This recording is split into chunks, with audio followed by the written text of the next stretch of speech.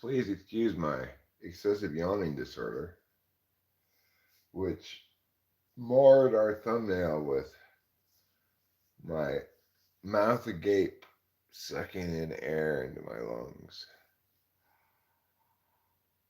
Are you a hero?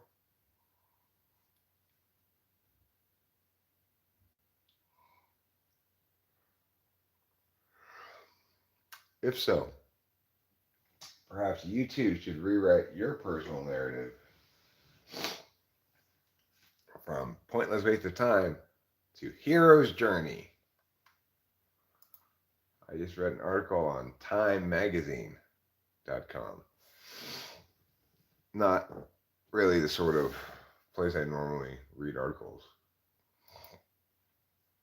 But according to timemagazine.com, you should rewrite your personal narrative as in the frame of a hero's journey. Dylanology is not a hero. Well, have you asked every person who might possibly consider you a hero? Because I'm not sure it's something you decide for yourself. If somebody else considers you a hero, then you might be a hero even if you don't want to be. Involuntary hero syndrome is one of America's leading problems.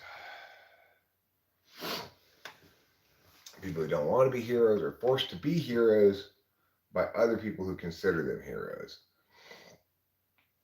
This happened a lot during COVID. It turned out that heroes worked everywhere.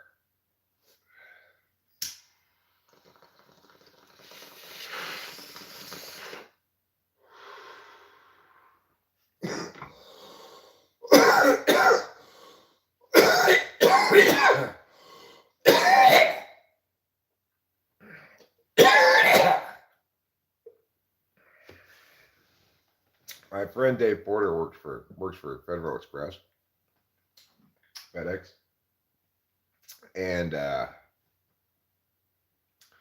apparently they had a big sign in there during COVID that heroes work here. It turns out that being a FedEx driver is an excellent way to attain heroism. Good day. What are you, Australian, Acacia?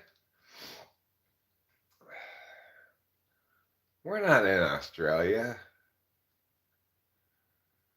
I try, but man, the mountain is heavy. Utter self says, hey man. Well, you know what, Moonfei, you are a hero, okay? Because heroes work there, wherever it is you are, okay? The point is this, though, it's not really about that kind of hero, so much as it is about the hero's journey, as per Joseph Conrad, is that his name? In his popularized books. I'm saying it's called a barbecue, not a Barbie, and shrimp is not an appropriate thing to cook on it. So just deal with it. Deal with it. I've been getting into cigars lately. You guys like cigars?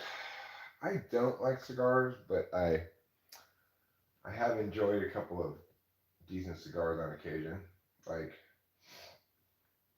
when my friends Chawa and Hui went to Cuba to play classical music as part of their job with the LA Philharmonic, they brought me back Cuban cigars. And I smoked it and it was like, hey, that's a good cigar, you know? It's a fancy actual cigar from Cuba. I don't know actually if they went to Cuba. They may have gone to a third country that'll let them buy Cuban cigars there.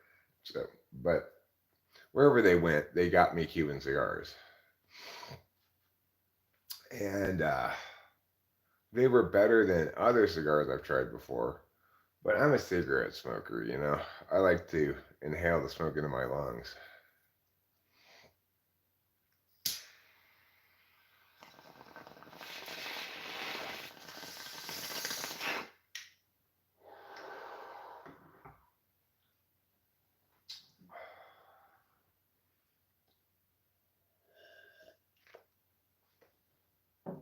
like if I were gonna sit next to somebody smoking something, I'd want to sit next to somebody smoking a pipe. Pipe smoke smells great, but you don't see very many people smoking a pipe anymore. You know, almost never do you see somebody smoking a pipe. Anybody who's smoking a pipe, you just think, wow, what an affectation. You know, like they can't possibly be an honest, legitimate pipe smoker because nobody really is. But my dad's childhood friend, I mean, when I was a child, my dad's friend, not his childhood friend, but Brian Tasker, he was from England and he smoked a pipe. This is back in the 70s, right? When uh, my dad would take me down to, like, it wasn't Coco's at the time. I forget what the restaurant was called. It might have been Bob's Big Boy, even still. Down in Arcadia, and we'd meet with Brian Tasker, and he'd smoke his pipe at the table there in the restaurant.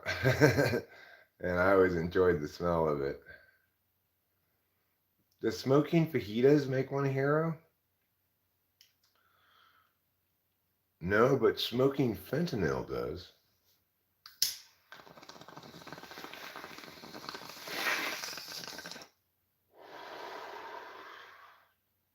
For those of you who might not have understood that, it was a joke.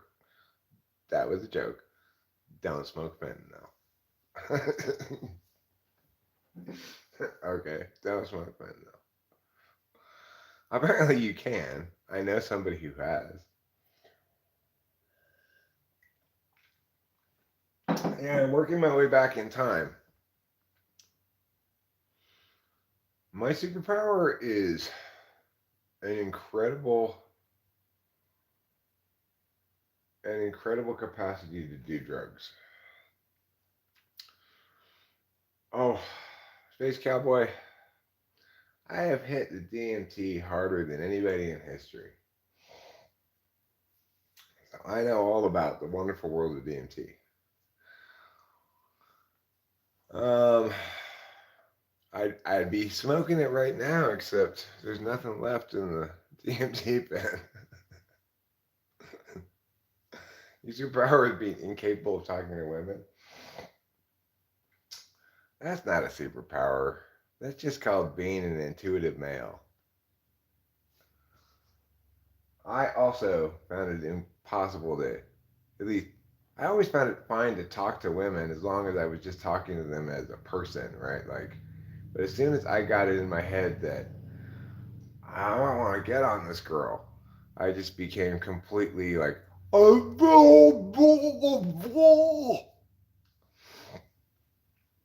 to get rid of mild anxiety.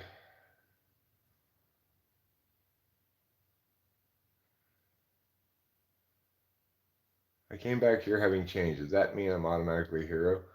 It depends. Did you change because you'd undergone a difficult experience that you learned something from and transformed you? Or did you change because your clothes had gotten wet? If the former, yes. If the latter, no. Important distinction to make. It's sexy to not want sex.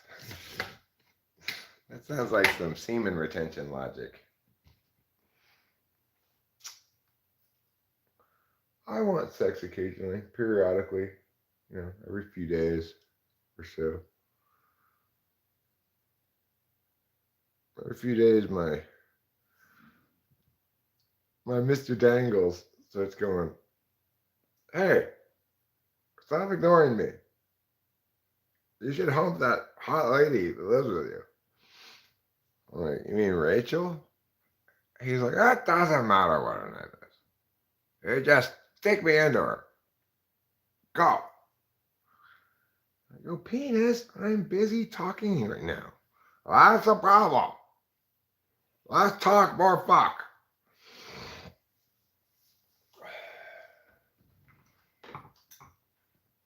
Anyway.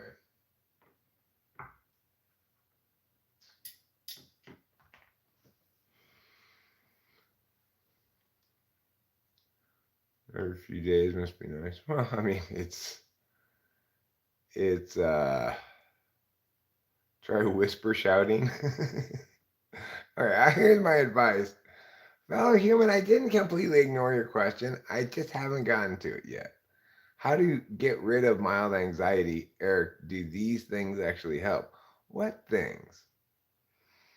I don't even know what you're talking about. Oh, semen retention? No, that does not help at all. That's a terrible idea. Nobody retain your semen, okay? It's bad for your prostate. It's bad for your general plumbing health. You should, men need to ejaculate at least once a week.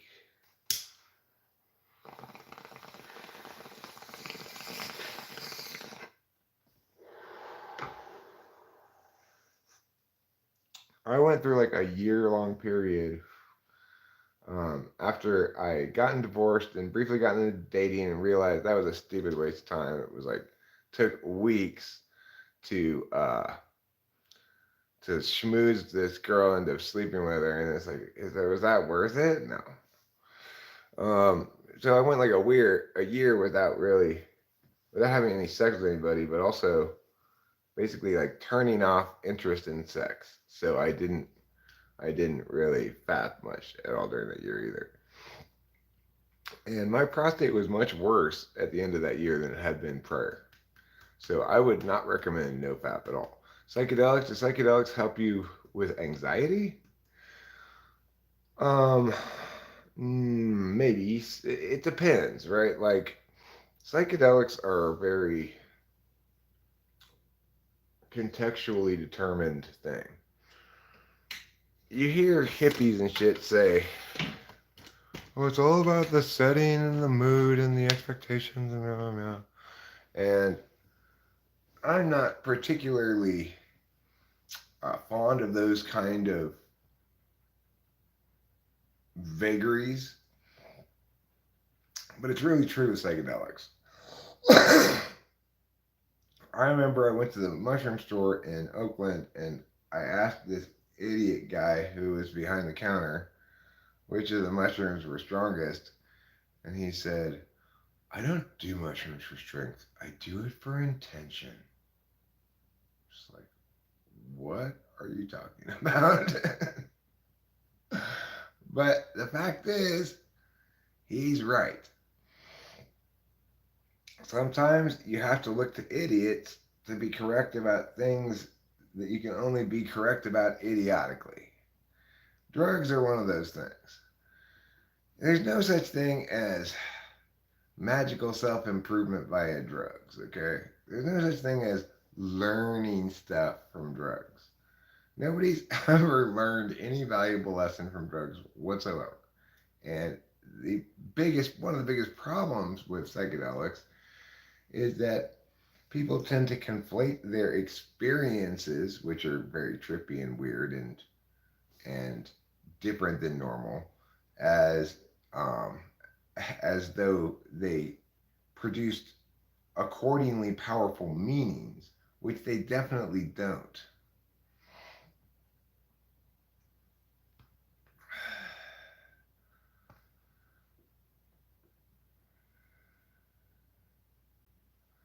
So, get outside your comfort zone is an interesting piece of advice that I want to talk about a little bit.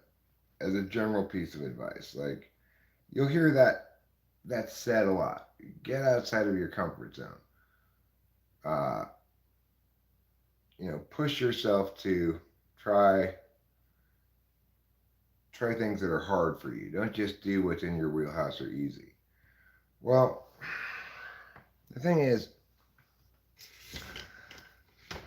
that's good advice for people who are fat and happy and complacent. It's not good advice for the vast majority of people who are under some sort of ongoing ontological assault, which is to say that the world is not as friendly to them as it is to me. Now, the world wasn't always this friendly to me, but it is now, It's easy for people who are fat and happy and complacent to self-improve by just stretching their legs a little bit, trying things that are out of their comfort zone, whatever. But that's a luxury of the ontologically and pragmatically empowered. That's not something that the vast majority of the population needs to do. They don't need to stretch their legs and try more hard shit. Life's hard enough, you know. As it stands, life's expecting of them to be an expert in 8 cognitive functions when they're an expert in 2. Instead of understanding human consciousness correctly, we framed it as 8 areas where one might succeed, and you suck at 6 of them. You know, it's like, how horribly assaultive is that? You and everybody else sucks in 6 of 8 possible ways. The other 2, you're adequate. Congratulations. You've attained adequacy in 1/4 of your life.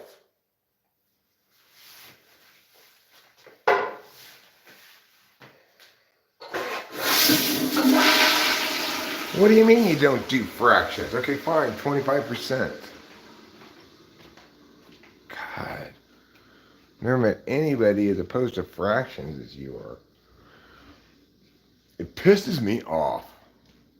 No, I didn't actually poop. I just farted a bunch. I thought maybe, oh, this is presaging a poop, but in fact, I had a big poop shortly before I streamed. I waited until after I pooped to stream. Right, well, Enneagram is more easily relatable because it's expressive about how you're going to respond to a specific context, a specific kind of context. And it's easier because it's just a taxonomy of one of the 8 functions. So, and it's much more about specific behavioral responses to specific kinds of situational cues.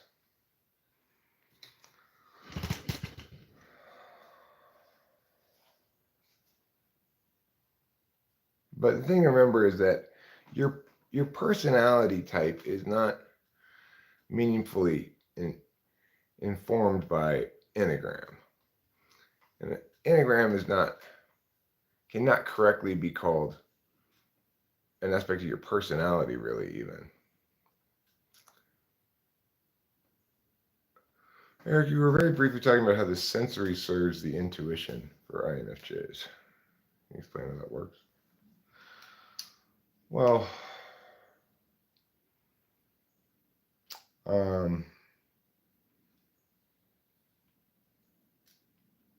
any NI-DOM, but maximally so with the INFJ, is going to express their intuition most successfully when they have the largest amount of data to intuit about. The natural deficit for INFJs is to have intuitive knowledge about everything, regardless of how little experience about that thing they may have. So INFJs have a tendency to trust their intuition and come to conclusions with their intuition in the absence of adequate data. They don't want anybody else to put pressure on their SI. In other words, they don't want to consciously have to, reflect upon all the data they've encountered already to intuit. But the truth is, the more experience they have with a given thing, the more correct their intuition is going to be. An example of somebody needing some experience to improve their intuition was when Corey was here. His initial response, or his initial commentary about my YouTube habits was to pathologize it and say it was indicative that there was something wrong with me because I'm so I want attention so badly or something like that, you know, or I need it so much to feel okay about myself or some bullshit, some pathologizing bullshit like that, right? Then he participated in a live stream, and after the fact was like, I brought up to him like, because I didn't like it. I said, so like, let's address this fact that you're pathologizing me about the YouTube channel. And he said, no, I get it now. I can see why it's fun. Yeah, because he had experienced it himself then at that point, from my end, you know, being the person on camera, talking to people, chatting, etc.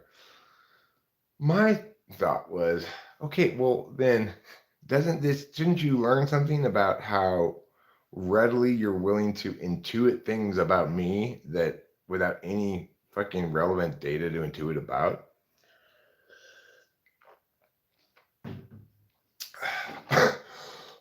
The point is, of course, he's somebody who can't follow that advice. Stretch yourself. Get out of your get out of your comfort zone. Um, because he's he's the victim in an abusive relationship with somebody who's got BPD. He's under continual contextual and universal ontological assault, such that the only way he can feel safe is to retreat to his dominant and tool functions. The only parts of himself he has complete confidence in. You know, that's the only part of yourself you have complete confidence in is your dominant and your tool. And your tool, you recognize it's not a limitless ceiling.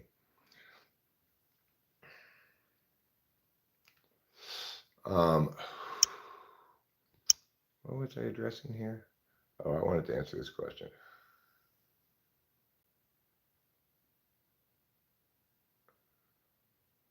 I mean, there's a correlation between a given enneagram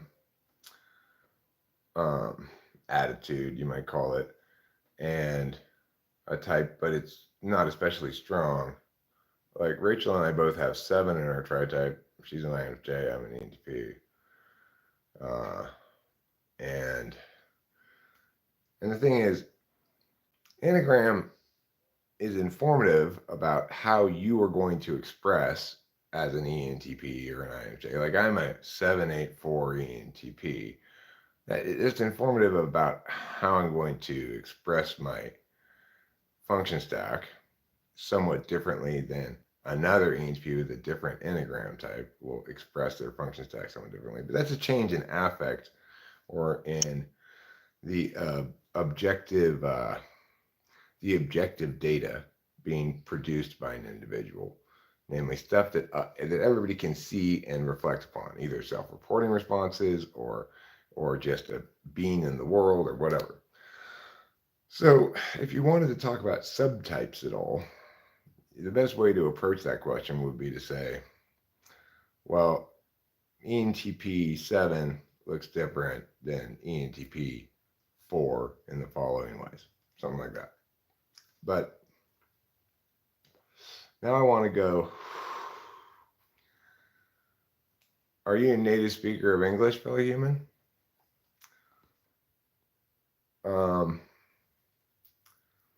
Do I think there are examples of taxonomies of one of 8 functions aside from Enneagram? Well, sure, Enneagram addresses FI. The other function that seems to be very taxonomyable is TI. You've got, you know, different kinds of verbal reasoning problems that have different categories already built into them, such as syllogisms, process of elimination. You can describe a variety of vectors of TI that are distinct from other vectors of TI.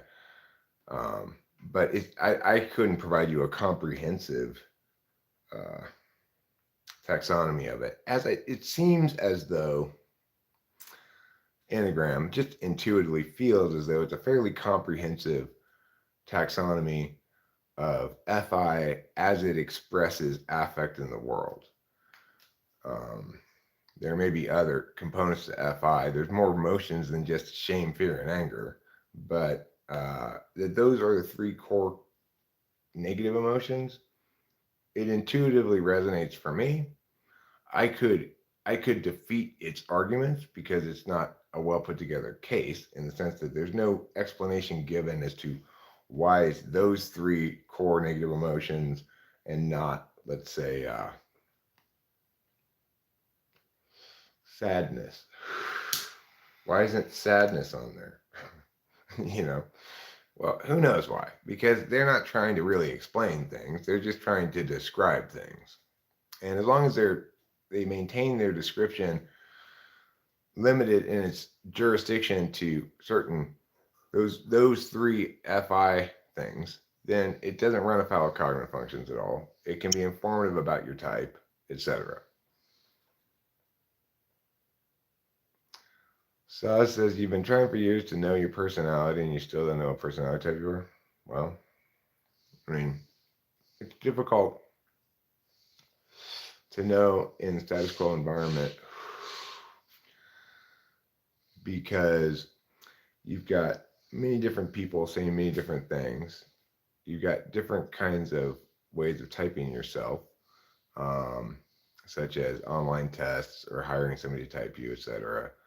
You've got a variety of people in the world trying to do something other than Jungian cognitive functions as an explanation for personality. Well, your personality may not matter in the large scope of things, but the the distance and the difference between describing human consciousness correctly and describing it incorrectly is as vast a distance as you can imagine, and is as important a thing as can possibly be expressed. So while it may not matter to a given individual what their personality type is, and for people who aren't very map heavy, that's likely to be the case. You know, I don't think it matters to Cameron very much that he's an ISTJ. It, it's only significant in that he knows what letters he is when the topic comes up around here, you know? I don't think my dad even believed it would be possible to describe him if I told him he was an ESTJ. It certainly wouldn't be useful for him at all because he was NI-polar and he's not going to use maps like that. So for lots of given individuals, it's not of any value at all to know your personality type. What it's of value for is if society operated under the presumption that Jungian cognitive functions explain human beings, then we wouldn't be so assaultive to one another in terms of our respective strengths and weaknesses, and we wouldn't we wouldn't go all in on catastrophically bad ideas like standardized education.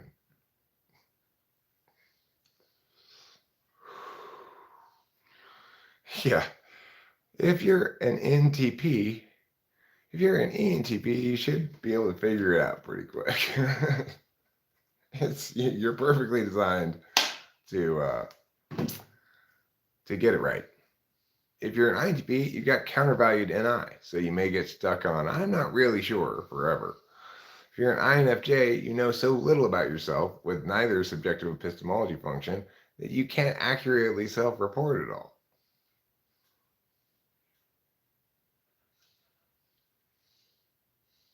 So, you know, INFJs are going to be incredibly informed by the personality type because it'll tell them a lot about themselves, but they're not going to be good at identifying their personality type for themselves.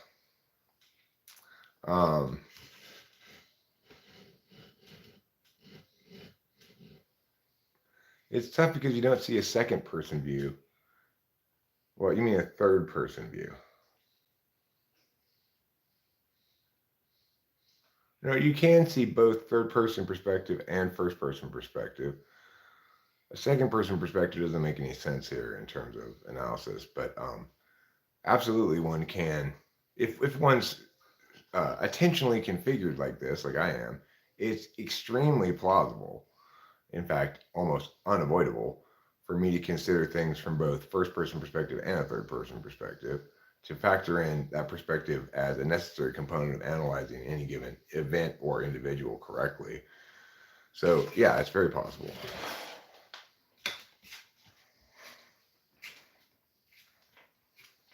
Yeah, I scold myself in second person, sure. Eric, you horrible, horrible you.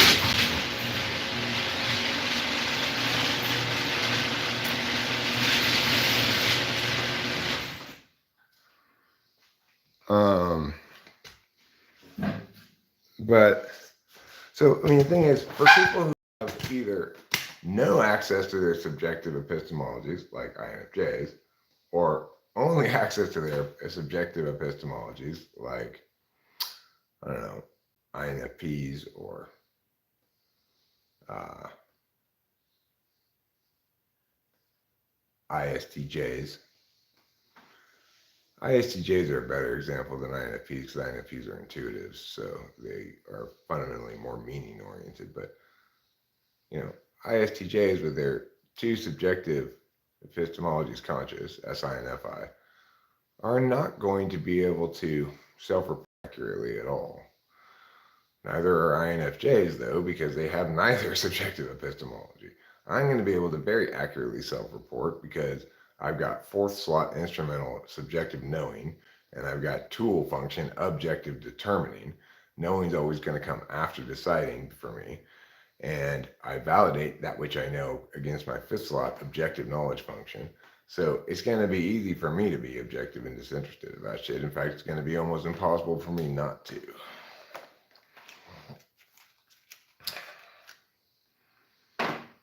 But, you know, change the stack around and all of a sudden you got a completely different relationship with explanations.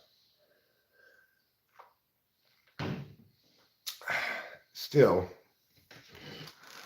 we don't need, in general, everybody to understand explanations to benefit from it being adopted as a dominant paradigm, right? So, not everybody needs to understand why or how we know the world is round to enjoy the benefits of being able to fly across the globe, right? And we do need, however, for the people who, for some people, to be operating under the assumption that the world is round. The people who fly on the planes can still believe the world is flat and nevertheless get where they're going, and their ignorance will cause no problems whatsoever, or their willful wrongness will cause no problems, right? The same thing is true with cognitive functions. If Jungian cognitive functions were understood and adopted by the right people as the paradigm through which we understand everything, and we're talking to themselves through that paradigm, talking among themselves through that paradigm, and then it trickles down. I've seen this happen for my whole life. How correctness in debate precedes correctness in society. So, like issues of marijuana legalization and gay marriage and stuff like that were settled matters, no longer even being debated well before society caught up with debate, you know.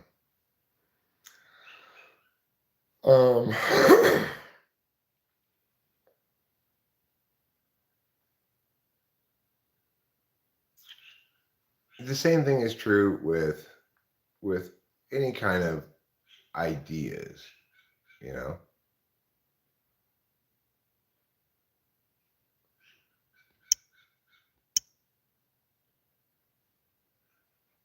Dude, even if I'm a beginner, 3 years is honestly pretty slow. Did you think you put enough effort in defining your type? No disrespect. Well, again, um, given the fact that somebody's unclear about their type after 3 years, let's assume that those 3 years of trying to figure out their type haven't been directed exclusively using defensible typologies understandings of type. Well, then, if they're doing a good job and doing more work, it's just going to make them more confused because everybody else has it at least somewhat wrong. And somewhat wrong is, in a lot of ways, worse than entirely wrong. Like a somewhat wrong typological explanation is much worse than astrology, because it's damaging something that is actually correct and makes good sense by hanging around it with its wrongness stink. And everybody is, it's like here I am standing among a crowd of individuals who are just emitting wrongness stink, and I'm in the middle of this crowd of individuals. Anybody who understands things well and thinks well is going to come near this typology thing, and they're just going to get overwhelmed by the wrongness stink, and they're never going to even bother looking to find the correct explanation that renders all the wrongness stink localized. In other words, each of the wrongnesses thereafter, once you understand it correctly, becomes localized to the individual stinking of wrongness. I'm talking about any interpretation of cognitive functions other than defensible typology, which is bad, because it's like, what I'm saying is it's worse to be somewhat wrong about something so critical than it is to embrace it, something that has no validity at all in it, right? Like, if you're embracing astrology, no harm comes from that because it has no validity. So there's no reason, everybody can play with it however they want, and no damage is done to correct astrology, right? But with typology, it's different. If you're playing around with your own interpretation of typology and stuff like that, you're doing damage to the world, because the world needs to adopt as its dominant paradigm the correct explanation for human consciousness, which, if adopted, would render myriad broad questions completely moot. Well, we're not trying to be right about a psyche. We're trying to correctly explain human consciousness. And so when you remember that that's the mission here, it's not about what type you are or what type I am. It doesn't matter, right? It's about a correct or incorrect explanation of human consciousness. The correct one prevents widespread default ontological assault from individuals to individuals, from institutions to individuals, etc., right? And the wrong frame of reference, the status quo, it guarantees that. So it's too important to get caught up in thinking about like, oh, I don't like Eric's system because he types me a different type than I want to be, or something like that. Who fucking cares? It's the well-being of the world itself is at stake.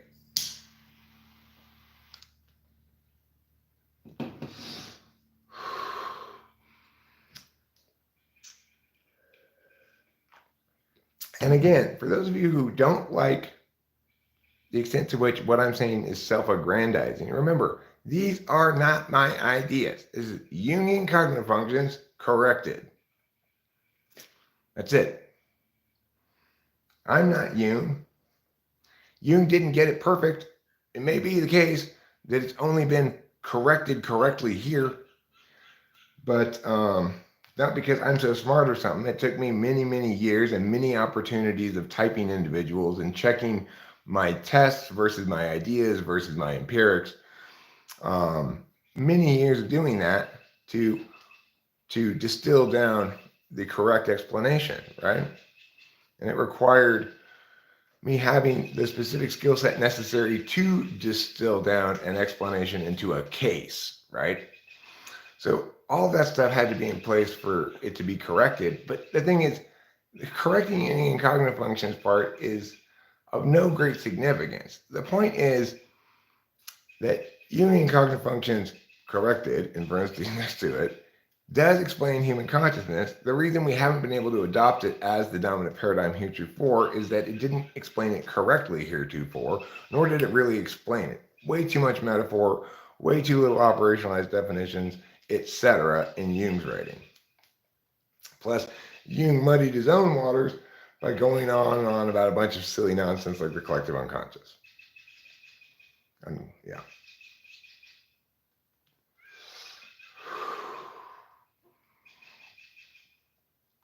So,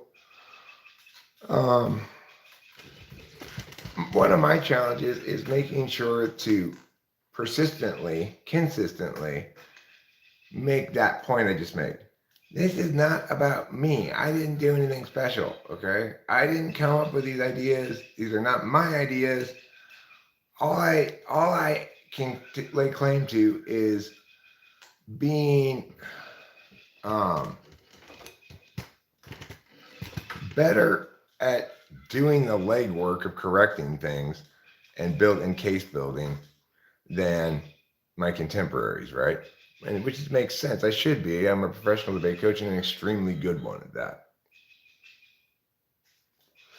I spent my career parsing through various explanations and arguments to determine which ones withstood scrutiny and which ones failed.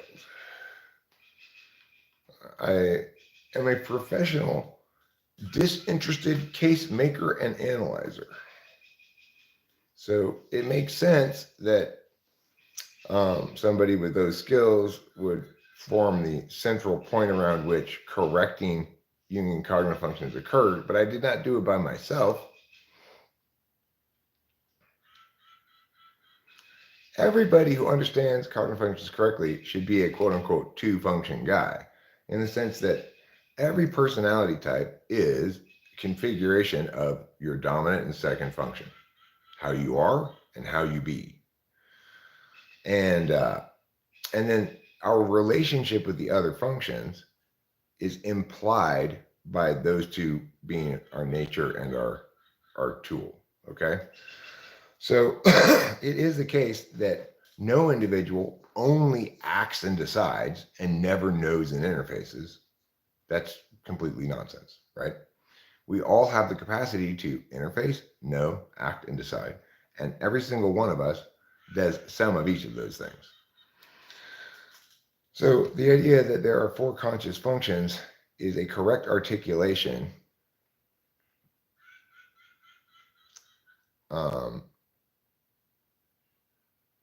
well, that's a nice analogy, Boba Fett, but it bears no linkage to reality.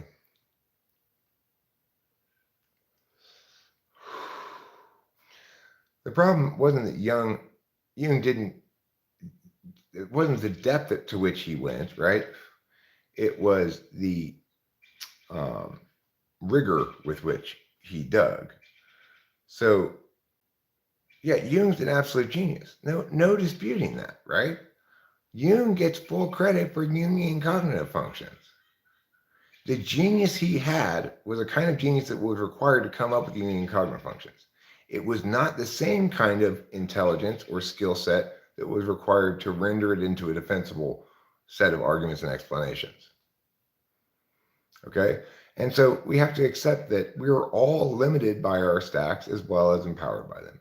Jung was empowered to intuit this genius notion because of his cognitive function stack, NIFE. He was not empowered by that same cognitive function stack to parse everything out correctly, operationalize things, to do all the heavy lifting of the TI work that's required, right? He wasn't empowered to use extroverted intuition in conjunction with introverted thinking to consider all the possibilities, nix all the bad ones, and distill things down to a form that can be tested, validated or falsified, etc. No, I never make that argument, New Group. I ask people the question, do you think truth is created or discovered? I think both are true. Certain kinds of truths are created, others are discovered. But most importantly, it is recognizing that asserting that truth has a status of created or discovered is informative about how you relate to truth, not about truth.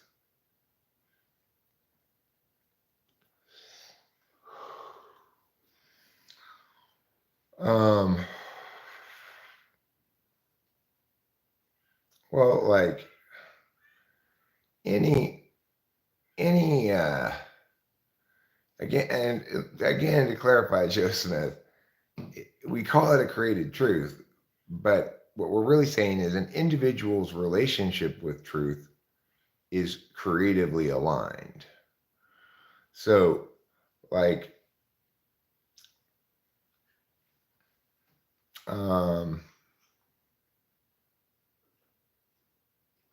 Somebody who's NI and makes music is going to likely feel as though they've discovered their musical truths, quote unquote, that comprise their hit song. A lot of composers back in the Middle Ages and stuff used to say that they didn't write their music, they channeled it, and God sent it directly through them onto the sheet music or whatever. So those individuals are going to understand that process as a discovering one.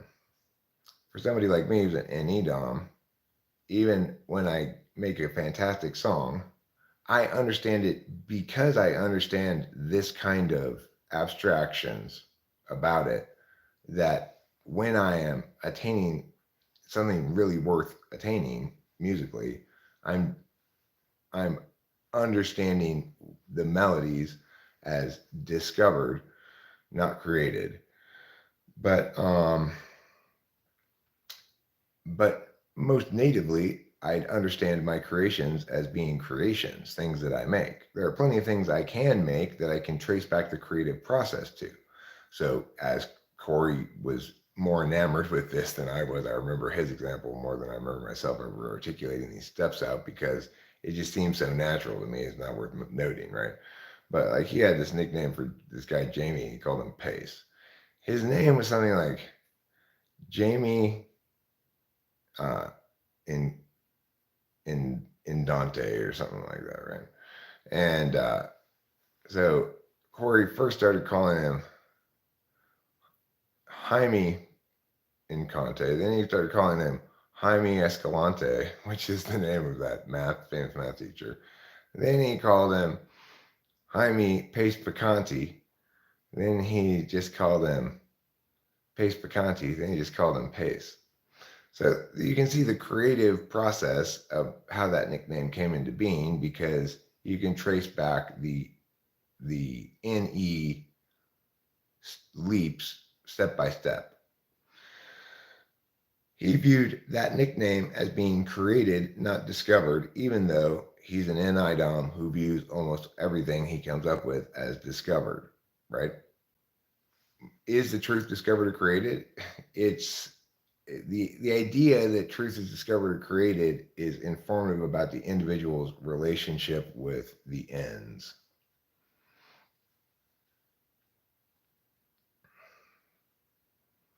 What if the great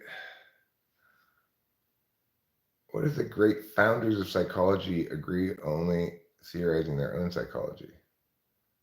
Well, I mean, that's exactly what you expect to see without a correct metaframe, right? Exactly what you'd expect to see is exactly what we do see without a correct metaframe. Is a lot of people continually arguing their own paradigms as dominant, but none of them having good arguments to make their paradigms dominant, right? In the presence of the correct metaframe, everybody's paradigm can be correctly informed, and everybody be a lot much more correct about it, everything. So truth is not exclusively a true statement, it encompasses more. Well, the best thing the most important thing to remember about truth is a status we afford to statements. When the word is used correctly, it only applies to statements. A statement has a truth value of true, false, or no truth value. But people use the word true in lots of different ways, because truth links to introverted intuition.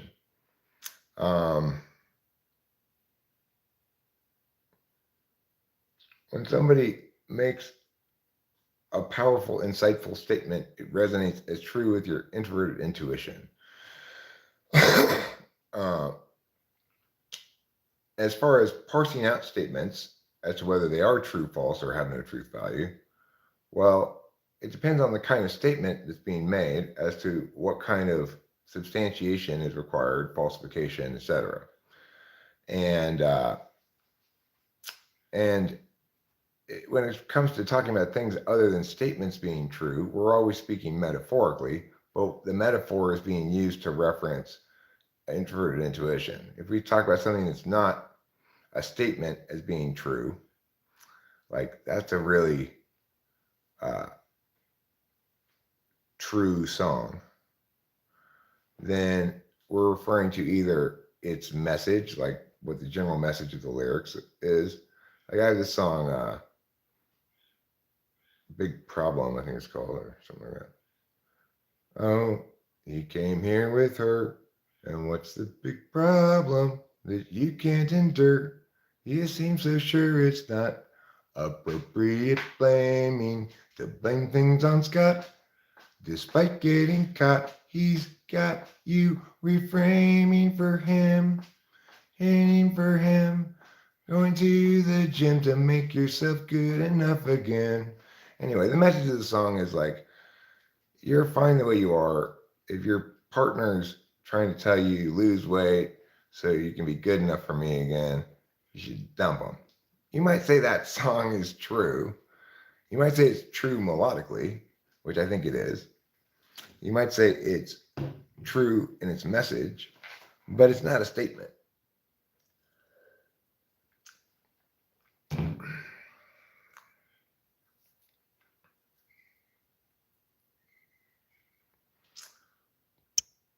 So the thing is, people can use the word true however they want, but the biggest problem that we have when people talk about what is true is nobody's defining the term in any way that can be used by anybody.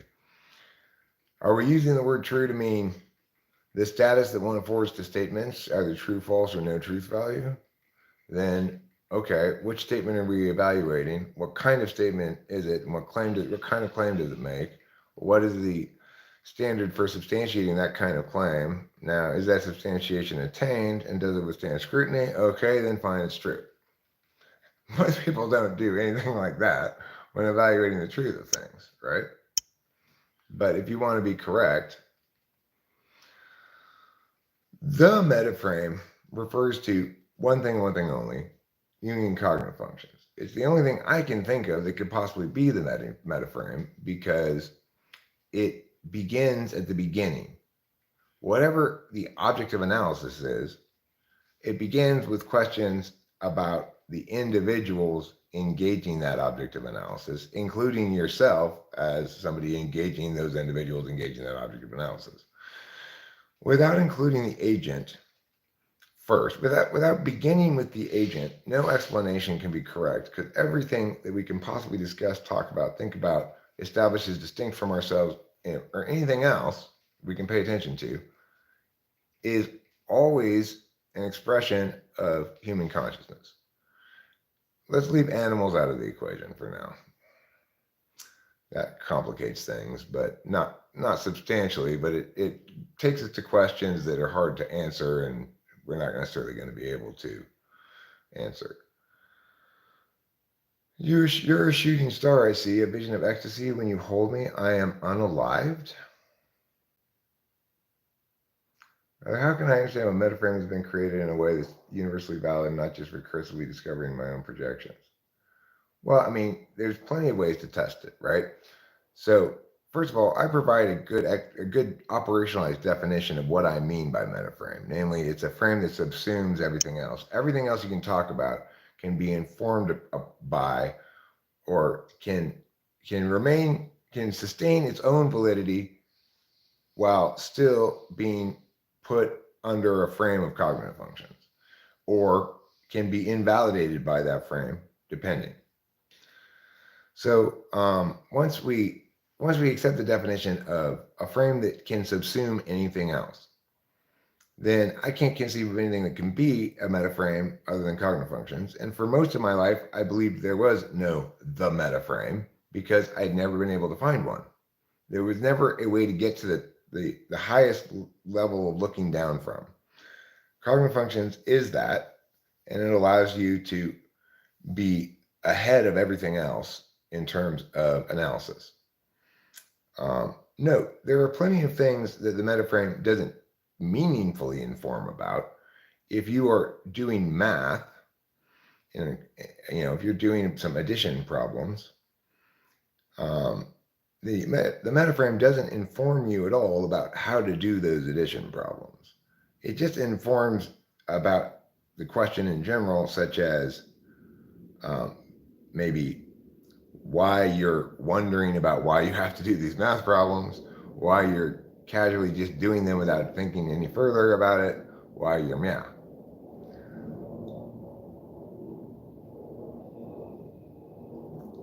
Is mediation a metaframe? I observe this impression arises in no judgment. I mean, mediation is a frame.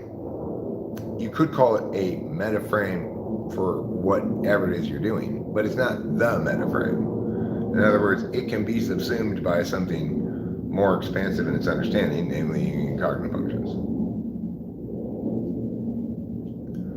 And when you're talking about frames in general, it's important to, oh, you mean meditation? Meditation is a behavior.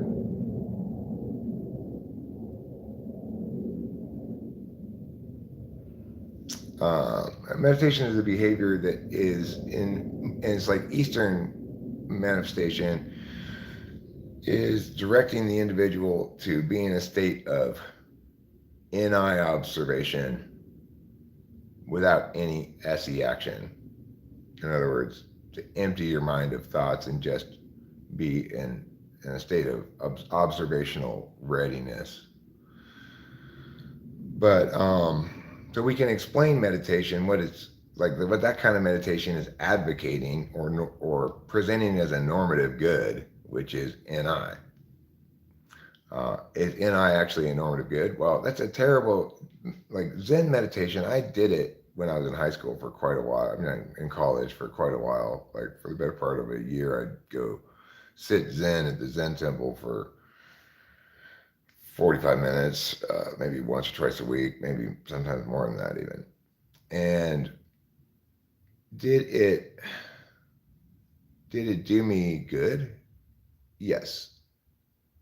But was it a good choice for me to make in terms of engaging spiritually or whatever? No. It was extremely hard for me. Extremely hard. I never got anything close to empty mind.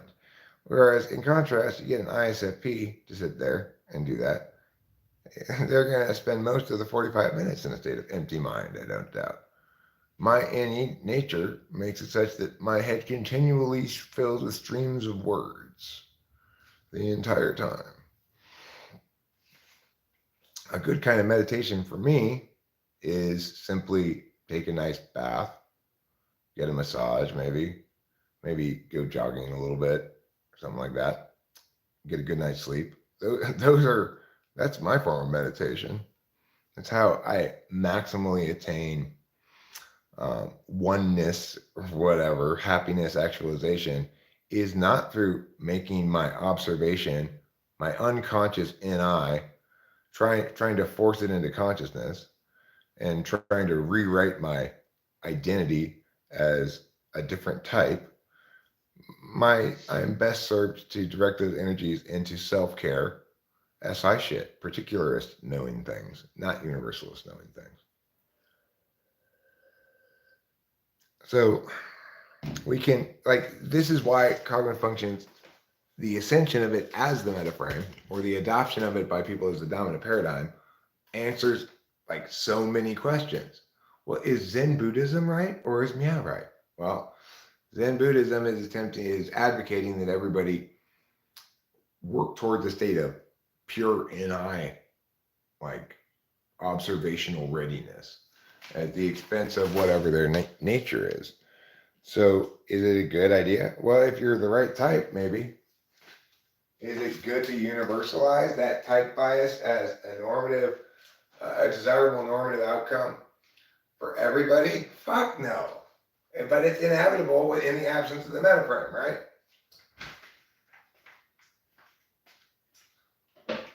What was I going in for?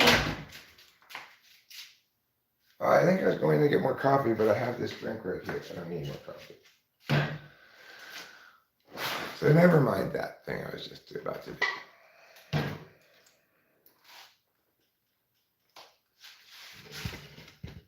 Abstain from sexy time?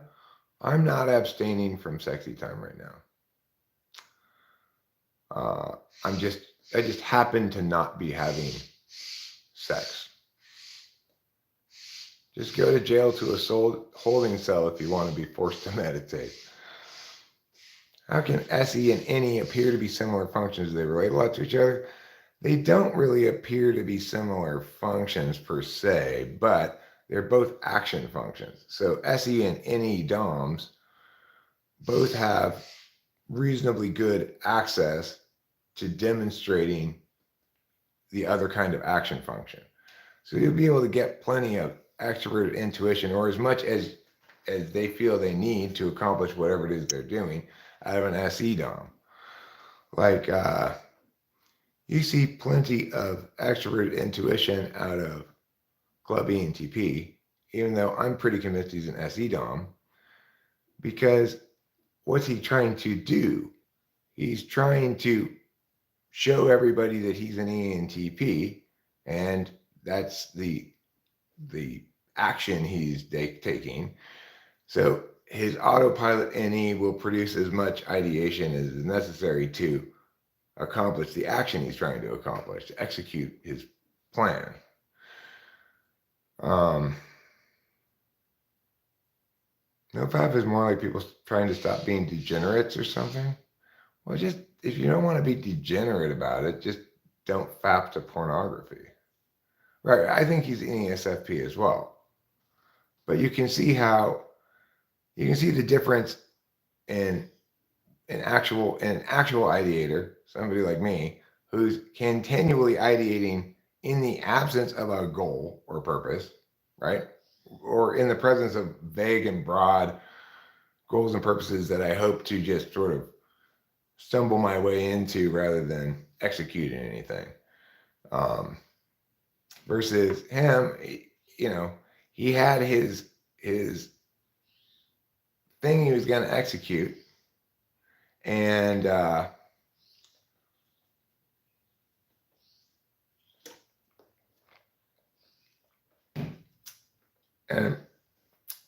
long as he was continuing to execute that plan, namely keeping me involved in channel drama and other stuff that he mistook for content,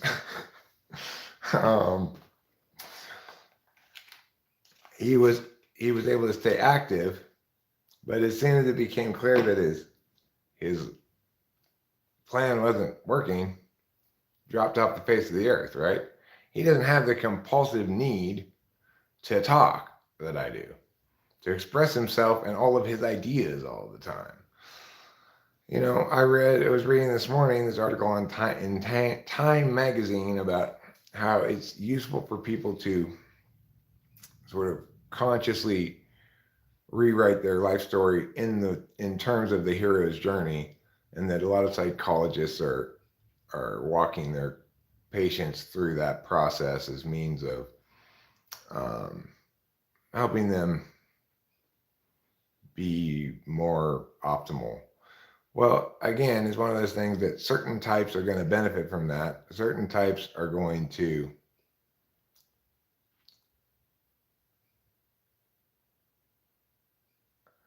and that goes to show you where when you're on the other person's field of expertise, you're going to get defeated, right?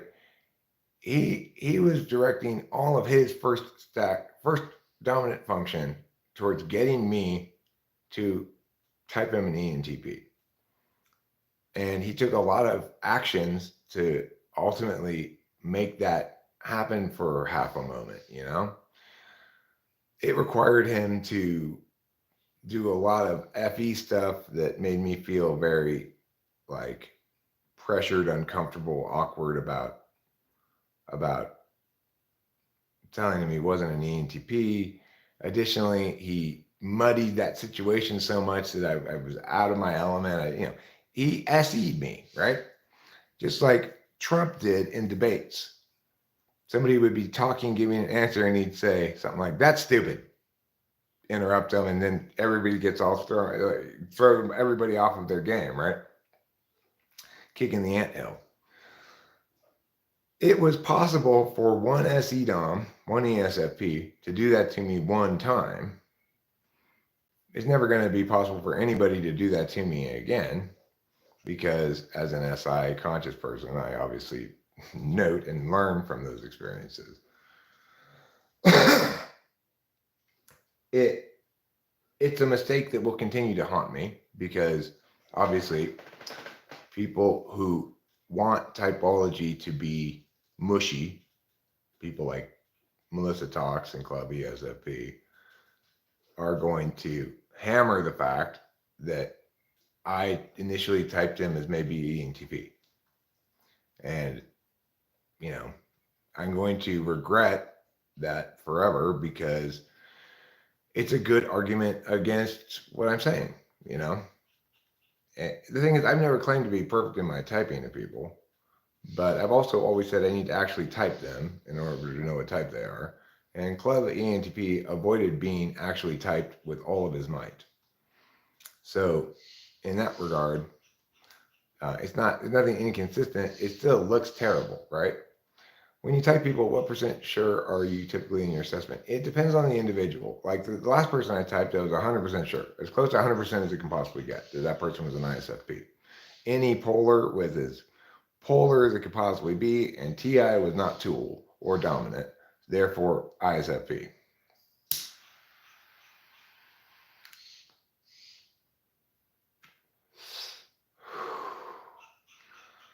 So, is it unfortunate that there was this ESFP somewhere who spent probably well over a year of his life, um,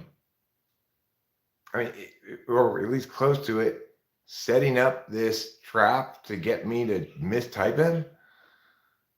It's unfortunate. Could I have anticipated that? Maybe, but I didn't. And will it continue to be a blemish on my record forever? Yeah. Does that suck ass? Yeah. Do I wish I could go back in time and fix that? Yeah. But I can't.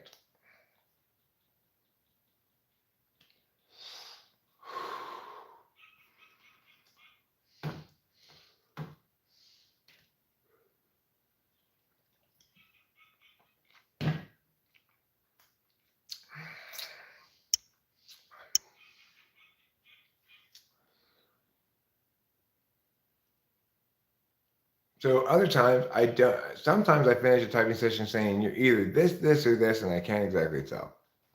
In which case, that's the least sure I am. Most of the time, I'll tell people I'm, you know, either very close to 100% sure that they're this type, or I'll tell them, I think you're this type, but you could be this type. I'd call it 80-20. Sometimes they'll do that. It depends on the specific reality of it. So if it's cut and dry, it's cut and dry, Sometimes I'm forced to backtrack like that INTP lady did. She was definitely an INTP, but I couldn't prove it to her deliberation satisfaction because I don't have a definitive test for SE Polar. So I had to backtrack and say, okay, well, maybe you're not an INTP. He rehearsed and watched all your assessments. Dick move, honestly. I mean, he wasn't trying to be a dick.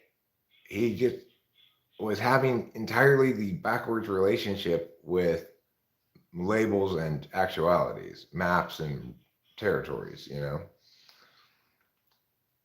He thought that if he could get me to type him as an ENTP, that would make him an ENTP. He didn't understand that you don't attain the qualities by attaining the label. The label is accurate if you have the qualities. Quick annoying SITE notification. I sent you an email. Okay.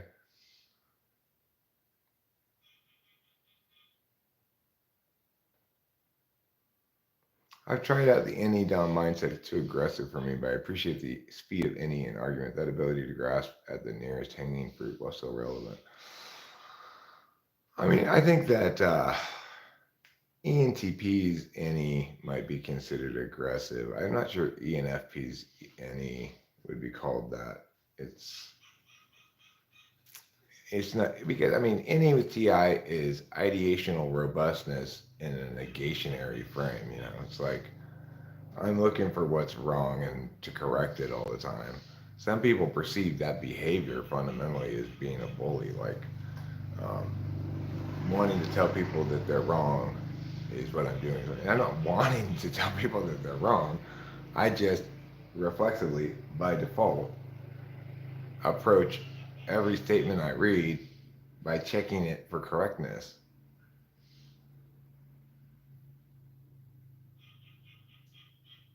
Yeah, Amy's an example of an ESFP who's in contextually a circumstance that validates her for who she is. So she doesn't have unresolved self-concept issues that require her to um, try to be something she's not. You know, that's one of the things that cognitive functions can do for all of humanity, if people allow it to, is it liberates you from having to be good at shit you're not good at. Instead of just being somebody who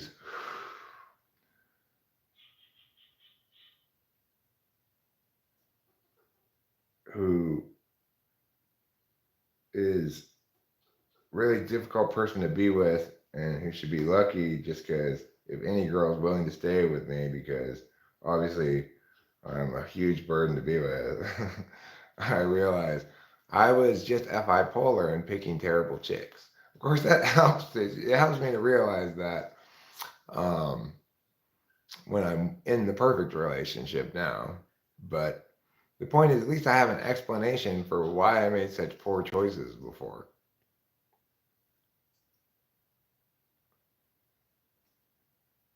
Any FI landscape is better not say the wrong thing or she will notice.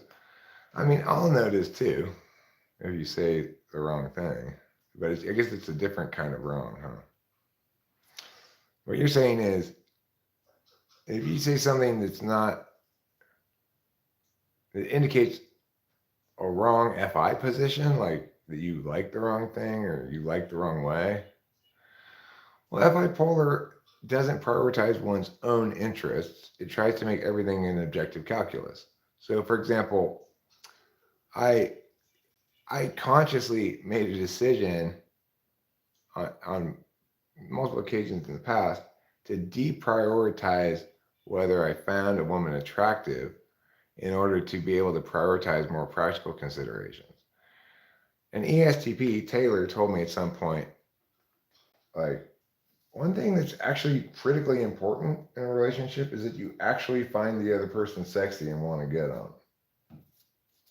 I was like, oh, hmm. And for him, I think it's like that's a sort of FI conscious, consciously smart FI that an ESTP has an advantage over an ENTP with. There's probably an equivalent kind of FI that I have an advantage over. I have an advantage with, but that's FI polar, right? Thinking that you can decide with your TI who you like,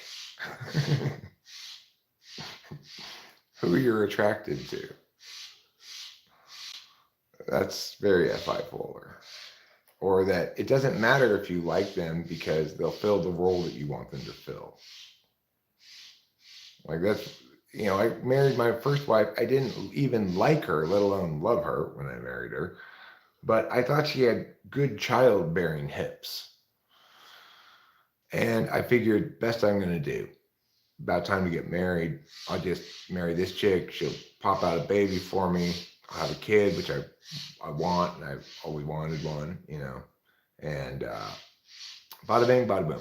We'll live the rest of our lives together. We'll just do separate things, not hang out or anything. It'll be fine.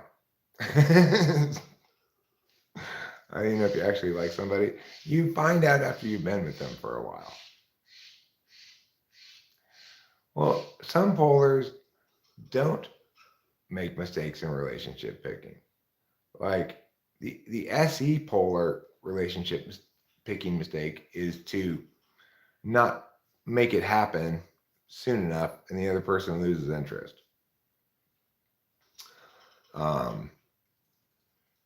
But like TI polar, I wouldn't imagine that ESFPs and ENFPs pick bad partners, but maybe they do. Maybe everybody's susceptible to that. I mean,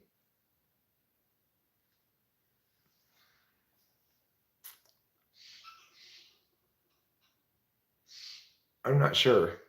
You're talking about F stuff that's not in my wheelhouse really to understand anyway. When people start to ask me to explain things about FI, I find that my rate of speech slows down, and then there starts to be big pauses, and then I just fall silent. It's like talking about FI just cripples my nature because it's my blind spot, you know. When I try to explain it or understand it, I just start going like, it's like your feelings, and you know sometimes how you get like all choked up and stuff. I don't know. That's how I am when I talk about FI. I can say some useful things about it. You know, it's important to remember that it's foremost a an attention on the internal physical field. FIs have physical symptoms. If you feel like you're gonna cry, you feel this tightness in your throat. If you know, every FI thing has a physicality to it.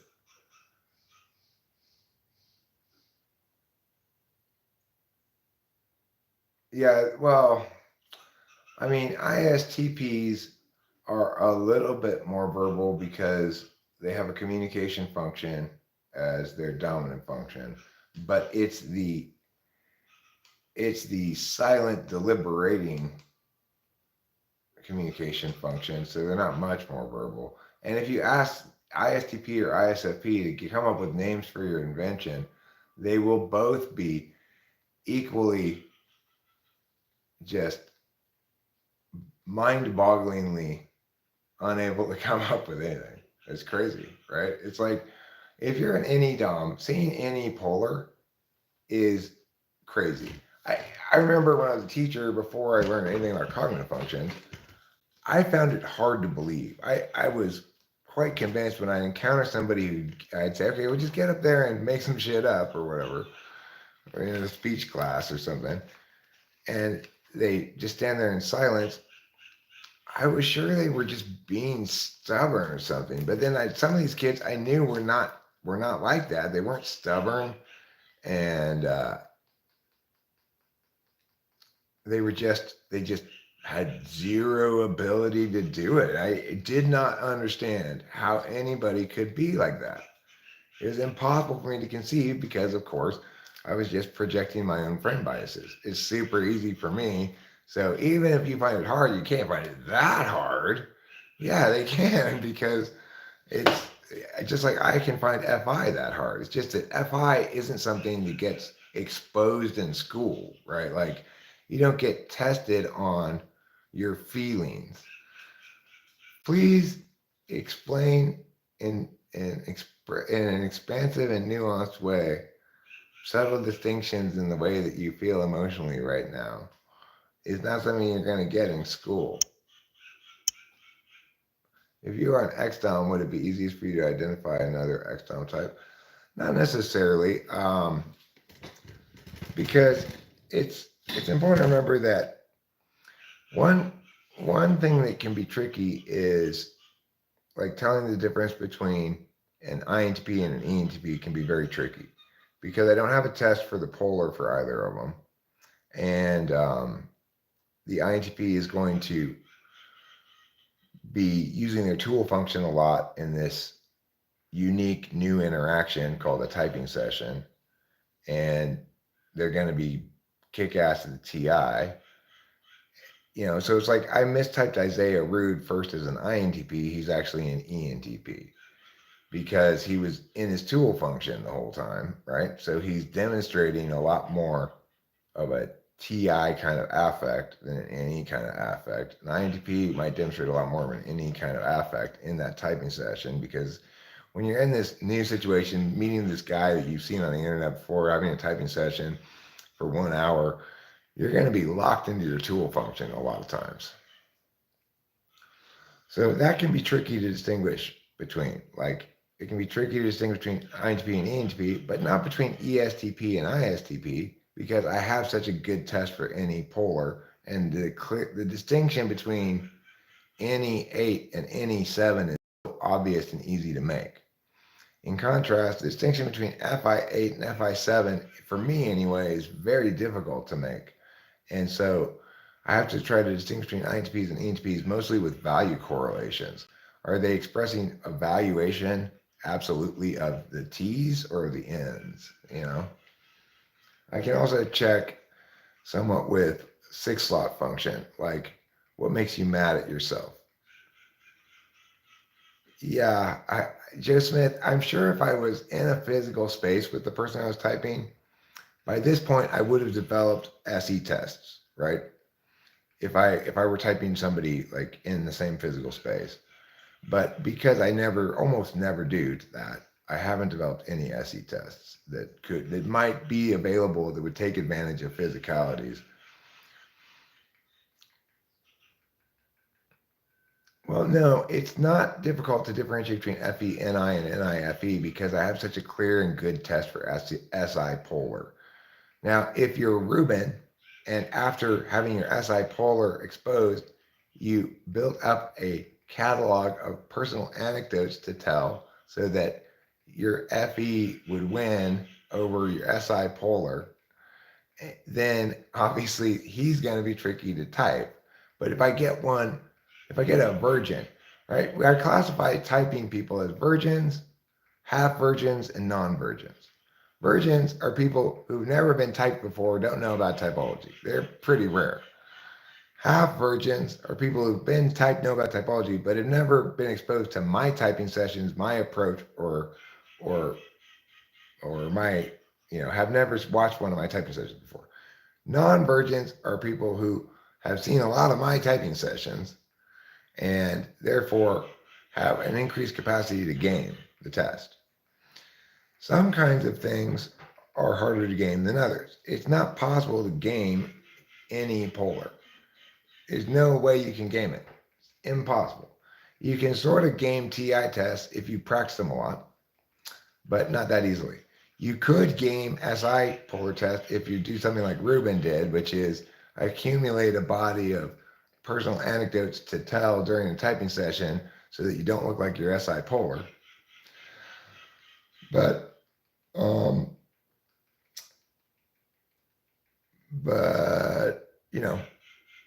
when I'm most certain, it's because you've definitively given results on something that's very difficult to game, and ideally you're a virgin or a half virgin rather than a non-virgin. Half virgin is almost as good as a virgin because whatever they think about typology from places other than me is not going to inform them about how to answer my questions in a way that's going to game my assessments at all.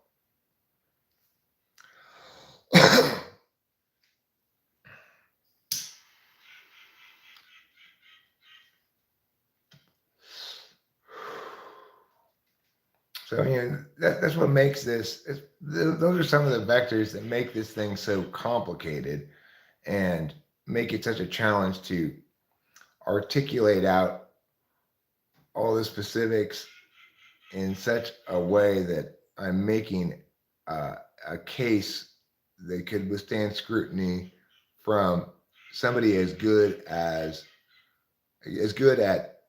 attacking cases as I am. In other words, my current cognitive function case wouldn't withstand scrutiny by me because I haven't made it adequately, right? They're not adequate. I haven't laid out the empirical support for my claims, and there are some holes, right? There's some holes that still need to explanation that I haven't filled in, etc.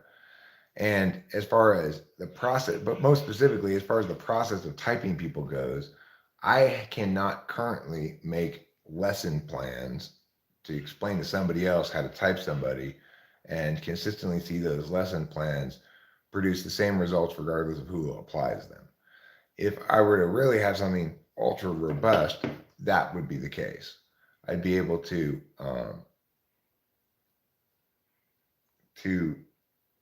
operationalize my process such that it requires no intuition from somebody. But it's still half art, half science, you know?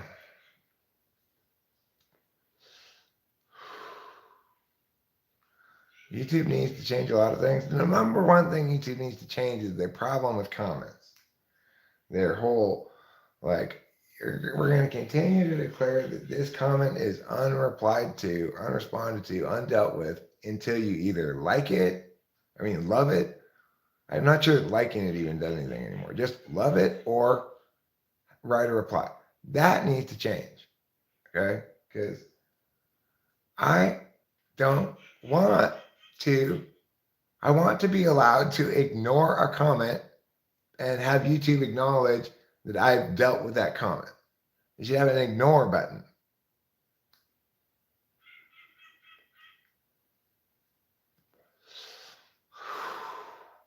I'm 2 years back in history now as far as comments go. I've worked my way back in time, just loving comments, just bam, bam, bam, bam, bam, bam, bam, bam, bam, bam, bam, just to get rid of them. And I'm 2 years in the past now.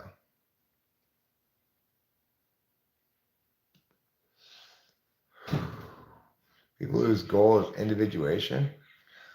I'm not sure what individuation as a goal would look like. Are you saying by that distinguishing themselves from others? Being less FE, like being less influenced by others' perspectives about what you ought to be, or what do you mean by that exactly? There's way too many variables at play to ever declare typology as science. Well, I think you're being too determinate about a future we don't know yet. You know, Dario Nardi's idea of brain scanning is not a bad idea. It's just it would take a lot of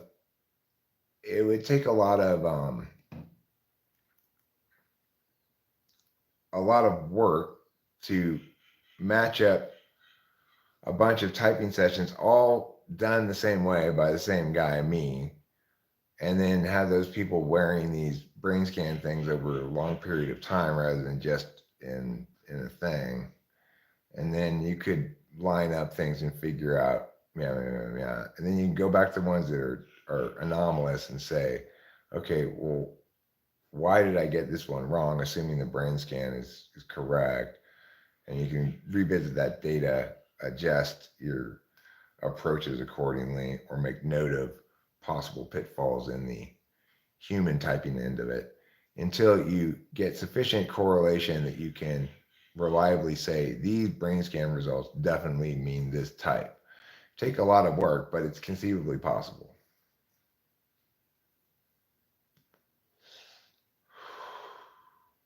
Okay, wait, Eric, are you considering this as a creative means, or is this merely the active documentation of the whole TWFP project? This is just the natural behavior of Eric provided the external metaphysical field and the communication facilitation afforded by YouTube. I've always had lots of things to say and wanted to express my ideas all the time. But for most of my life, I was taught and taught and taught again that I talk too much, nobody wants to hear what I have to say, and shut the fuck up. So when I started going on YouTube initially, I wasn't expecting anybody to be listening at all, but I still needed to talk.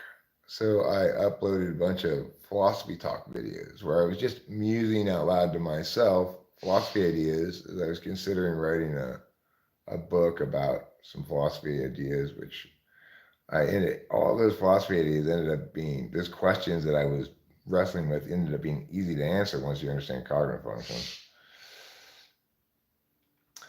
But it's like, why am I doing this morning right now? Why am I live streaming? Well, because there wasn't anything on TV.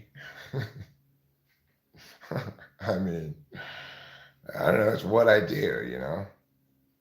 Or how great is this world that we live in now, where I can, with the minimalist of sensory requirements, have conversation with 11 different people here from around the world, talk about whatever I want, get some kind of response from people, prompts from people to talk about other things and stuff.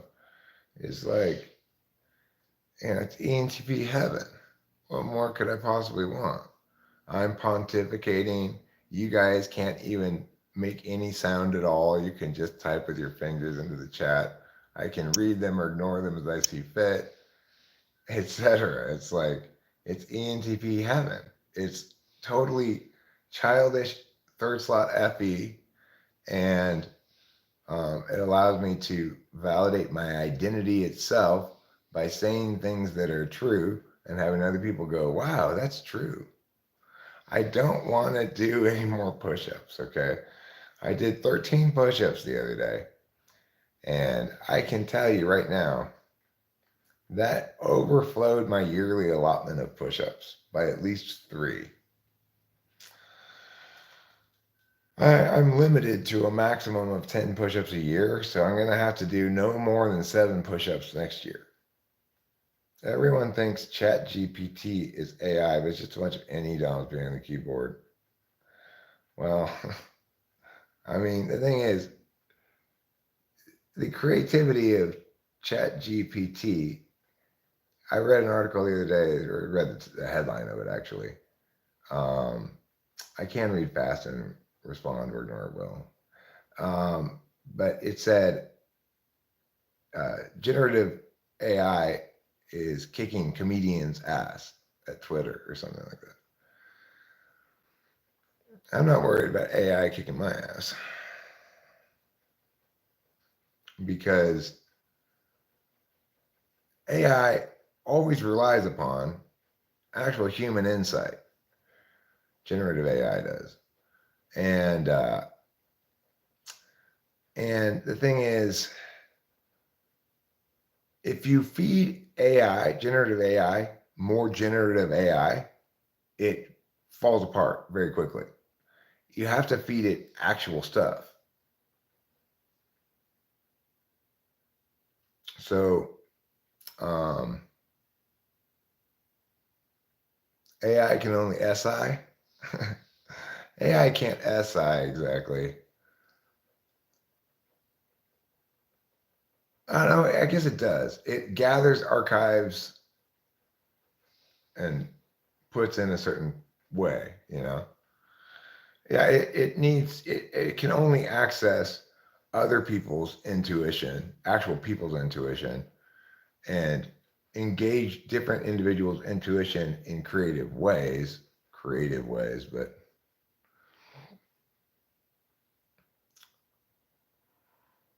Eric, do you and Rachel prefer to watch film shows with the subtitles even in English? If no, why? If yes, why? Yes, I like to have the closed captions on, even if things in English, for many shows, but not all.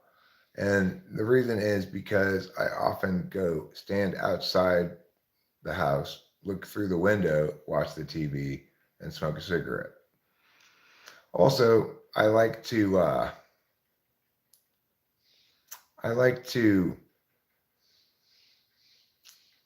there might be, like, let's say I'm watching Naked and Afraid. Sometimes they have like parts that aren't, you can't necessarily pick up exactly what all the words they said are, because either the person kind of garbled their talking or it's kind of in the background or something. The closed captions will make me aware of what they said. Um, Also, if the closed captions are on, I'm always a little ahead of the show because I read faster than people talk. So it's like as soon as the closed caption comes up, I read the whole thing before they've said it. So um, unless it's the kind of closed caption that comes out one word at a time, like Discovery Plus doesn't have those kind of captions that come out one word at a time. They'll put like the whole sentence it, and then you know.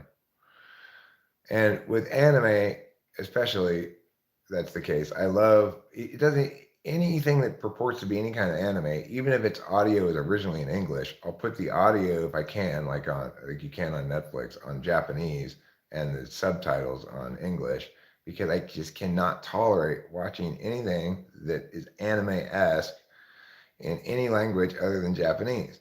Like the Chinese animes. I'd hate the sound of Chinese. It's so ugly compared to Japanese. I don't like it. So if I'm watching it on Netflix, I'll change the audio to Japanese and put on English subtitles. On Crunchyroll, the Chinese ones are only in Chinese. So like I won't even watch Link Click because I don't like the sound of it. It sounds like Chinese people speaking Chinese, and that's not the sound anime is supposed to have.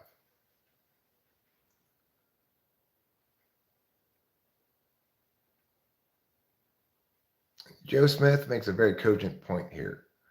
Jung describes NI as a flash of insight from nowhere. It's as good a description of it as anything, but what it really is intuitively knowing externally, and all knowing is instantaneous, SI or NI.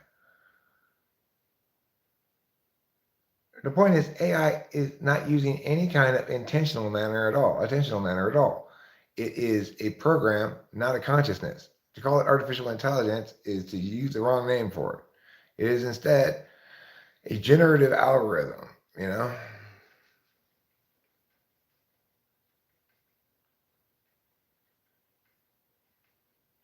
Only only actual agents have attention. So obviously AI isn't paying any kind of attention. It's it's just like um it's just like a flywheel when you stop pedaling on a bicycle. It keeps spinning around because that's what's been initiated by your feet. And eventually it stops spinning because that's when the end is, you know, it's spinning. Same thing with AI. It's just a much more complicated tool than a flywheel, but it's the same mechanics. You know, there's no attention. A flywheel is not paying any attention. It's behaving as a inanimate object behaves.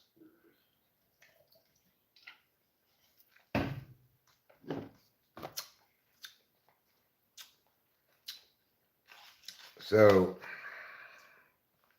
it's it will ever be increasingly easier to mistake the hidden complex workings of our digital machines for something other than machines, and it will always be a mistake to do so.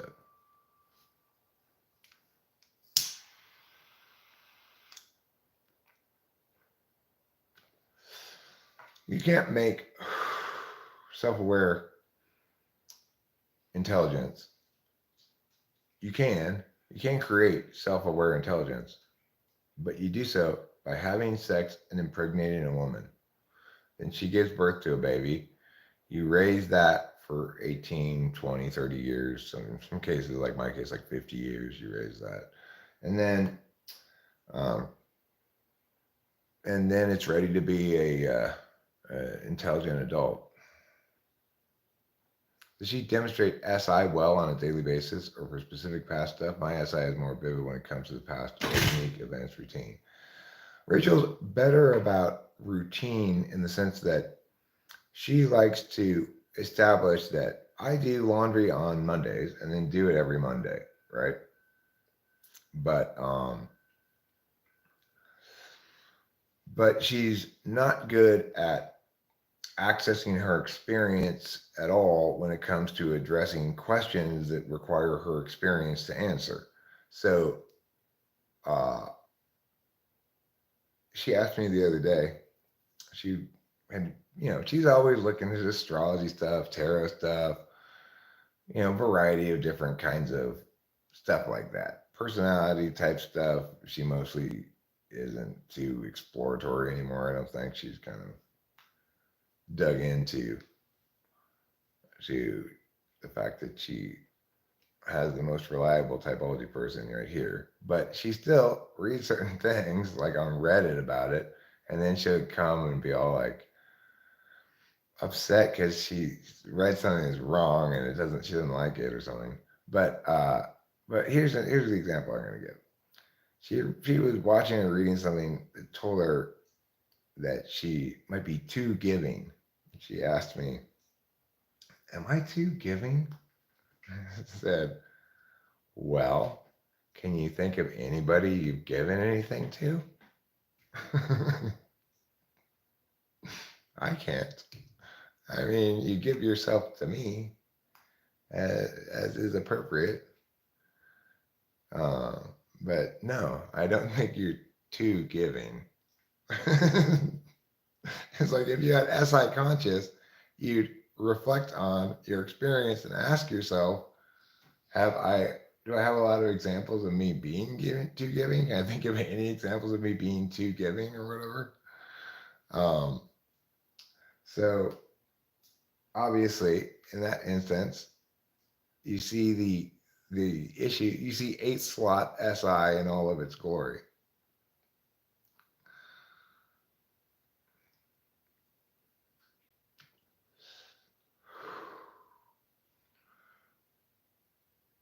Um, well, yeah, I get that as a general rule, FE tool is going to be susceptible to being maneuvered by what other people want, sometimes to the FE tool user's detriment. But that's whether or not that plays out in a given INFJ or ISFJ's life depends upon their circumstances and the people they have around them, right? So, yeah, it's true that people who, probably this is true for all FE conscious types, that we're susceptible to being FE'd into things that we shouldn't be FE'd into, maybe.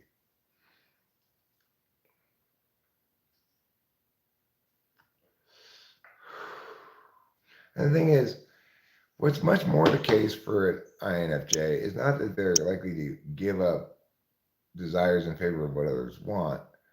They don't believe that what they desire is a good thing to use to determine things, right?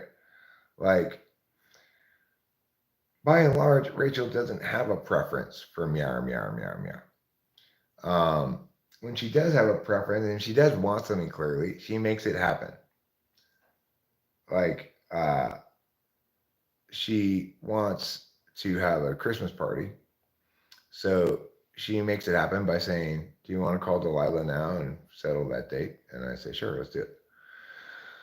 And then in other words, if she wants something, she knows all she has to do is prompt me periodically, and it'll happen. Because I'm just as I don't know what I want as she is. Yeah, yeah, we're having a Christmas party on the 9th. We got Delilah to commit to the 9th as a date, so we'll have everybody else come around then. Uh, you know, we're gonna have. I'm inviting Cameron, Corey, Liz, Matt, um, Chawa, Hui, Jeffrey. I don't know. I'll think about who else to invite. We don't expect that people are going to come from super far away to come to this party, obviously. So I'm thinking LA residents. Acacia, you live in LA. You want to come to our Christmas party? Bay Area residents, it's just going to be I think we said Saturday night party. Yeah, I think the 9th is a Saturday. And we're going to try to make it such that like people who want to come up here but don't want to get a hotel room can have a place to crash here that night or something. Yeah, we'll be live streaming for sure. We won't live stream the karaoke part. We plan to do karaoke again, and of course, then we run into copyrighted music. So we're not going to live stream the karaoke, but we will live stream the rest of it. It'll be more live streamed than the wedding was. I think we might get it catered again too. We like that caterer. And we already have plans like down the hill. Show me, do you want to come to the Christmas party? You're welcome to come. You are welcome to attend. We're not going to send out formal invitations, but if you genuinely want to come, just shoot me an email. Let me chat with you briefly on video conference to ensure that you're not actually a crocodile. And then you're good to go. Because a lot of people around here turn out to actually be saltwater crocodiles. They're just trying to lure me close to the edge, and then they're going to eat me. So I don't want to invite any of them. We've got a full liquor cabinet. We're not even going to have to buy any liquor. Maybe buy some beer, but we even have a lot of beer still from the wedding. So that'll save on costs a little bit.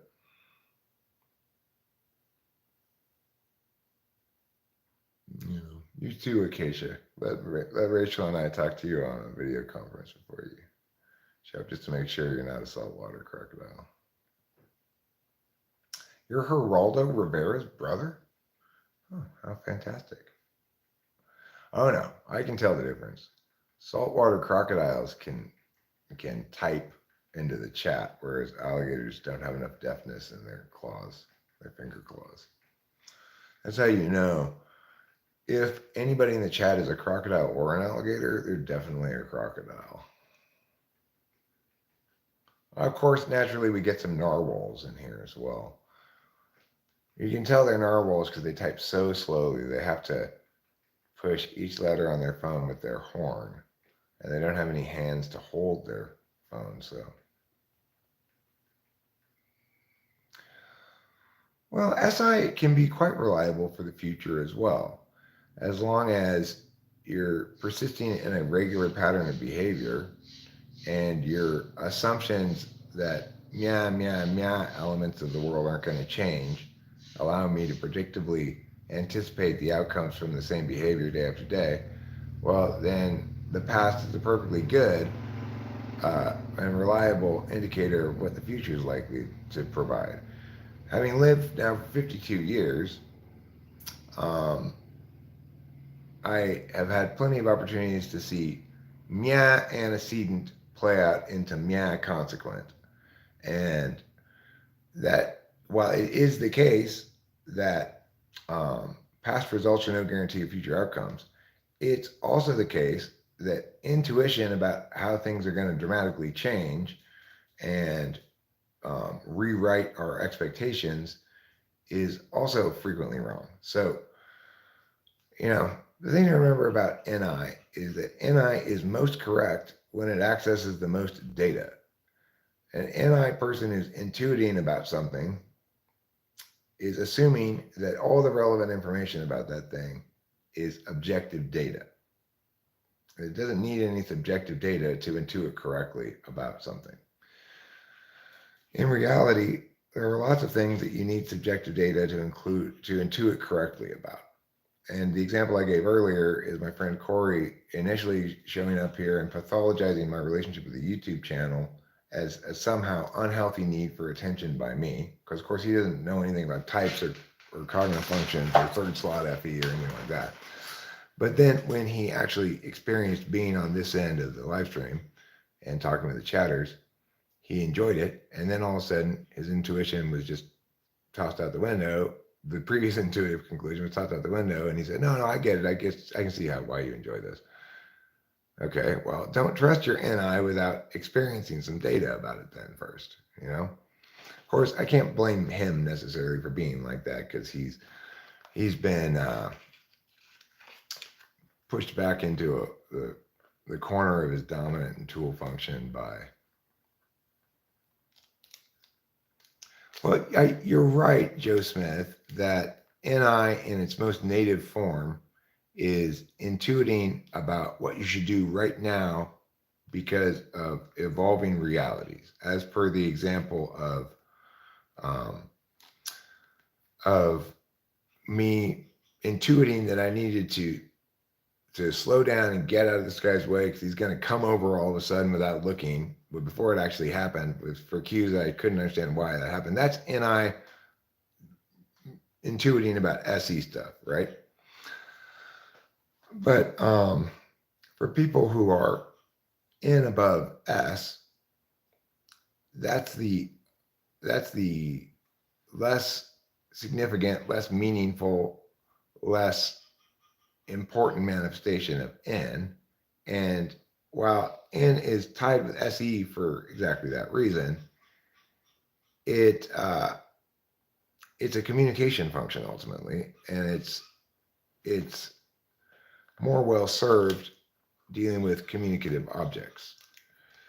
The thing is, even in the situation I described where it's NISE,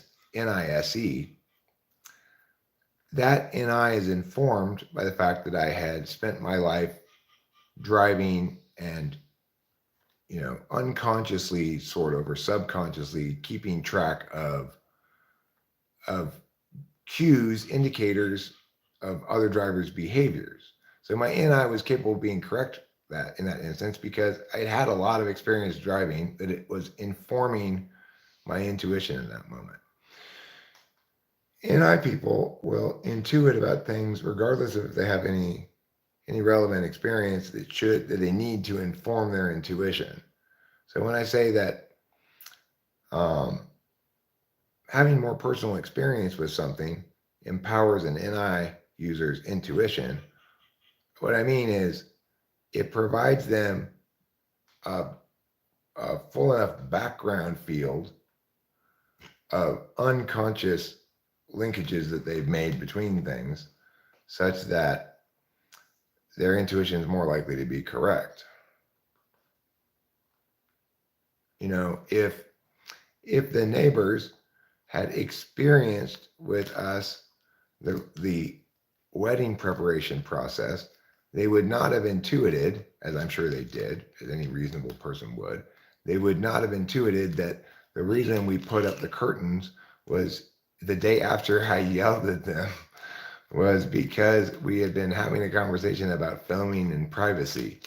And I was naturally, anybody would conclude and intuit that it was a response to that. It wasn't. It was part of an ongoing process of getting ready for the wedding. And we just happened to order the curtains the day before that thing or 2 days before that. And they arrived the day after that, And we put them up when they arrived because the wedding was coming quick. So the thing is, that's another example of how if they had had full access to experiencing our lives in the weeks prior to that event, they would not have intuited from the curtains that we had put it up in response to that previous night's conversation, but rather that it was part of the ongoing process of getting ready for the wedding. In either instance, they'd need to use intuition unless they asked us expressly why did we put them up, in which case it wouldn't have required any intuition. We just give them the answer. INTJ is knight, INFJ is knife. What's ENTP? Pent? Temp? Tent? Temp? No, pent. It has to be pent. Or temp. No. Nept. I'd say pent is best for ENTP. INTP would be netty. Oh, I see. You're doing it by the first two functions. Knight, knife, netty, tine. Fine is INFP. Scythe is ISFJ. Fessy is ESFJ. I like that. I like those type names. Those are good. Because it drives home the fact that your type is your dominant and second function. Tiny. Tine. And you want to make them all 2 syllables. So ENTJ would be Tini. Tini versus tiny. Tini, tiny. And then tiny is INTP. Tini is ENTJ. T-Psi is ESTJ. Psi is ISTJ. Tini. So basically, I know you are, Fly Guy. We want to pronounce TE like TEE and TI like TIE.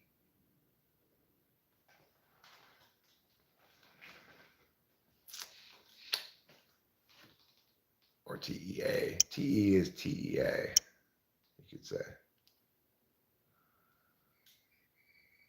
Fly Guy, you work here. Heroes work here. Therefore, you're a hero. Valid or invalid? Invalid, because I didn't say all people who work here are heroes. I just said heroes work here. So that means some of the people who work here are heroes, not necessarily all of them. You do work here, but you could be in the set of people who work here who are not heroes.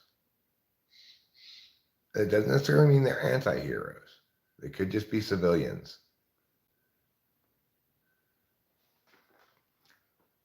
Pheniceti. Pheniceti.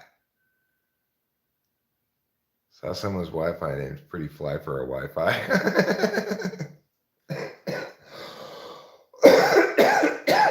That's fantastic. That's absolutely fantastic. Can you inform that person that they earned 1 wonder point? If you can't get that information to them, you get to keep their wonder point, heroine. But try to deliver their wonder point to them first. If you just, it's not possible, it was just like a one-time deal, you saw it, then you get to keep that wonder point for yourself for sharing that with us.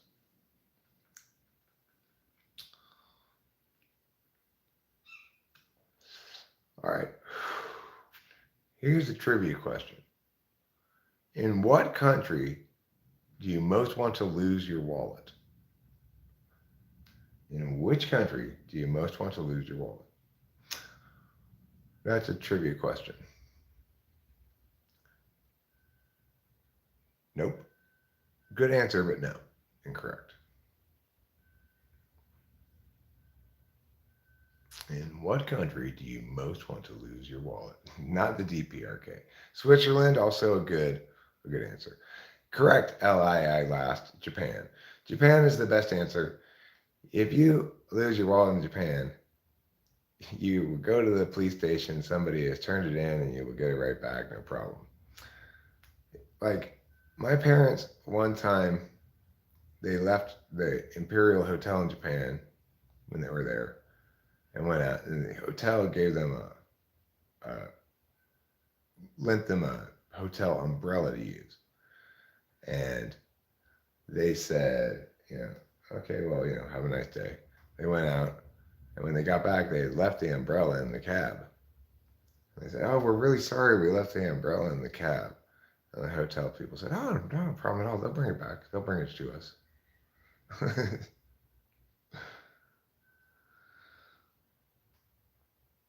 Well, I mean, Japan prides itself on being so rigorously crime-free and so rigorously upholding of communitarian nobilities that every Japanese person would jump at the chance to validate that perception of Japan by returning your wallet.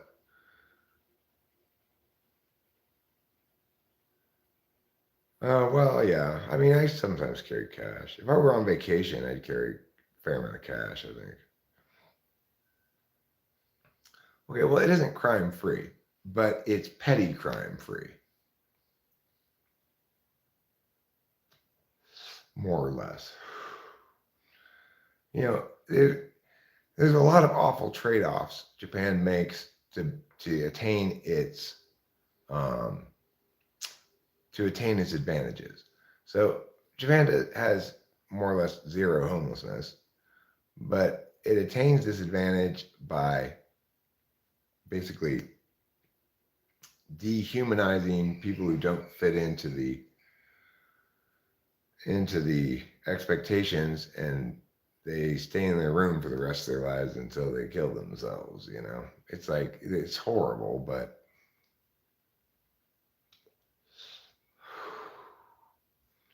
there are advantages to their society too. My mom loved Japan. She was a Japanophile. She was racist in that my mom thought Japanese people were superior.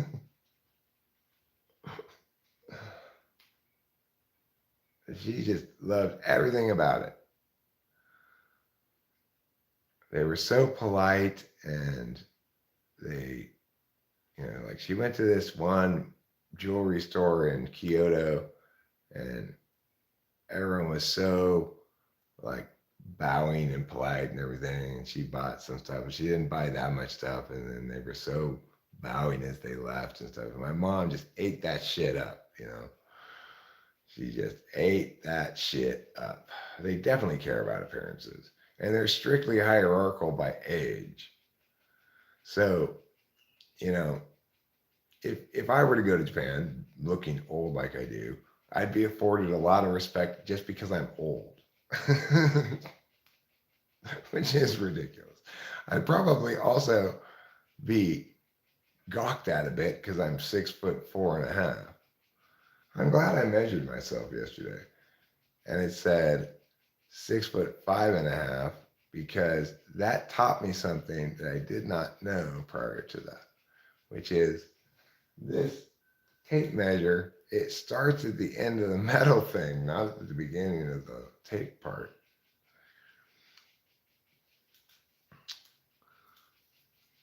So do Hispanic cultures. They like old people too. Yeah.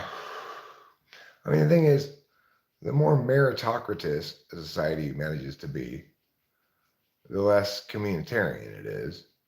And, by and large, in the contemporary milieu, age and experience is not especially useful. Like, digital natives are going to have a substantial advantage over old people in the contemporary world. Um, people older than me are true non-digital natives. I'm kind of a hybrid. I got my first computer in like sixth grade or something, Apple IIe.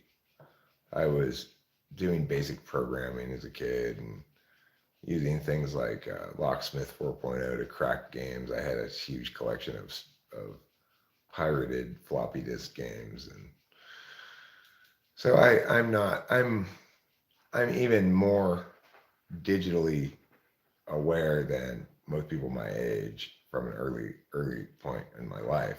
But people older than me, 10 years older than me, they didn't get computers until they're like 20s almost or something, in which case they're really hamstrung. Like my dad, despite being a TE Dom, he was really lost when it came to the digital environment. And as a consequence, um, he was the victim of an attempted identity theft that was a real fucking brutal job for me and Delilah to fix.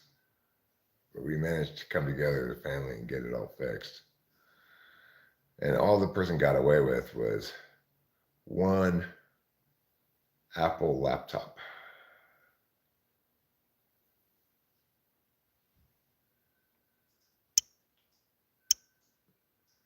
Which type is susceptible to feeling least wise? Which type is susceptible to feeling least wise? Oh, least wise. I don't know. Because like conceiving yourself as wise, having a self concept of I am wise.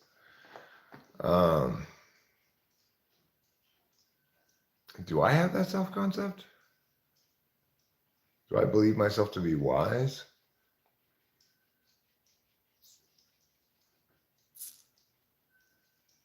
I don't know which type feels most dumb. I would assume it's not the type that's actually most dumb, because dumbness would include an incorrect perception of the self.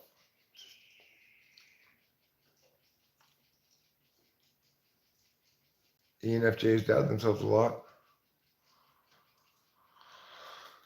I would suspect that ENFJs doubt themselves to the extent that others aren't validating them. But like a lot of things in life, how a given type is going to express in meow way or meow way is determined on by circumstances a lot, you know.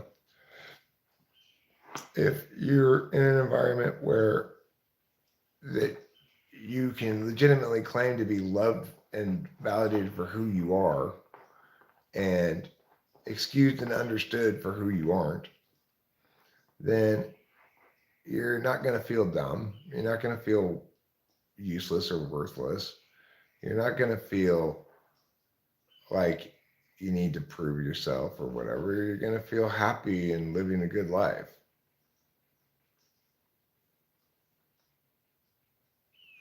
You suspect introverted functions perceive themselves as wise? Maybe. Yeah, I mean, FI perceives itself as wise about authenticity, FI DOMs. And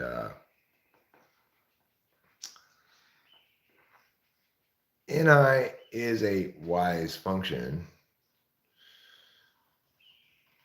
in the sense that it's often going to have correct insight in important moments. But TI is going to view itself as not wrong.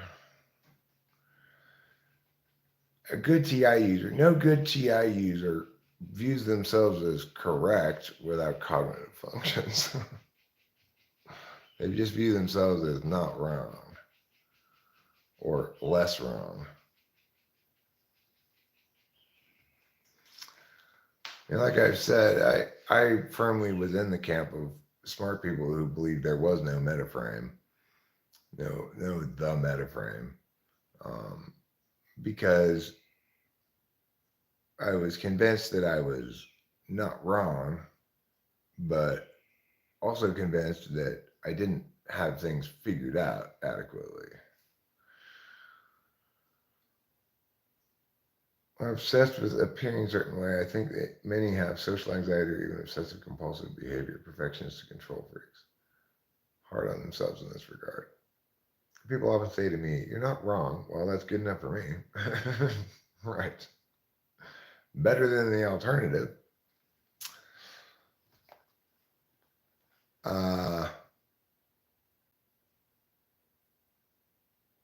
He's not? Who's not? He's not what? Would you say ENFJ be more concerned with their body image than INFJ? I would expect equally concerned. Like, it's true that ENFJs have it more as an absolute value, but your instrumental value expresses so much. It's like Rachel always wants to look good. She cares a lot about how she dresses, you know, making the right fashion choices and stuff. I appreciate it. She always does look good. It makes me look good standing next to her, you know. Although some people probably think I'm a cradle robber. That's why I want to get a shirt that says she's 38.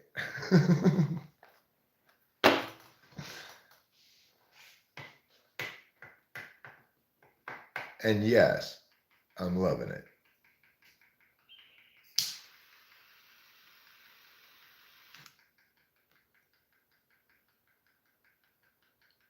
pretty body conscious. Like I refuse to take my shirt off at the beach. That's because you're a girl, show media. You have to cover your nipples or else you're pornography. Why is having shown experience, knowledge, and good judgment? SI, past experience learned from, depends on what type of knowledge, good judgment, FITI. I'm not sure if TI is good judgment. Judgment seems to suggest to me like you're making good decisions. TI prevents you from making bad decisions, maybe.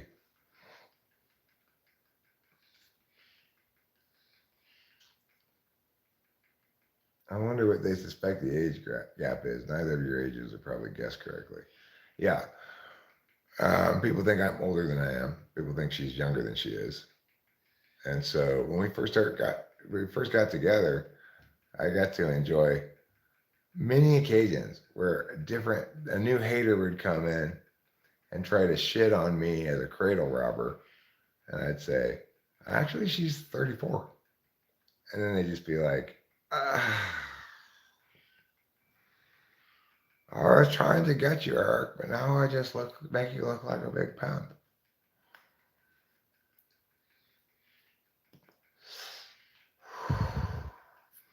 Which is why it was smart I listened to my FE third and my, I guess, NI. What age gap defines cradle robber? I don't know. Like, if I had been going out with somebody in their 20s and I was pushing 50, um, people would understandably, reasonably assume that I was enjoying access to young women that was afforded to me by uh, my status as a YouTuber somehow for some reason, and probably that I wasn't I wasn't seeking exactly the right person for me because I wanted to have sex with some hot 23-year-old or something, you know. The truth is, if I was really looking for a long-term relationship, which is part of why I didn't include people in their 20s. I didn't want somebody who was going to outgrow me. I didn't want somebody who was coming into the prime of their middle age when I was decrepit, you know. I expected this relationship, as I did with every relationship prior, to be my last.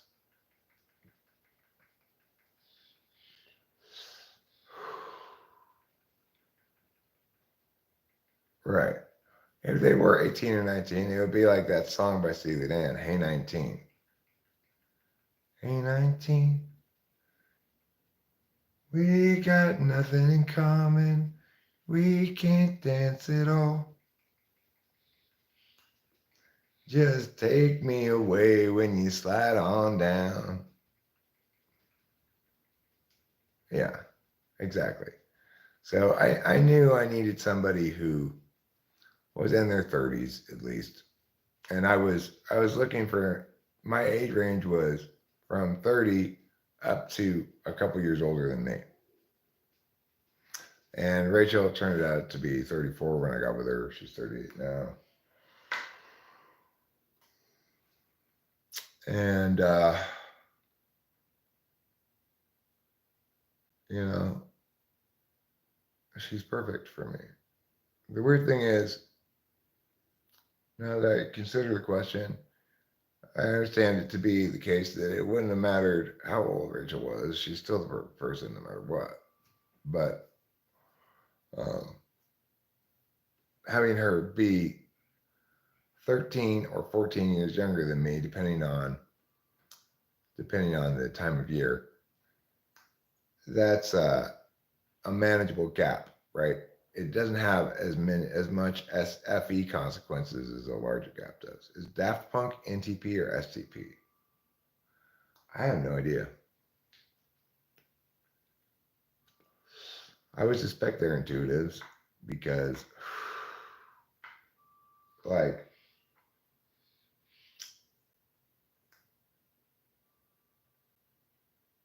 Get Lucky is extremely intuitively deft track, but um, if you look at their lyrics, you might say there's not a lot of verbal, there's not a lot of loquaciousness being demonstrated. So maybe STP. I don't know. I don't know what type that. It could be NFJs,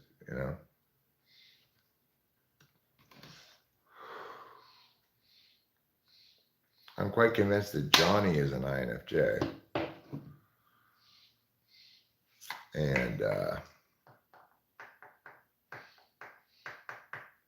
And living the dream, An INFJ who was, Johnny, Jawny. He's an INFJ, I believe, who's been validated for his INFJ-hood for most of his life, been encouraged to do music and be an artist and stuff, and is living the dream of that everybody should live, which is what happens when you're validated for who you are and excused for who you're not. Oh, he's so smooth. He's so socially graceful. It's incredible. And so smart about only putting out certain things about himself that serve his image, his artistic vision, etc. Really, really careful.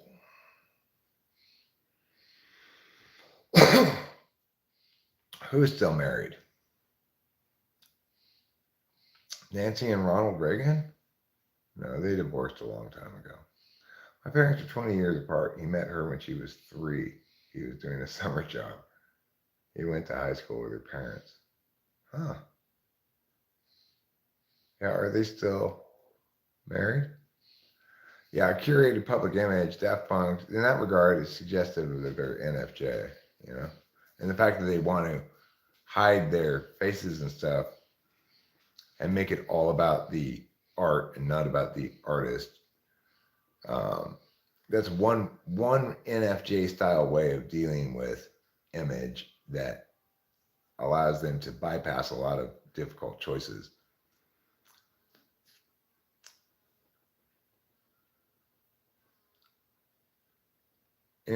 My high school newspaper teacher, which was old news by the time I was on the newspaper staff, but he was married to a girl who had been his editor-in-chief like 5 years before I got to high school or something. So the high school newspaper teacher married one of his students like as soon as she graduated high school. Makes you wonder. Makes you wonder. This also happened when I was at Rebay. There was a high school teacher, a young high school teacher. I forget what his name was.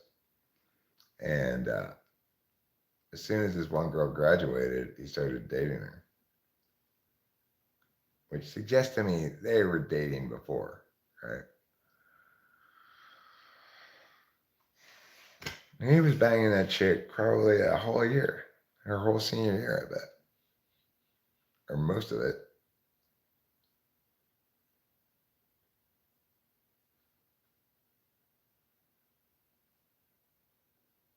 My dad does make comments about how your mom's immature, so that's a problem. You don't get to marry somebody 20 years younger than you and then critique them for being immature, okay? That's the bag you chose. It came with 2 apples and a sandwich and a Coke. You can't complain that it doesn't have a Diet Coke.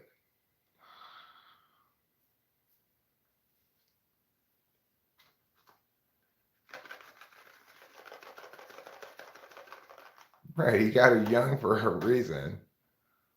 He wants her to be an old woman in a 21-year-old body. Well, he's not going to get that, He doesn't get to have his cake and eat it too. If she's immature now and you're an adult, Joe Smith, then it sounds like he's way too mature. He'd probably call me immature too. A lot of people call me immature. They're not wrong.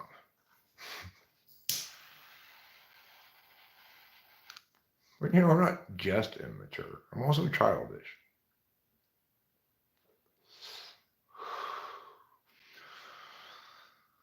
So, that's what I'm going to tell the next person who calls me immature. I'm going to say, hey, I'm not immature. I'm childish. I used to hate it so much when people would call me unprofessional. Why did I hate it so much? Because I was so unprofessional. Nobody likes being critiqued accurately. He'll say, she's immature in area X. I'm working with her on this. Oh, great. So your wife's like your subordinate at work. Fantastic. That sounds like a good relationship. Here's what I'm helping you with, Dad. You've got a bit of a problem with condescension and presumption, but I'm working on it with you.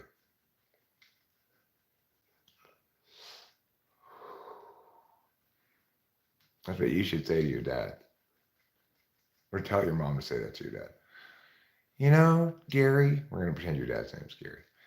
Gary, I've noticed you've got a bit of a problem with presumption and condescension and trying to take ownership of other people's agency, but I'm going to work on that with you. Okay? You just stick with it, the guy, slugger. When she was 18, he was 38. She was his secretary. That sounds like a plot of a pornography movie. My second wife was 10 years younger than me. I was 31. She was 21. She was working as my assistant in the classroom. So, your dad's not the only one.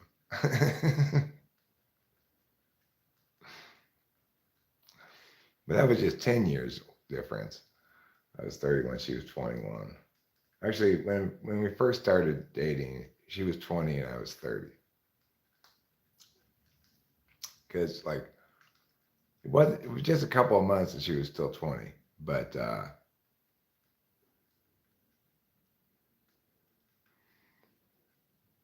there was a brief period of time when she couldn't go into the bar. Anyway, that relationship didn't work. We were never meant to be together because we loved each other so much. We both loved Delilah. She seems like she'd be a great mother for Delilah. And Delilah took right to her. And she wanted to have kids, or at least a kid, but she was what they used to call barren. Probably they just call it infertile now. Barren seems a little bit of a loaded term. Listen, woman, your body is a field that I sow with my seed, but your soil is all used up. You're barren. What a useless piece of land your body is. That's so I can watch this. She knows all the stories. She knows all of this stuff. We've discussed it plenty of times.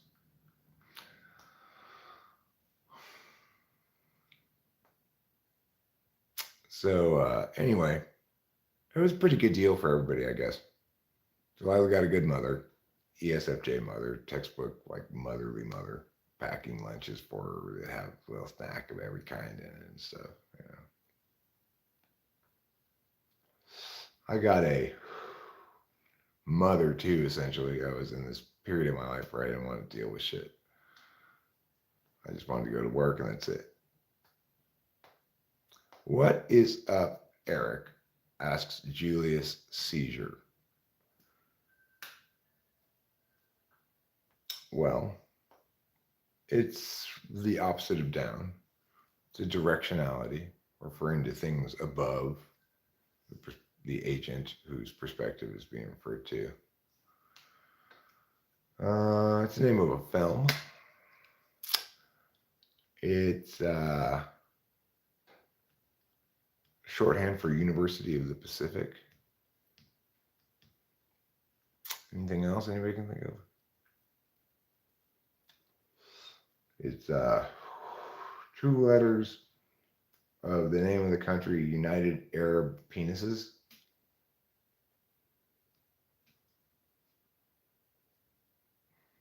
Hey, talk about ESFJ men. I mean, they're super reliable.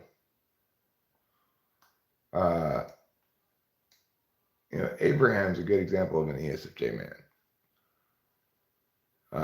TI fourth, but nevertheless very capable of learning TI stuff. Very earnest, well-intentioned, and reliable in that SI tool sense. The more familiar an ESFJ gets with something, the more happy they are with it in some sense. So what in part killed my marriage with an ESFJ was, maybe in full, were changes. Delilah had grown up. She was no longer a little girl. I had quit drinking. I was no longer subject to her constant manipulation and pushing me around. And so the familiarity was gone, and she left. In Abraham's case, he took a very long time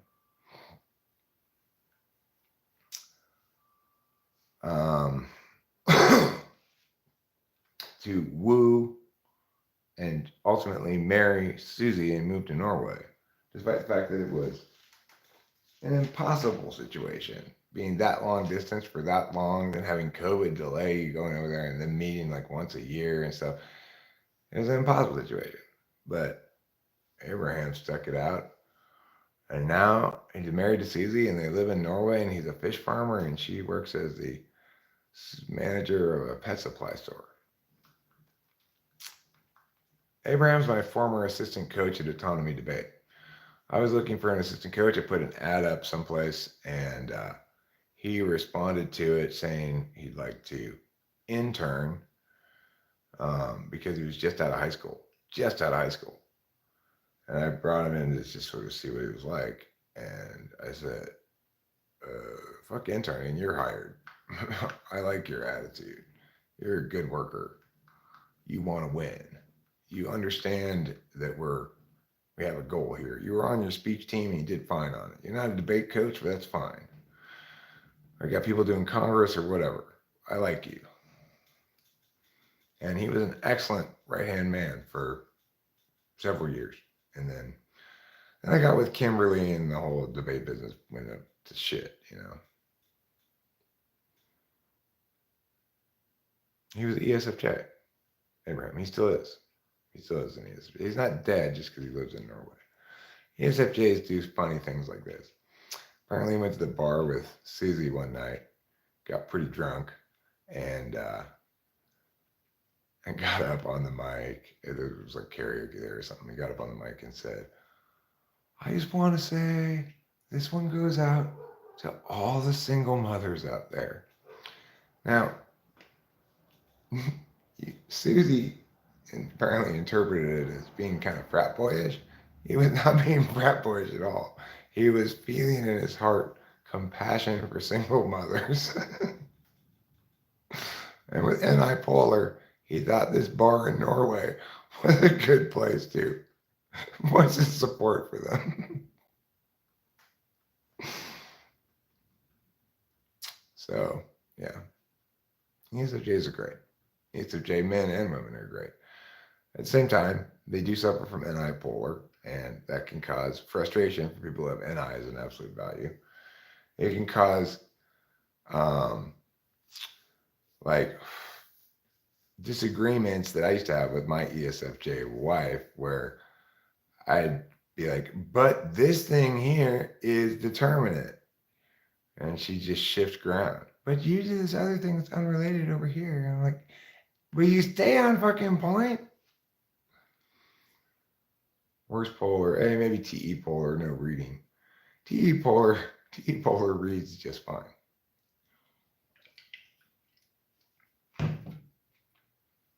I think TE polar is probably one of the best polars to have because your tool function is a better way to solve problems in almost every instance.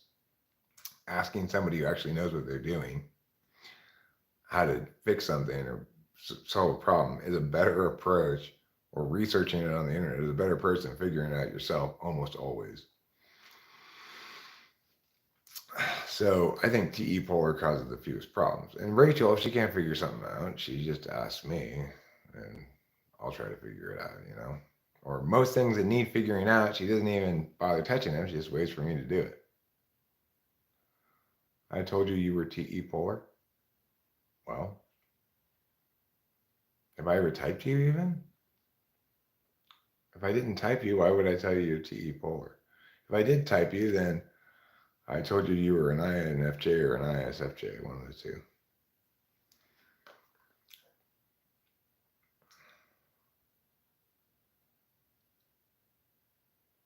What's the worst polar? I think it's SE polar. I think that INTPs especially have it the worst. Oh, okay. Cool. Well, I like ISFJs. My oldest friend is an ISFJ. My mother was an ISFJ. You're wearing the same shirt as you were when I typed you, or you're wearing the same shirt as me? Does your shirt also say thank you 39 on it? You must be a fellow fan of Blue Exorcist. Yeah, ISFJs are great. And ISFJs are some of the more abstractly. Oh, okay. Well, if your name were Ravenous Roush, I might have recognized that name. I still wouldn't have known where I recognized it from. But yeah, ISFJs are cool because even though they're SI DOMs, a lot of them are quite interested in abstract intellectual things. And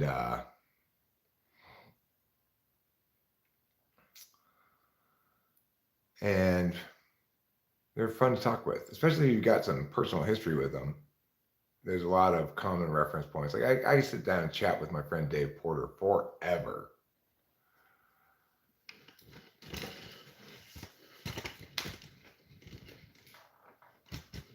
Okay, so what's the second worst polar besides SE? I mean, SE is polar, and INTPs is the absolute worst. Because what does everybody see? Everybody sees the intelligence and the potential they have, quote unquote. That potential is just a presumption that they can that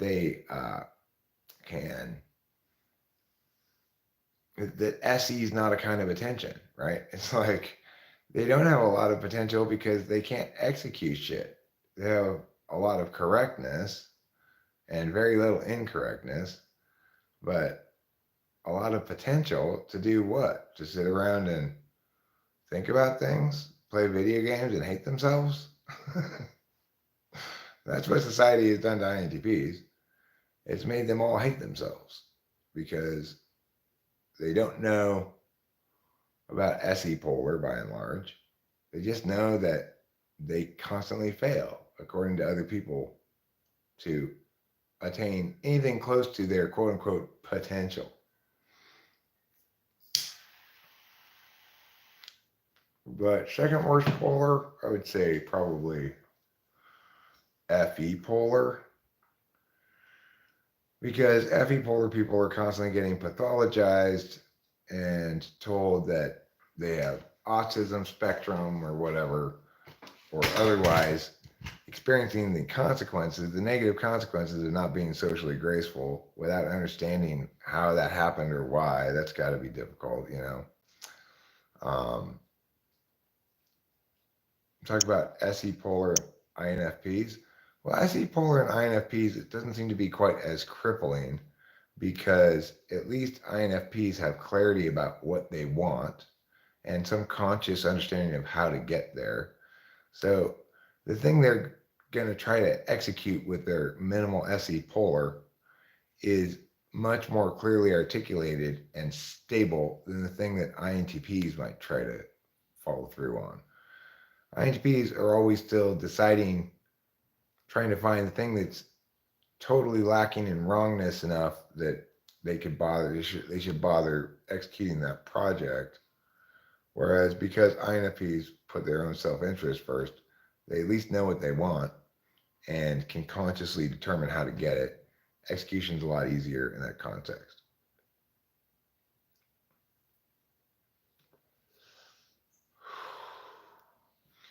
If I got my type right, my polar doesn't cause many problems as I mostly just filter it more through FE and approach every social situation like I'm walking on eggshells, and as time goes on, I can slowly get an idea of what to say and what not to say. Or do you just see yourself as FE polar? The thing is, if you're FE polar and extremely useful to other people, then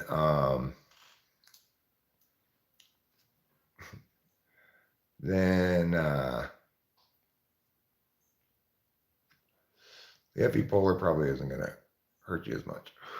Jung says TI has awkward experiences and a vague dread of the opposite sex. he's talking about intuitives and intuition DOMs, especially objective intuitives like INFJs and ENTPs and INTPs. They're going to be push shy. But I don't think that's the case for ISTPs. They have TI in the top slot. They're not push shy. So I don't think it's TI that causes that. It's N. It's N plus communication functions probably. If you're FI high up, you know what you want, you know.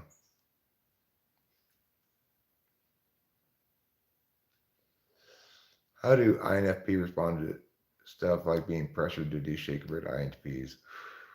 I think INFPs are a lot less likely to find themselves in that circumstance because they're not continually lost in a lack of clear vision.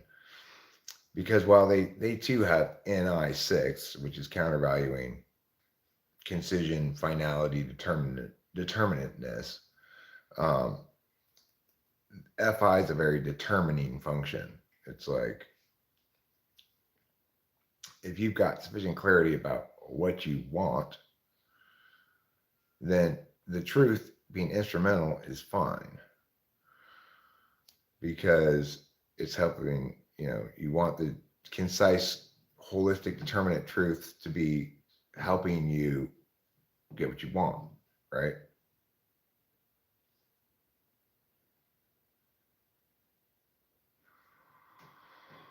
But I mean, the thing is, Boba Fett has a decent point here.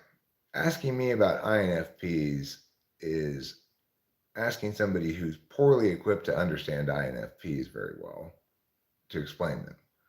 But I do understand the nature of FI as having clarity about what you want, and that INFPs have a fundamentally subjective absolute value setup with FI and SI as absolute values.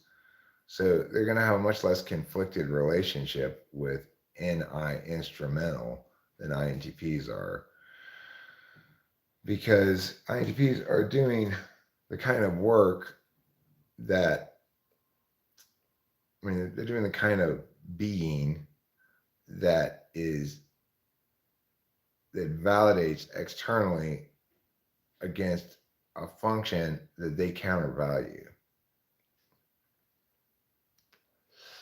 Their A slot FI.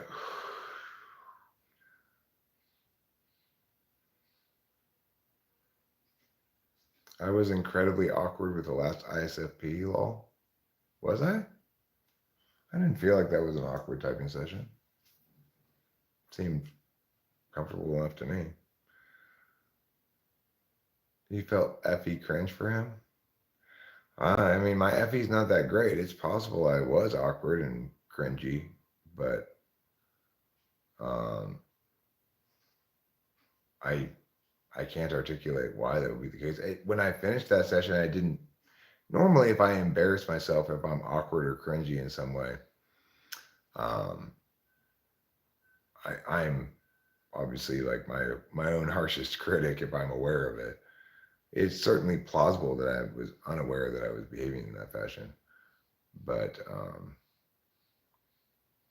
it's unusual that somebody calls out something like that and I don't have any kind of awareness of it at all, like this situation. I, I I'll take your word for it, but I don't know. What Enneagram type do you figure for CJ? 7 or 9, maybe. I use TI a lot, but I'm not sure how well I use it because I end up getting too into how interesting an idea can be conceptualized instead of how right the idea in the long run. Once I cool down, I can better assess the correctness of the idea. Ruben, when you say same, what are you saying same to?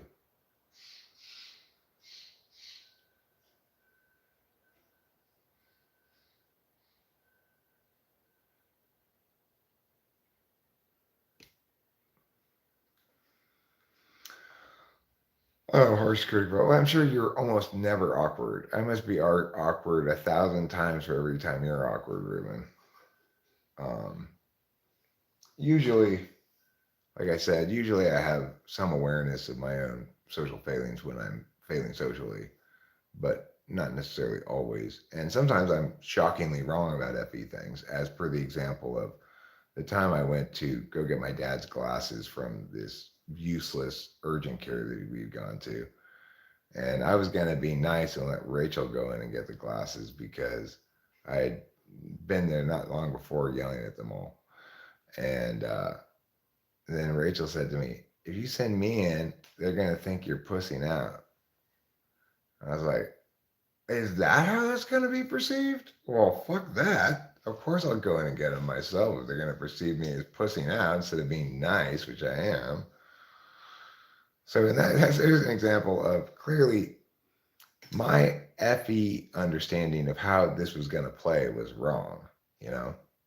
And it's just, my FE is not that good, I guess. So I didn't think about that being interpreted that way. Oh, you think my kindness is weakness? Fuck that, then I'll punch you right in the mouth. I don't like it when people mistake my kindness for weakness. That scenario always comes right before their incredibly robust comeuppance.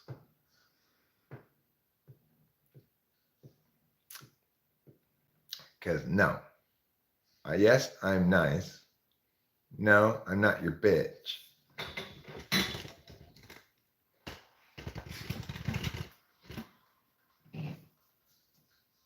I mean, come on, people.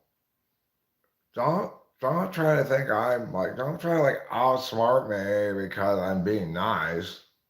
Even if you succeed, you not accomplished anything. Let me go get the bomb. Eric needs one thing that he does not currently have. Actually, 3 things that he currently does not have: the bomb, the little silver spoon, and the grinder full of ground up wheat. So I'll be right back with those things. During this intermission, please take the opportunity to go to the snack bar and buy some popcorn, some candy bars, and stuff like that. Remember, you are not allowed to bring your own stuff from home. If you have any snacks, drinks, or anything, please throw them away. Go to the lobby and purchase drinks. Okay, we'll be right back. It's just $22 for 8 ounces of soda.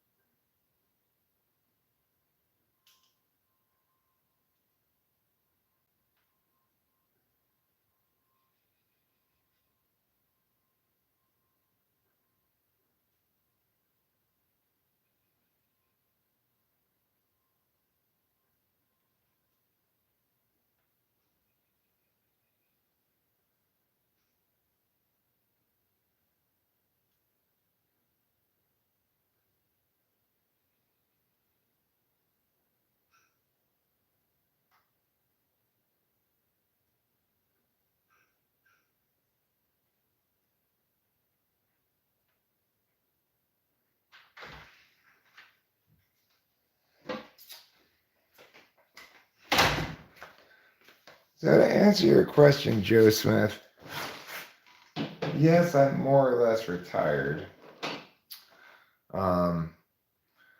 Because of years of hard work and smart investing. I was paying into a 401k for decades and did a lot of smart choices in my investing and stuff. And now I'm able to be retired here in my beautiful home that I earned myself with all my wisdom and TE brilliance. Actually, no. My parents died and I inherited all their money.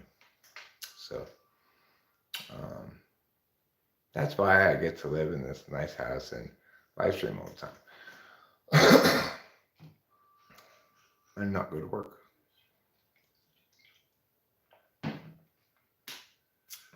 I mean, sure, I do have some work to do today. There are a lot of sunflower seed shells outside. And yesterday, I went and bought this. Right. A Craftsman shop vac. I'm going to use this in conjunction with my arm to vacuum up sunflower seeds. So, just think that I'm just fucking around or something. No, no, no. I've got lots of important work to do. Probably won't do it today, but now I do have the shop vac. There's a couple of dark spots on my carpet that I would like to squirt some Resolve carpet cleaner on, scrub with this little scrub brush right here, and then vacuum it up with the shop vac. Things I'd like to do today, maybe, if I feel like it. If I don't feel like it, then probably not so much will I do it. But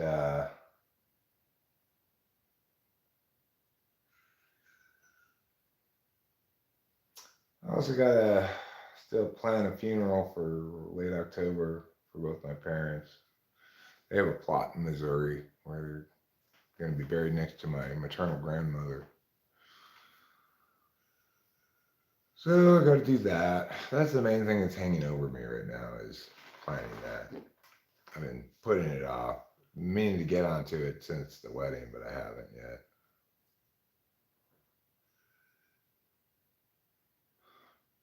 Because my parents, in 1974, they bought a home for $30,000 in Arcadia, California. By the time they died, after they died, we sold it for $1.25 million. Plus, my parents had a rather substantial portfolio, which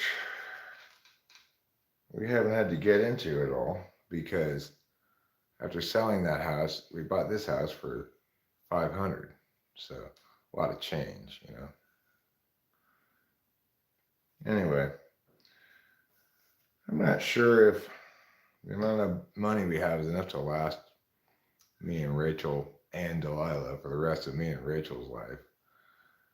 But because it's hard to do the math, you know. A portfolio grows in paper value. You also got capital gains tax to think about. It's generating passive income all the time. It's not quite clear. Well, we haven't done an accounting of how much passive income. It's not clear how much of a negative cash flow we're running right now. So I'm retired for now. We'll see if I end up directing my attentions towards making money some point in the next couple of years. I might try to get a job, coach and debate here in Mariposa or something. I talked with Jeffrey's mom yesterday about how I provide for Polytechnic an ideal solution I'm willing to work remotely coaching their kids. They can retain their horrible, young, incompetent, knowledge free coach that they hired. And he can learn how to coach from me. I can coach the kids and give them actually a chance to win on either LD or policy or both. I'm not willing to do three formats. I'm not going to do policy, PF, and LD, but I could do two. Um, but, she's very convinced that Polytechnic will never go for that.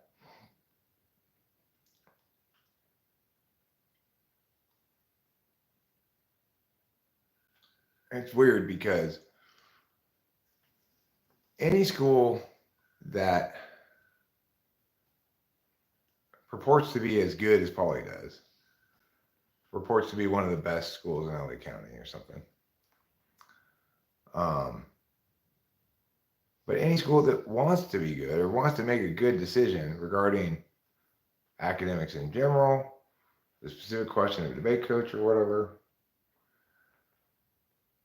should, if they are informed enough and they understand the the field enough, they understand both how debate is by far the best pedagogy and how zero sum competition holds the coaches and teachers accountable in a way that nothing else does, etc. All the various advantages, and plus had some awareness of my history and my reputation in the field and my long track record of top level success. They should be willing to chop off their own legs to get me to coach that team because they're the only school that has any possibility of even hiring me because I'm not for hire right now, but I do it for Paulie because Jeffrey's on the team. And I do it under market value. But it's not going to happen because Jeffrey's mom doesn't believe that the Poly people would take the offer seriously or consider it as a real possibility. So it's never even going to get presented to them.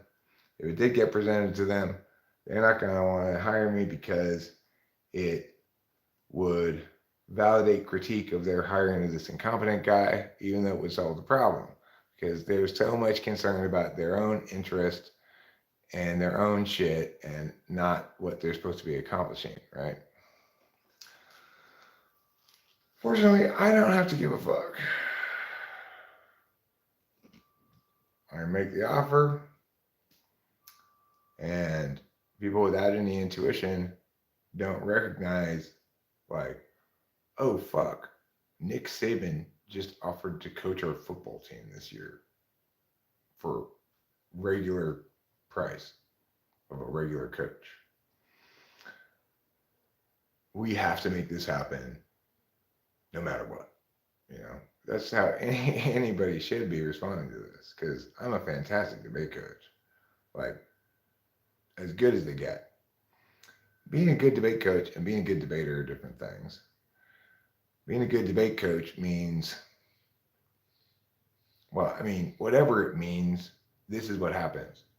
Those kids win. They win year after year after year. Different kids, same coach, still win. They win in Lincoln Douglas, they win in policy, they win in public forum, they even win in Congress.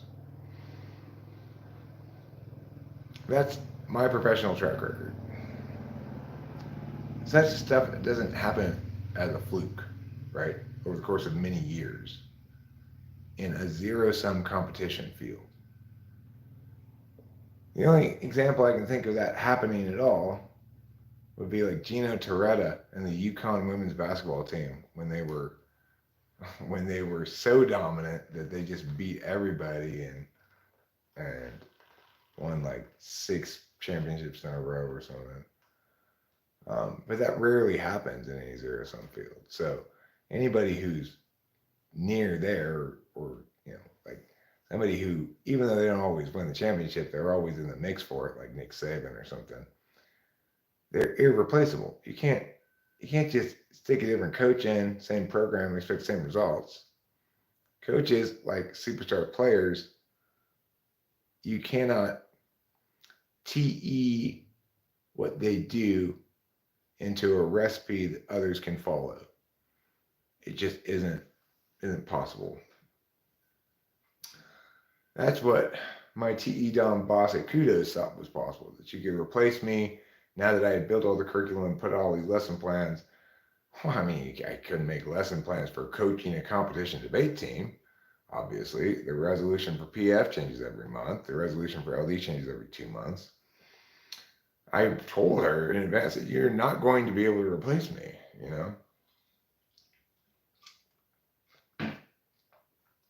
Unless you get Scott Wheeler. Well, she tried to replace me with people other than Scott Wheeler for a while. It failed utterly. And then she went out and, you know, bit the bullet and paid a large amount of money to get Scott Wheeler to do part of the job that I was doing for equivalent money. So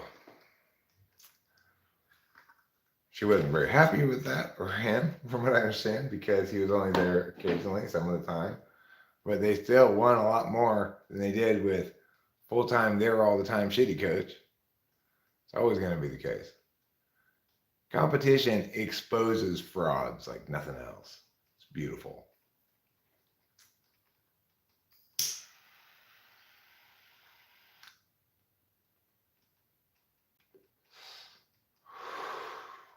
Like Heather, the speech coach at Jefferson Middle School.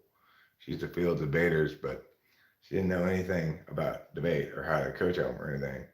And they'd come in and they clearly had done all their own work. And she thought that was a good thing. Like, it's not fair if you're helping them by giving them like what cards to read and stuff. Like, you stupid bitch. It's like telling a football coach, don't call the plays. How are the kids going to learn how to argue things well if you're telling them, you figure it out on your own? How are kids going to learn to think well if you're telling them, here's the topic, you just think how you naturally think about it and come up with some random nonsense? They're not going to teach them anything that way. Of course, Heather's kids learned. They learned every time they got their asses whooped in a tournament how shitty they were at debate.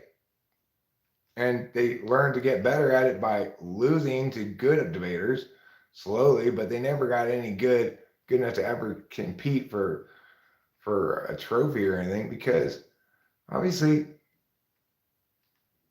a professional expert at argumentation is going to put his kids in a vastly better position to win than some dumb speech coach.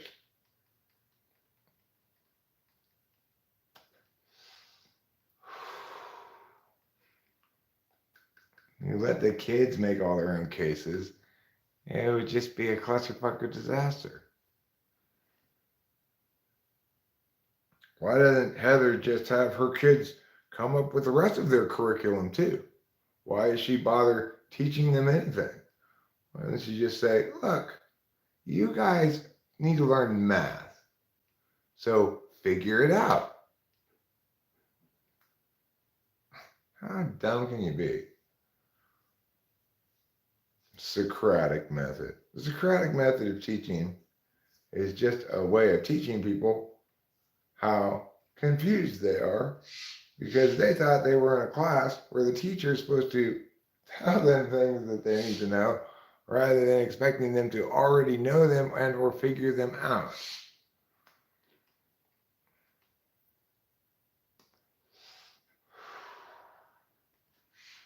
No. What I need to do to teach you what the answers is teach you what the right questions are. Okay, well, that's fine if you're dealing with an NTP, maybe. But even then, the NTP would probably be frustrated, saying, why do you keep asking me what you want to tell me? Just tell it to me, dummy. So many teachers do this shit like they're trying to draw out of the students the answer they want. Well, I like what you said there. That's great, but it's not really what I'm looking for. Anybody else? Just tell us, you stupid bitch. Aren't you the teacher? Aren't we the students? You're asking us for somebody in the class to present the non-determinate interpretation that you favor out of nowhere. Even though your non-determinate interpretation that you favor, you don't even have any good reasons for favoring it. You expect others to intuit it anyway?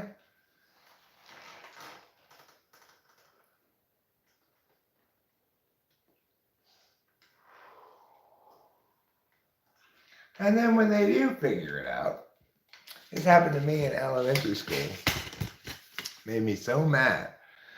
The teacher was doing that stupid game and saying, who can tell me when you use the versus the? Just think about it a bit. Try to figure it out. I did think about it a bit. I said, I think you use the before words that begin in a vowel. I think you use the in other contexts.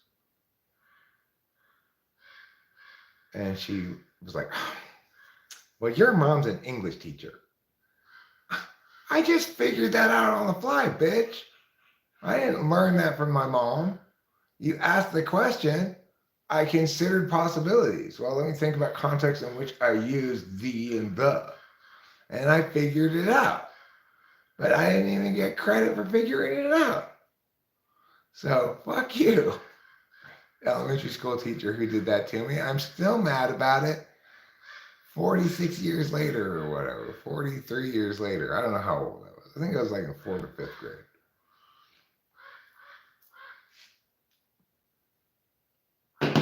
But what bullshit is that, right?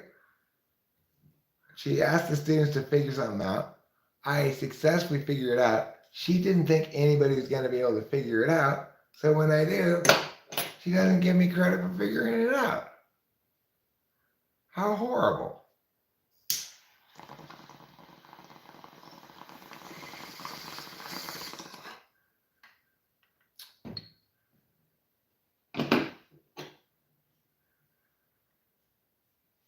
I remember in choir one time, there was this contest that they were doing in choir camp in Big Bear to see who could sing, hold and sing a note the longest. Well, I easily could have won that thing and should have won that thing. But I ended up stopping before I was out of breath because I was afraid people were going to think I cheated. That's FE third for you.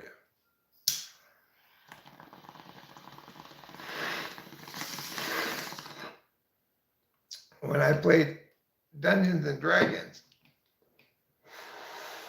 at this store in Pasadena that used to have like tables in the back where you could play Dungeons and Dragons with various people, not necessarily your friends, you know. And I went to play in one of these games. We had been instructed to roll new characters before we got there at home. And show up with the characters we rolled. I naturally rolled a pretty good character and adjusted my stats down lower because I was afraid people were going to believe I cheated.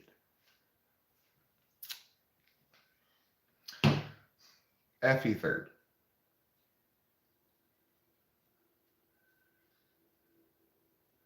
The other side of FE third. One time when I was 20 something, I got a job at this like summer education program in Pasadena, maybe for disadvantaged youth or something like that. I don't know. And at the beginning of it, it was like an icebreaker thing. The lady who was in charge of it had everybody, including the teachers there, including me and some other person who was there, and write a poem about like about yourself or something. So I was like, oh, cool. I wrote this kick-ass poem in a iambic pentameter every ABAB rhyme scheme, etc. Like this perfect sonnet or something. And then the bitch criticized me for showing off and making other people feel bad. Like, I was just told to write a poem. I tried to do the best poem I could write, and now I'm getting shit on for it. I'm not showing off and trying to make other people feel bad. I'm trying to write a good poem despite the shitty specifics of it. Like, write about things you find beautiful about yourself or whatever. You made it almost impossible to write a good poem. I've successfully done so, and then you critique me for showing off and making other people feel bad. What?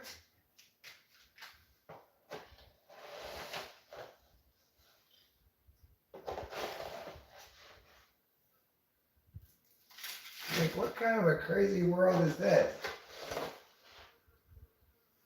It's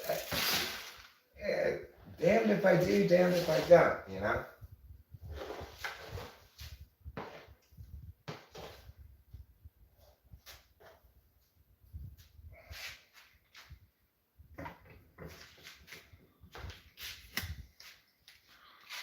Like, what are you supposed to do with that situation? You know, it's like, purposely write a crappy poem so that everybody else feels like they're good poets even though they suck ass?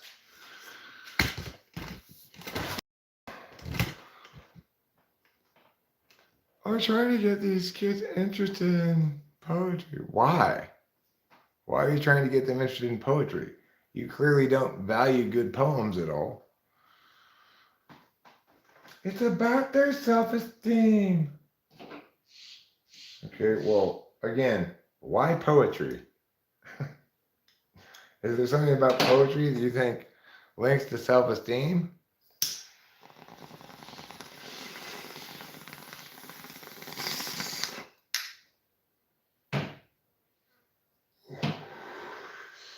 This terrible idea for a formula poem will help them with their self-esteem.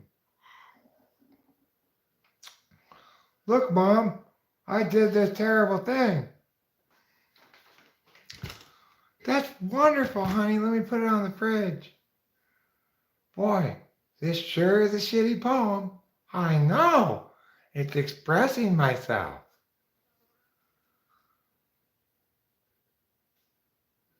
Well, you know what I say to that? Not on my watch. No, sir or ma'am, little mister or little missy, is that shit gonna fly on host Eric's watch? He's gonna say, He wishes he had said, back then. Instead of just slumping his shoulders and feeling like he failed again and not sure why or how. I understand your words, lady. And I'm very much going to assume that therefore I failed, fucked up, whatever. I still can't figure out exactly how or why. Even though I understand what you said, and I'm going to assume you were right, and this is my bad, I guess I'm just too dumb to figure out why. That's how it was back in the day. Nowadays, I'm a little smarter than that. Nowadays, I realize all of these people who walk around with their aura of correctness and knowing what they're doing and having clear vision and stuff, the reason they have that aura is not because they're correct, know what they're doing, and have clear vision. It's because they're fucking morons. They're too dumb to realize that their caring of themselves is inconsistent with reality.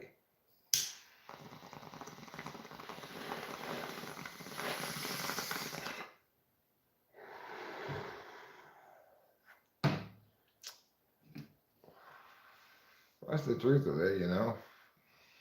Like, lots of the biggest idiots in the world have an affect that says, I'm fully competent, very correct, know what I'm doing, know how things should be done, can evaluate correctly what represents a good way of living and a bad way of living. People walk around with that aura a lot, but by and large, it's because they're so dumb, they think the rapid tick, tick, tick, tick, tick, tick, the Geiger counter means they're winning a prize.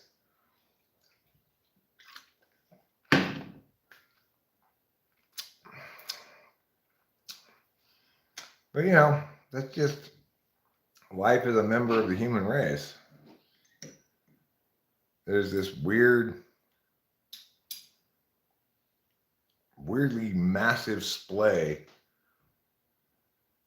of anti-intellectualism to excessive intellectualism.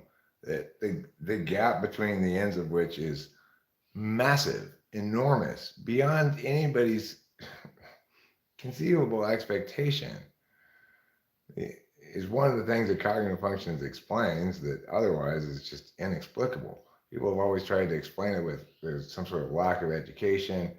I guess it was Hobbes who argued that people were born a blank slate and are educated into who they are by either intentional educations or just lessons learned by life. Well, the actuality of range between individuals all educated in the same standardized education system is so vast that it completely invalidates that notion. We need some alternate explanation for it, and cognitive functions provides that, but it's still like culture shock for me. Because I'm a subjective knower, because I'm as subject to projecting my frame bias as anybody, I spent most of my early adult life thinking people were lying to me when they claimed not to understand what I was saying in order to avoid responding to it on point. That's how much I projected my own abstract nature onto the world. I believe that when people didn't understand me, that they were just being devious in their argumentation.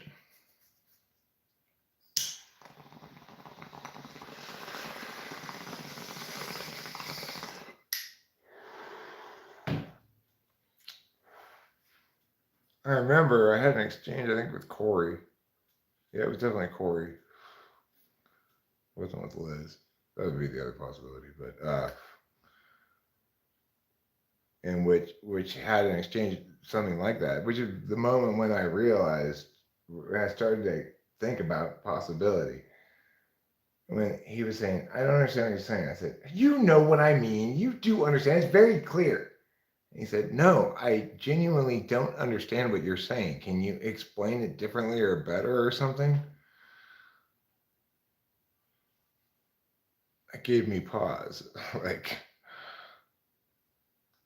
oh, what, you genuinely don't understand what I'm saying? How could that be?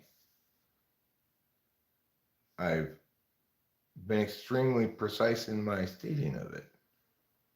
I've used all the correct words, meant them denotively as much as I can possibly mean something that way. As needed, I've operationalized my definitions. How can you possibly not understand me? I've met all of the conditions necessary for something to be understood. Of course, this is without me understanding cognitive functions.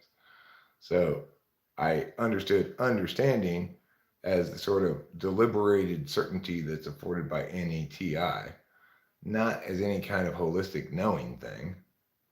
I couldn't conceive of that qualifying as understanding. And I projected onto the world the idea that everybody defines understanding as that which meets the criteria of TI parsing, when In fact, almost nobody does.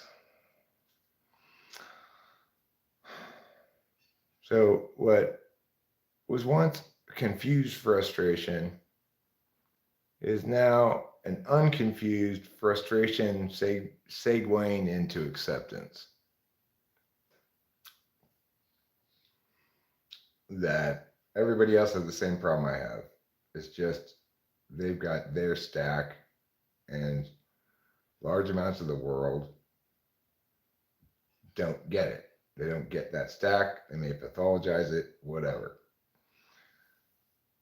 Obviously, I'm in a kind of a more unique situation than most people because number one, ENTPs are actual ENTPs are very rare. Uh,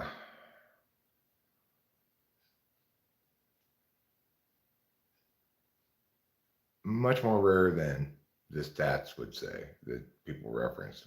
Those stats being gathered with horrible methodology problems and etc. But so the experience I have of people not understanding my words is not probably especially common.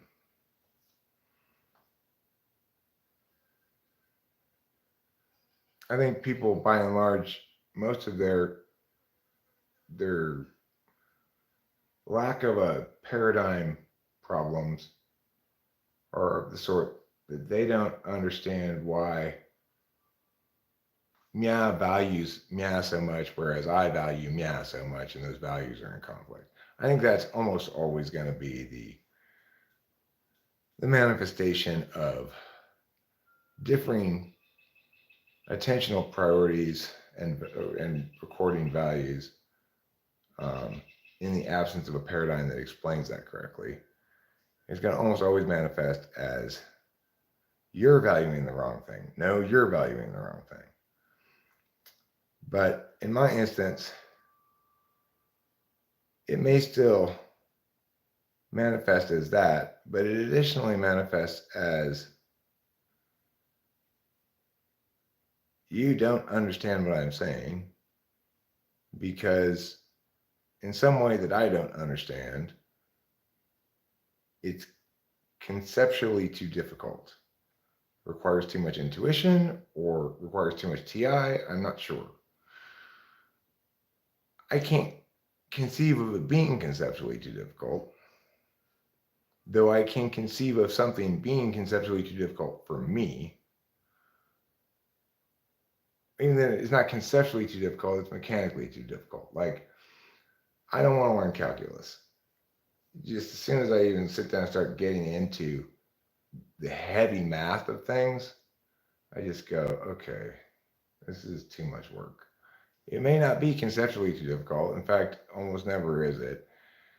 The only things that are conceptually too difficult are math concepts that I have to actually understand how to do the mechanics of the math to get the concept of it.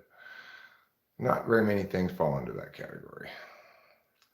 But so I can get I get the idea of things being too difficult intellectually, but it's impossible for me to put myself in a mindset where the level of stuff that's not too difficult for me is too difficult, because that's what everybody does. Everybody just they can't conceive of being in an intentional stack other than their own. Really, they can't. They might be able to conceive of it as an idea, but there's no way to experience what it's actually like to be a different stack. So unavoidably, because we have to operate through the world on a lot of different kinds of assumptions, in other words, we have to assume other people are like something. The only thing that we have full data about is ourselves. So it's only natural for us to assume other people are like ourselves.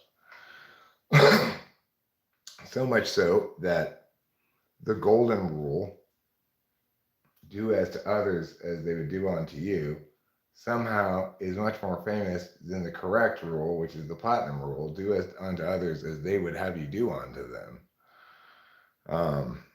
that's how normalized our projection of our own frame biases is. But part of my experience projecting my own frame bias has been learning that a lot of complicated stuff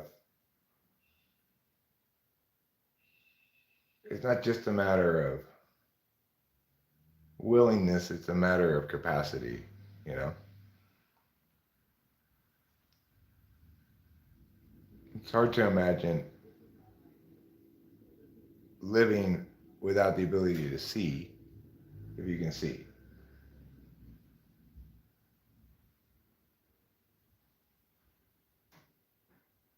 And for each of us, we are blind in some fashion, and the rest of the world keeps going like, how could you have just walked into that sign? What's wrong with you? And you're so blind, you don't know that other people can use their eyes to locate where objects are. So you just say things like, yeah, I don't know, I guess I'm just clumsy. I'm sorry, I hate to be, I embarrass myself again here. That's how it is with cognitive functions, right? In your blind spot. If it's a blind spot that is extroverted, this is maximally on display for others. People are telling INTPs all the time, why can't you just follow through and do this thing and just get it done? You've done all the hard part. You've done the intellectual stuff. Now you got to do the easy part. Just get those steps done. And what do the INTPs say every time? Oh, I'm sorry. I don't know what's wrong with me. You're right. Blah. So they're place of least resistance. So how much pushback are they going to get? Zero pushback. Just like in an instance where Kimberly's spending years saying sentences that are explicitly designed just to hurt my feelings, I spend years evaluating those statements on their correctness to my detriment. Like, well, she's critiquing something about me that's legitimately an area of her subjective jurisdiction. She says this thing is not likable. She's referencing as evidence the fact that she doesn't like it and pointing out how people might not like it. I guess I shouldn't be like that then, because I'm using TI and I can't find, there's no way to objectively negate her claim that she doesn't like it. You know, really, what she is saying is, wherever you have vulnerabilities, there shall I attack.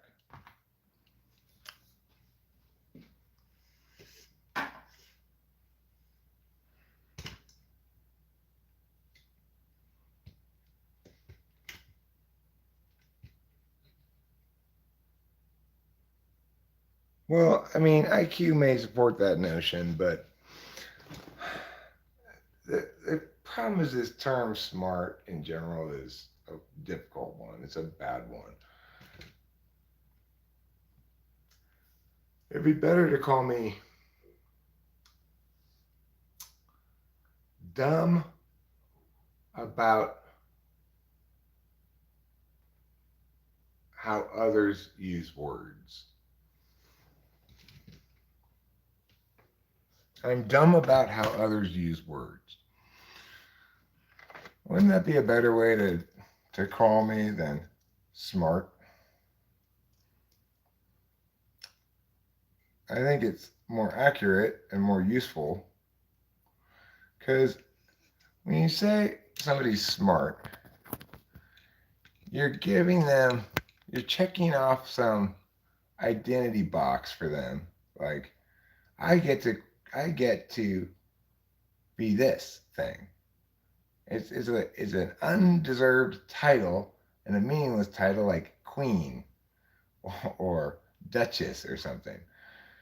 Um, there's just as much legitimacy for anybody claiming that as a title as there is for anybody claiming, Viscount is their title, which is to say, no legitimacy.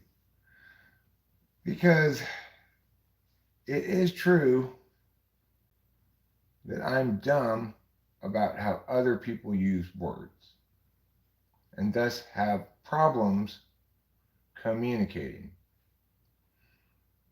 It doesn't really matter what I'm communicating about, right? The problem is that people mistake the fact that I'm communicating about very abstract stuff as having something to do with intelligence.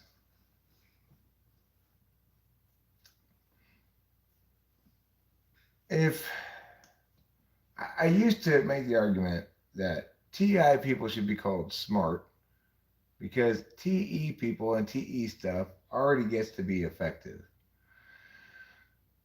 But I think we'd all be better off if we framed each type's strength in the terms of its deficit. So I'm not smart. I'm dumb at understanding how other people use words. TE people aren't effective. They're bad at being communicatively legitimate. FI people don't know what they want. They're self-absorbed.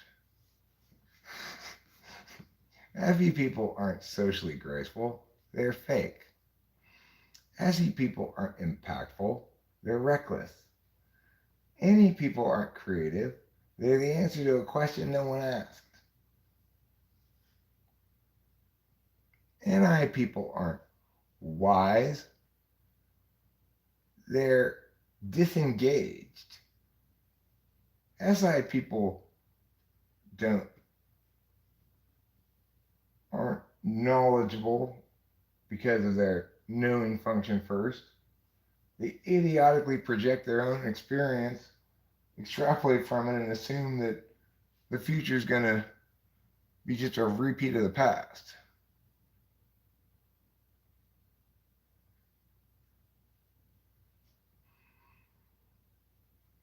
Communicatively legitimate means they want what they want because they want it. They don't have a good reason why they should get it.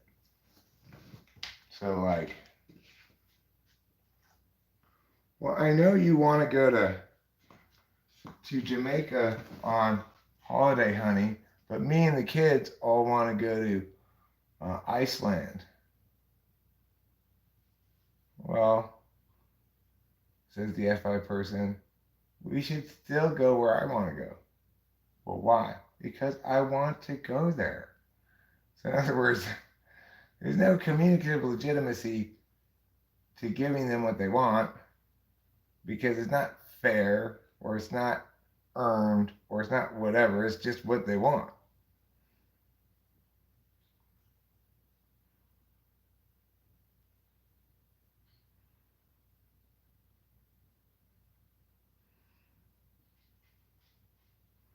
So, like my friend Liz, whenever I try to be communicatively legitimate with her about something that she cares about, she will every time default to some version of that's just black and white thinking. It's not correct or incorrect because you're not including enough different factors that make it mushy and make it impossible to mean or say anything. So that's what I mean by communicatively legitimate. About FE being fake. Well, FEs, instead of focusing on how they actually feel and what's important to them, they're focusing on how to manage the perceptions of the people around them and what's making those people happy. So, as a consequence, you could say they're changing who they are or how they display in order to impress other people or make other people like them and are therefore phony. I mean, this is the negationary perspective on FE. It's not mine, right? None of these perspectives that I'm saying about let's reduce type strengths to type weaknesses. Um, represent my position on the matter. I don't have a position like that really. It's just I'm saying if I wanted to be more communicatively effective and reduce the amount of type fishing, like let me read all the type descriptions, decide which one I like best, and call myself that type. Um, then we'd be better off expressing type totally in terms of deficits and not at all in terms of strengths. But did I tell you, Susan? You remember Susan, Barry's girlfriend? I saw Susan today at the candle store in the mall. You know the candle store? The one that's right next to the Bed Bath and Beyond? And then there's Body Works on the inside, on the lower floor. Anyway, I was walking out of Bed Bath and Beyond, okay? And I was going into the candle store. And there by the fountain, that's like next to, like, there's that kiosk, and then on the other side, there's Free People. Well, right next to that fountain, and she was looking at her phone. There was Susan. All right, are you following me? Are you listening? Can I have eye contact, please? I need eye contact so I can see that you're listening to me, okay? I'm talking about Susan. You know Susan, right? We went to dinner with Susan. We went to dinner with Susan. How can you possibly not remember Susan? Remember you talked to her? She works as a teacher, a fourth grade teacher. You asked her, what kind of stuff do they teach in fourth grade? Do you like that conversation, Ike? Would you like to have that conversation at length? This bores you to death. DDX098, that is an ESFJ story, okay? Could be an ISFJ story, but that is exactly, most of all, an ESFJ story. That is Eric listening to Candace when they were married, sitting on the couch, trying to listen to her. And when I'm listening, I tend not to look at the person. I'm looking down because I'm just hearing their words and any FE cues that come from tonality. But I do not want additional FE data from their facial expressions. It makes it harder for me to listen. It's distracting. So I would not be looking at her face. I'd be listening to this story. And then she'd get mad at me because I wasn't looking at her because she wants to be reading my emotional response to her dumbass story on my face. I'm supposed to be like, really? Ooh, I see. I didn't want to play that game. Oh.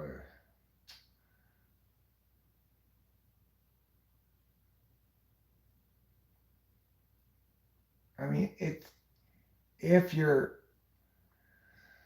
an FE Dom, right, with SI, FE is an absolute value, which is to say, for Candace, my ex-wife, for that conversation to be fully rewarding for her to feel validated by the other person engaged in that conversation, namely me, I need to be genuinely interested in it and displaying my interest in an FE way, you know?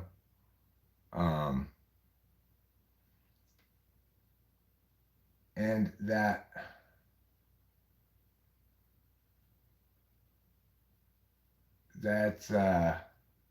that's not something wrong with wanting that, but that wasn't something I could give her because I also have FE as an absolute value, and mine is childlike.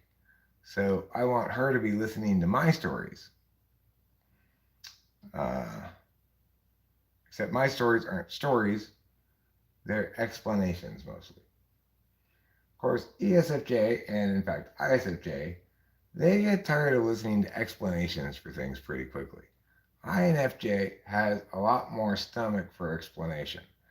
So it's one of the reasons why it's better for me to be with Rachel, an INFJ, than to be with an ISFJ, regardless of what duality says. Because in its best manifestations, ISFJ, ENTP results in the ENTP um, achieving a lot more on concrete SE kind of a level. So I did a lot of crazy kind of SETE shit when I was with Kimberly, including making that big chicken house thing out of just reclaimed wood and and under pressure TESE from Kimberly's slave driving ways. Um, in that regard, the ISFJ made the ENTP do more stuff, concretize more stuff, but the flip side of that coin is the ENTP is not validated against NI or NE. It's not validated against NE. They're validated against SE, which means there's a lot of pressure on that 8 slot function, and everybody gets defensive about their 8 slot function. They don't want to be pressured there. Wanting to be validated. Look, Ike Ojiamianian, you're expressing too much of an anti-FE bias here. It makes good sense in general to say if I want to check my judgment about a given thing, I'm wise to check by referencing what others think about it. They have less interest in the matter, so they're going to provide me a more disinterested analysis of it than I'm going to provide for myself. FE is predicated on that idea, right? That instead of checking with our subjective matrices to make sure that something validates, let's try to get disinterest from externalities and go FE, or let's try to be disinterested ourselves and go TI. But we're focusing on FE right now, so let's try to get disinterest by delegating the task of determining things to others. Now, since I can't go around asking other people all the time what the correct answer to the thing is, or blah, blah, and because I'm dealing a lot with perceptions rather than statuses, I need to be able to know based on fluid real-time data. That's why FE is an interface function that's always paired with a knowledge function. It has to be real-time epistemology, not deliberative, if you're going to be engaging in an interface modality like FE.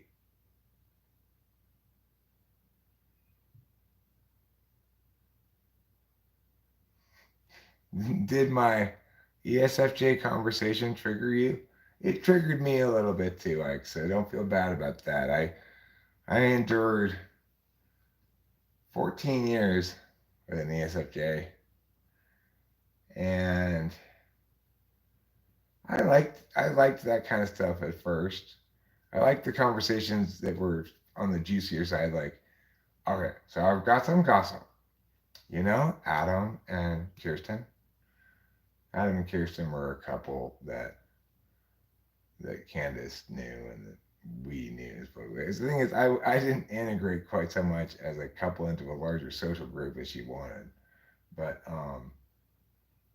I have got some juicy gossip about Kirsten and Adam.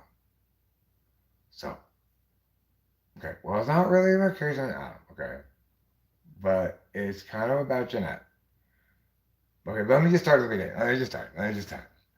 And like I enjoyed that shit for a while, but I got tired of it.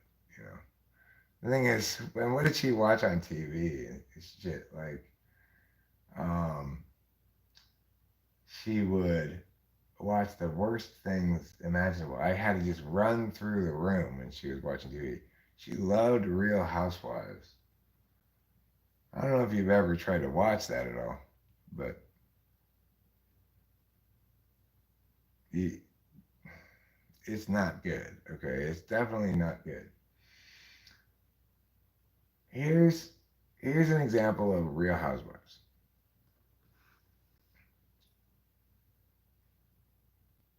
She thinks she's gonna come over to my house and talk to my man like that.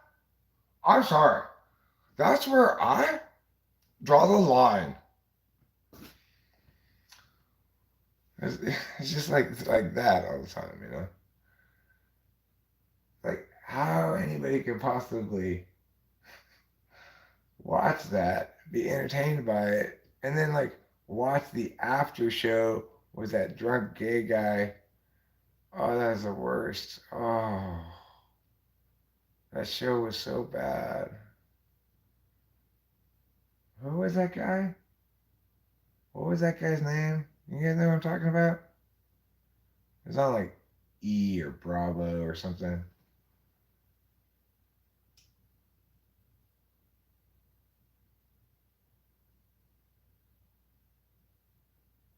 Anyway, Andy Cohen. Andy Cohen. That was his name.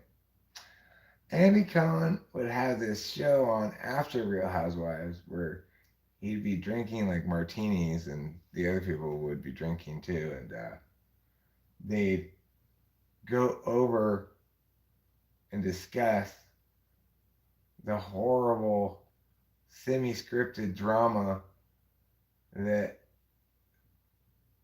presumably people had endured in the preceding hour. It was like you just ate a shit sandwich and now you want to have a panel discussion about how good it was? I don't know. Anyway, she liked that kind of TV show. Um, I didn't like that kind of TV show, needless to say. So we didn't watch a lot of TV together. That's fine. You don't need to watch TV together. It's fine to have different taste in TV shows, watch TV in separate rooms, whatever. But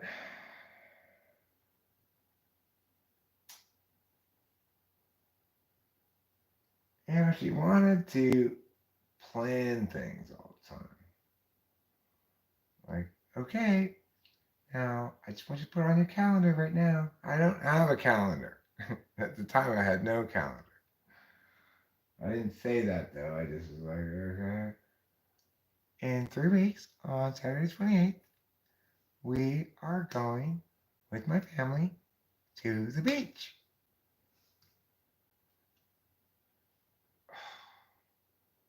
I hate the beach. Listen, honey, it's just one day. You can do this for me, okay? I don't ask much.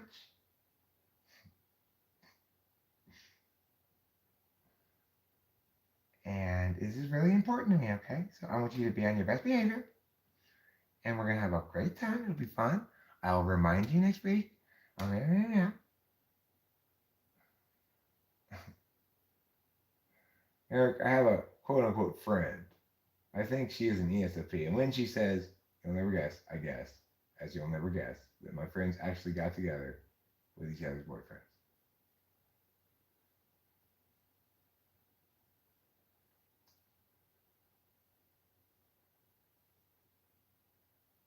You will never guess this, I guess.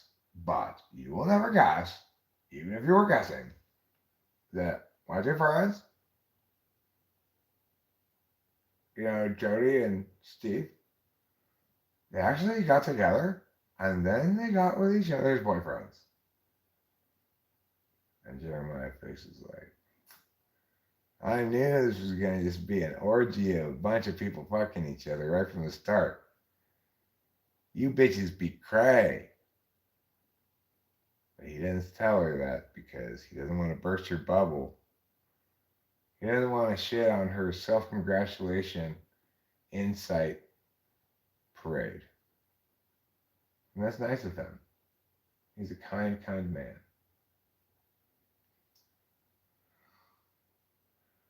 And then people with TE high in the stack can find it hard to chat and can tend to provide solutions to problems that people would prefer to ignore. Like, um, I'm leaving this thing outside. Son, we're scheduled to get some rain tonight. You might want to move that inside. I don't want to be informed about something that requires me to do something. Just let me ruin my thing in ignorance.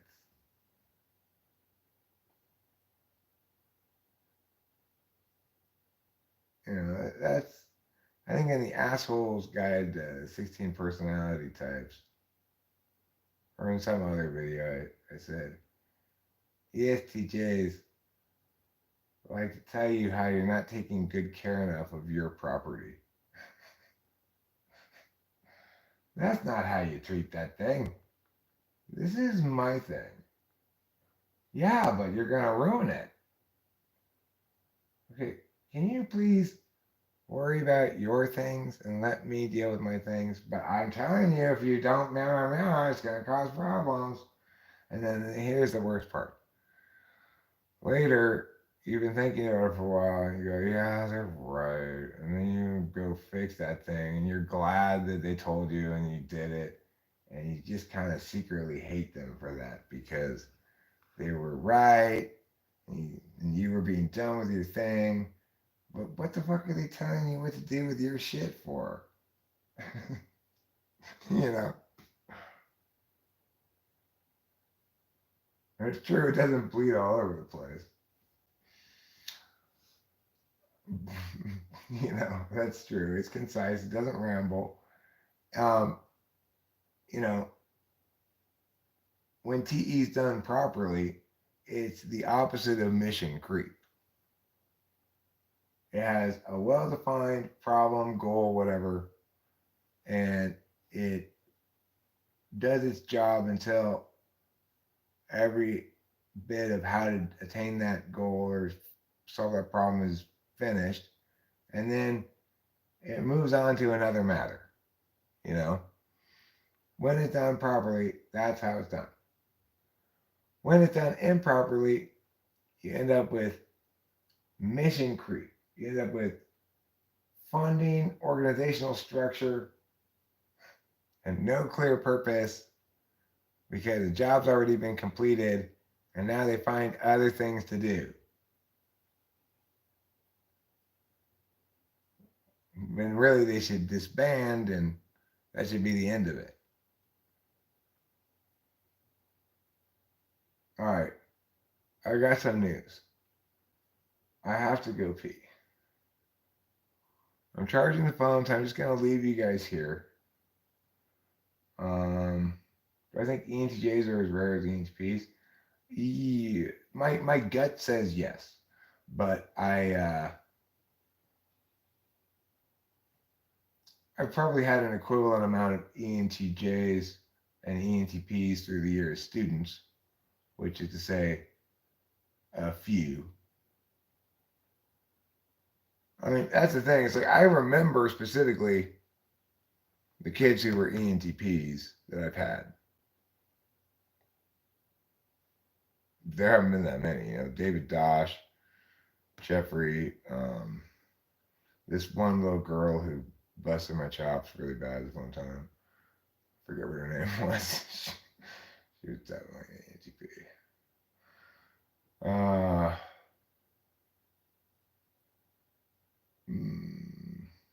Who else read as an ENTP? Oh,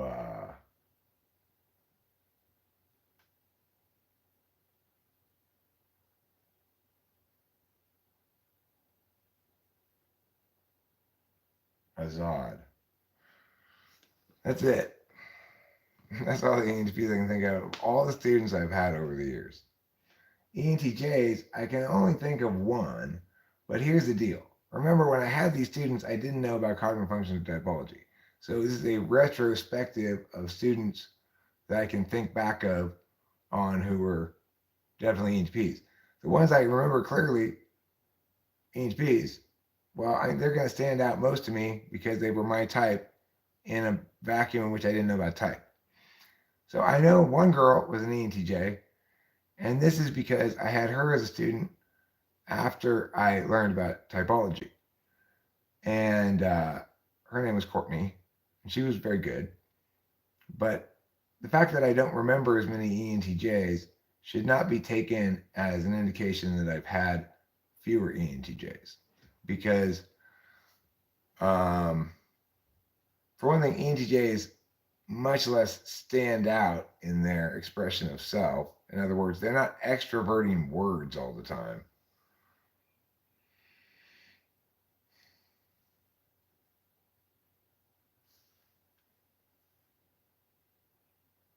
All right, I will, Boba Fett.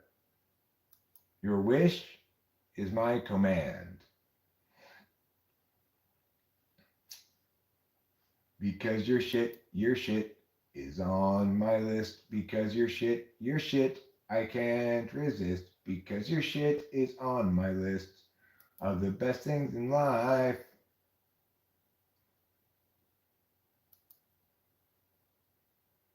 Let's play this one. But let's start on this one.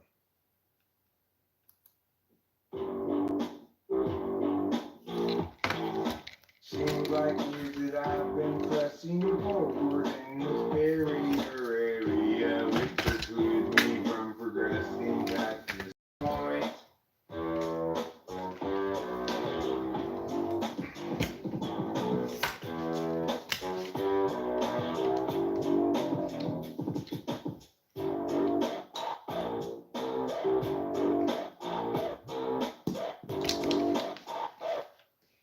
Every time I step on that, I learn just a little I know about what.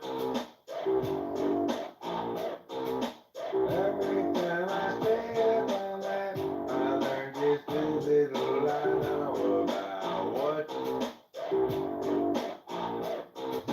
Seems like years that I've been pressing forward in this barrier area, which precludes me from progressing past this point.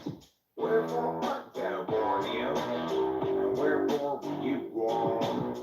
What for did you get thorns, though? Did you have another fight with mom? When so forth cometh that, and whosoever is that on its back. Every time I step on that, I learn just a little I know about what paranormal stuff. Every time I step on that, I learn just a little I know about what paranormal stuff. Every time I step on that, I learn just a little I know about paranormal stuff. He's Gregory in disguise.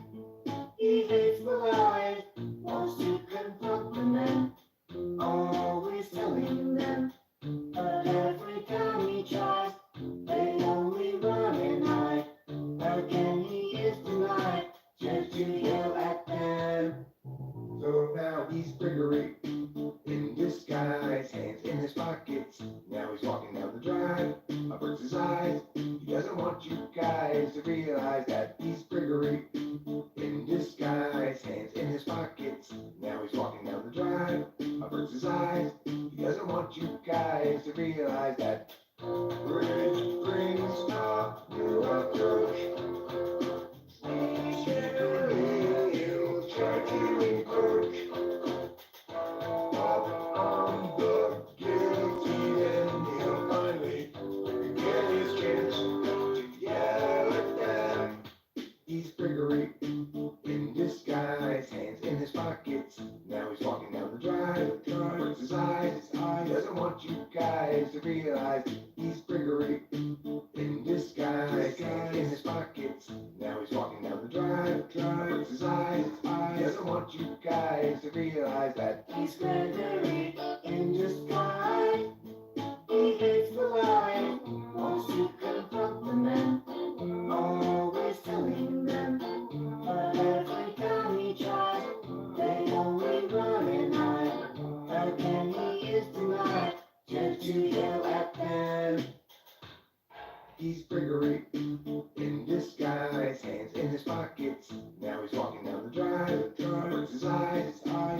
want you guys to realize he's Gregory in disguise. In his pockets, now he's walking down the drive. It's his eyes. Doesn't want you guys to realize he's Gregory in disguise. Hands in his pockets, now he's walking down the drive. It's his eyes. Doesn't want you guys to realize he's Gregory in disguise. Hands in his pockets, now he's walking down the drive. He's Gregory. Yelling and kicking, stabbing everyone, killing and robbing, donating blood, running over everything that goes in the road.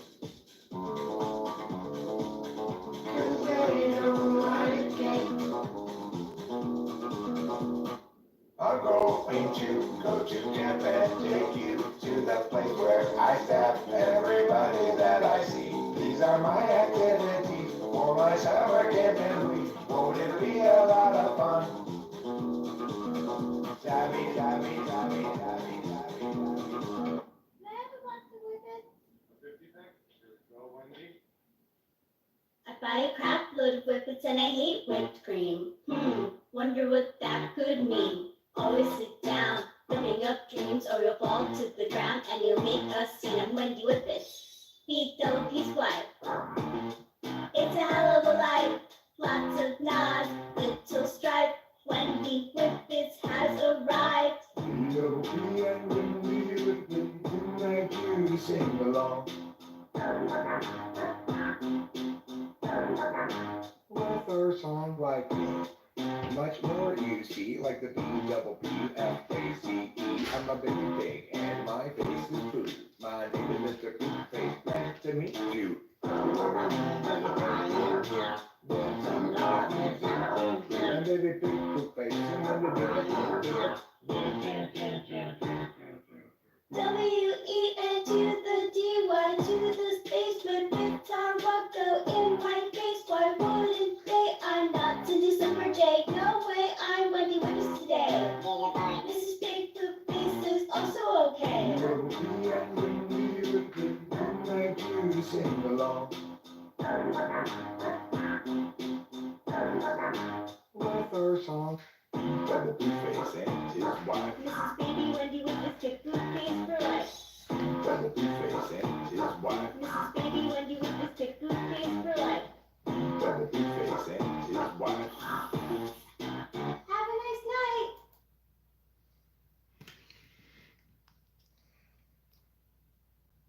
Why, hello. Did you miss me? I was going poo. I sat down to pee and then I realized, hey, I've got a little something extra for you, toilet. You thought you were just getting liquids today in this particular visit, but instead, I've got some solids for you. Well, that's understandable if we're going to leave. I'm actually going to leave myself very shortly. Relatively shortly. Not right this second, maybe, but...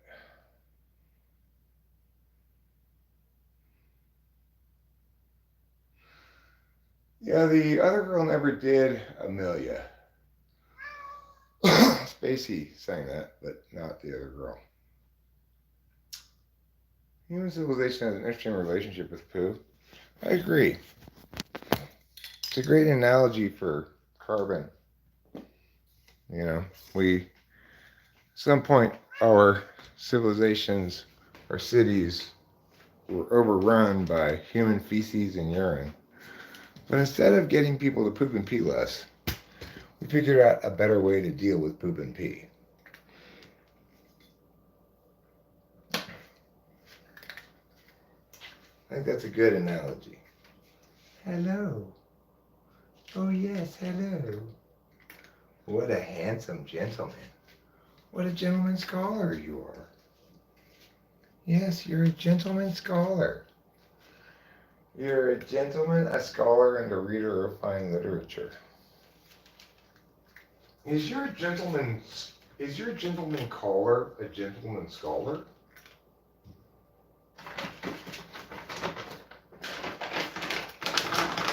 And way.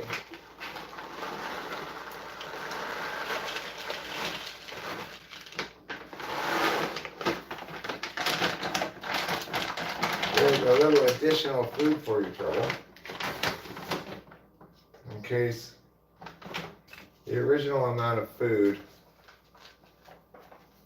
was not adequate.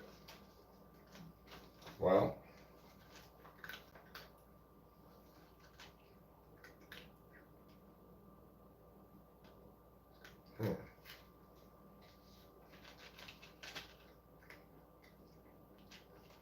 this is the paperwork that came with my carbon base amp. I should probably look at it a bit. It's got suggested settings, huh? I should definitely look at it a bit. Let's look at it. I need to get my glasses to look at it, though. I tell you what, Trouble, people will watch you eat while I get my glasses.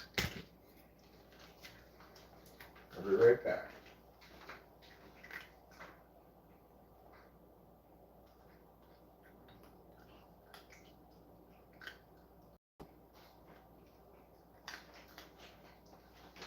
Yeah, that girl was a great singer. What was her name? It was Kimberly's niece. What was her name? She sings. Her best work is on. What's the matter with me? That's a great video too. She really looks. We both look like we're having a lot of fun making that video.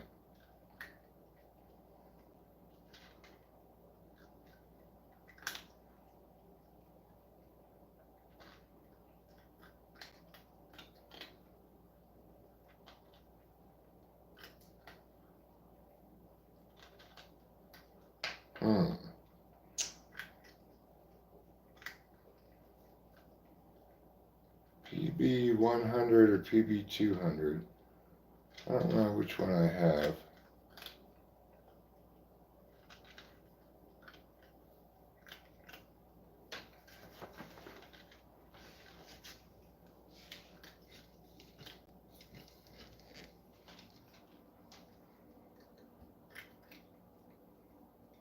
The line sends jack is the output of the preamp.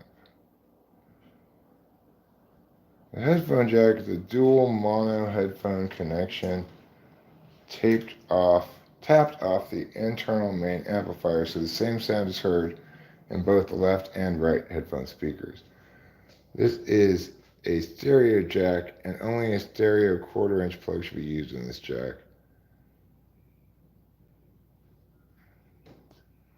When headphones are plugged in, the internal and external speakers are disconnected from the amplifier for convenience.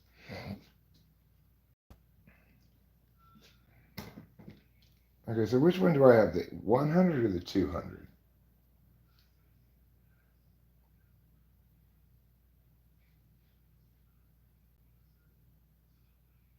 I think I have the 100.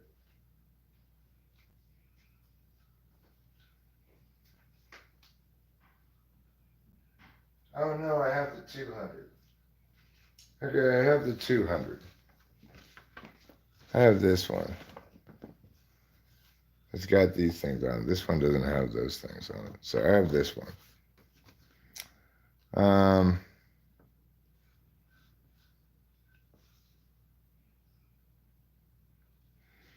Suggested settings. Standard finger. Bass at 0, gain at 0, frequency at 800. Treble at slightly below 0. Standard slap.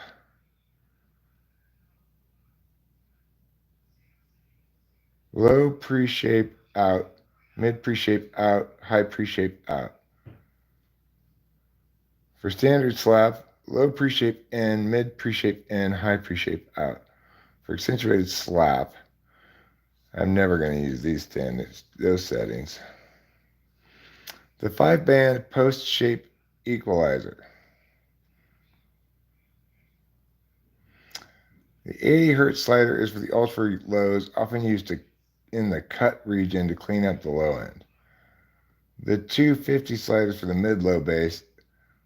The bass has a great deal of sound here, so this slider can change the sound dramatically. Slide it up and down to hear what you like.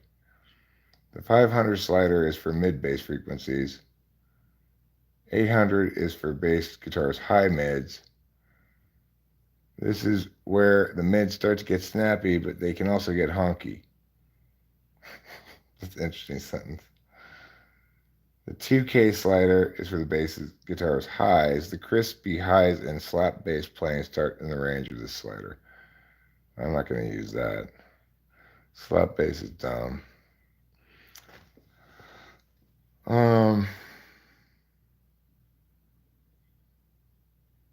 Line send jack is the output of the preamp. This jack, used in conjunction with the return jack, makes up the external effects loop. The line send jack is designed to put out the proper level for the input of an external effects processor or for the input of a mixing console when it is used as a line out in recording in live situations.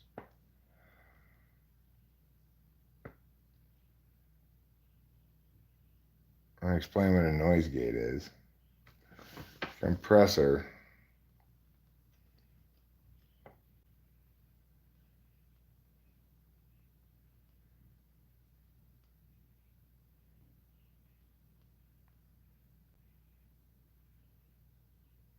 The maximum compression ratio is 3:1. The advantages of a compressor are to increase the overall level of playing and not have peaks or other sudden loud parts of the music to distort the amplifier. For example, forget slap bass. On the other hand, if the amplifier's volume was adjusted for these spikes, the rest of the notes would be too quiet to hear. Now, when the compressor is adjusted to where the indicator LED comes on when the spikes are present, the amplifier can be played louder and still handle the spikes without distortion.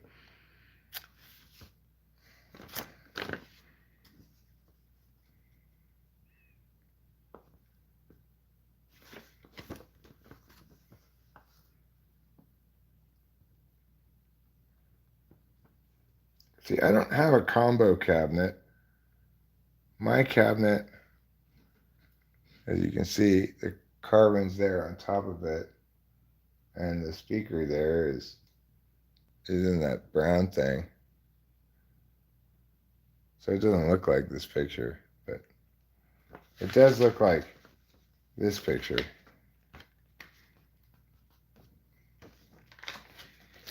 And that's my looking at this paperwork finally. Well, good for me.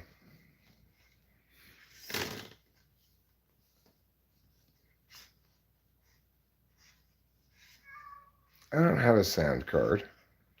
I don't know what you're talking about. I mean, I do have a sound card. I mean, I don't have a new sound card. I'm talking about my carbon bass amp, which is fun.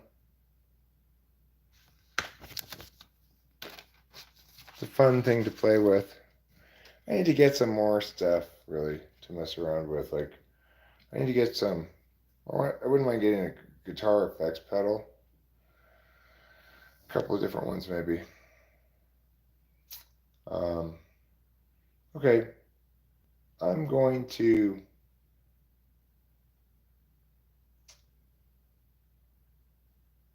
I do have a guitar inside to plug in. It's right here.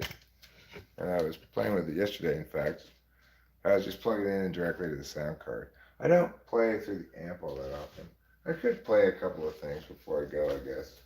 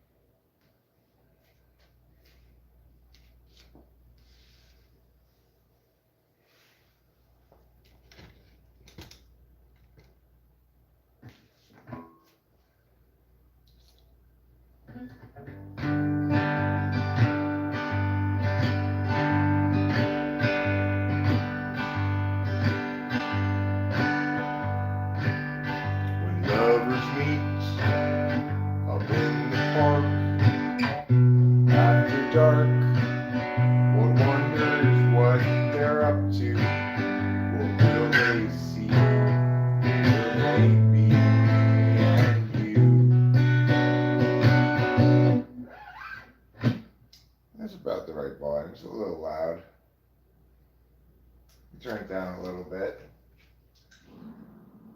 as per meow.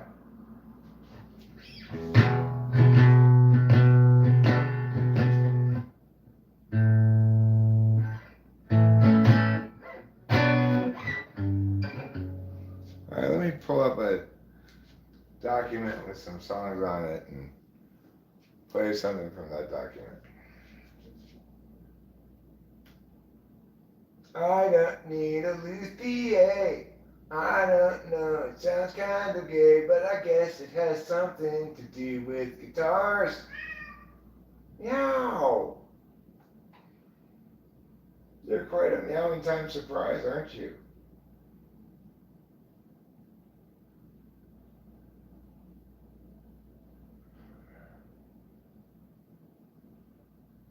Set list, Babette list.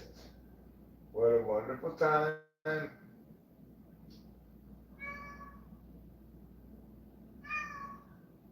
Meow.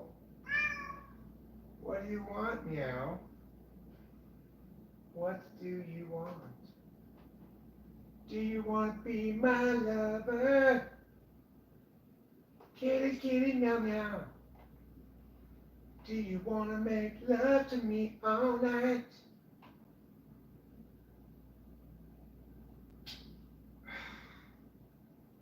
Salter bag. Salary fibers are jazz. There. Now we're cooking with gas.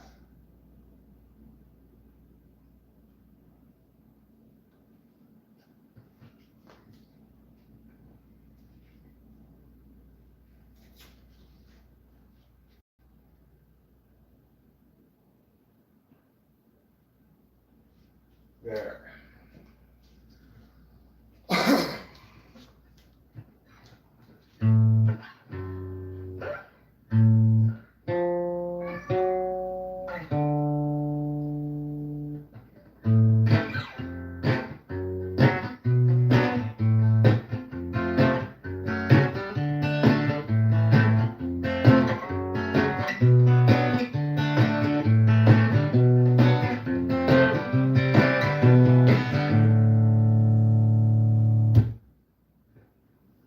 Santa Ana's from the east are blowing, driving down the mountain fire.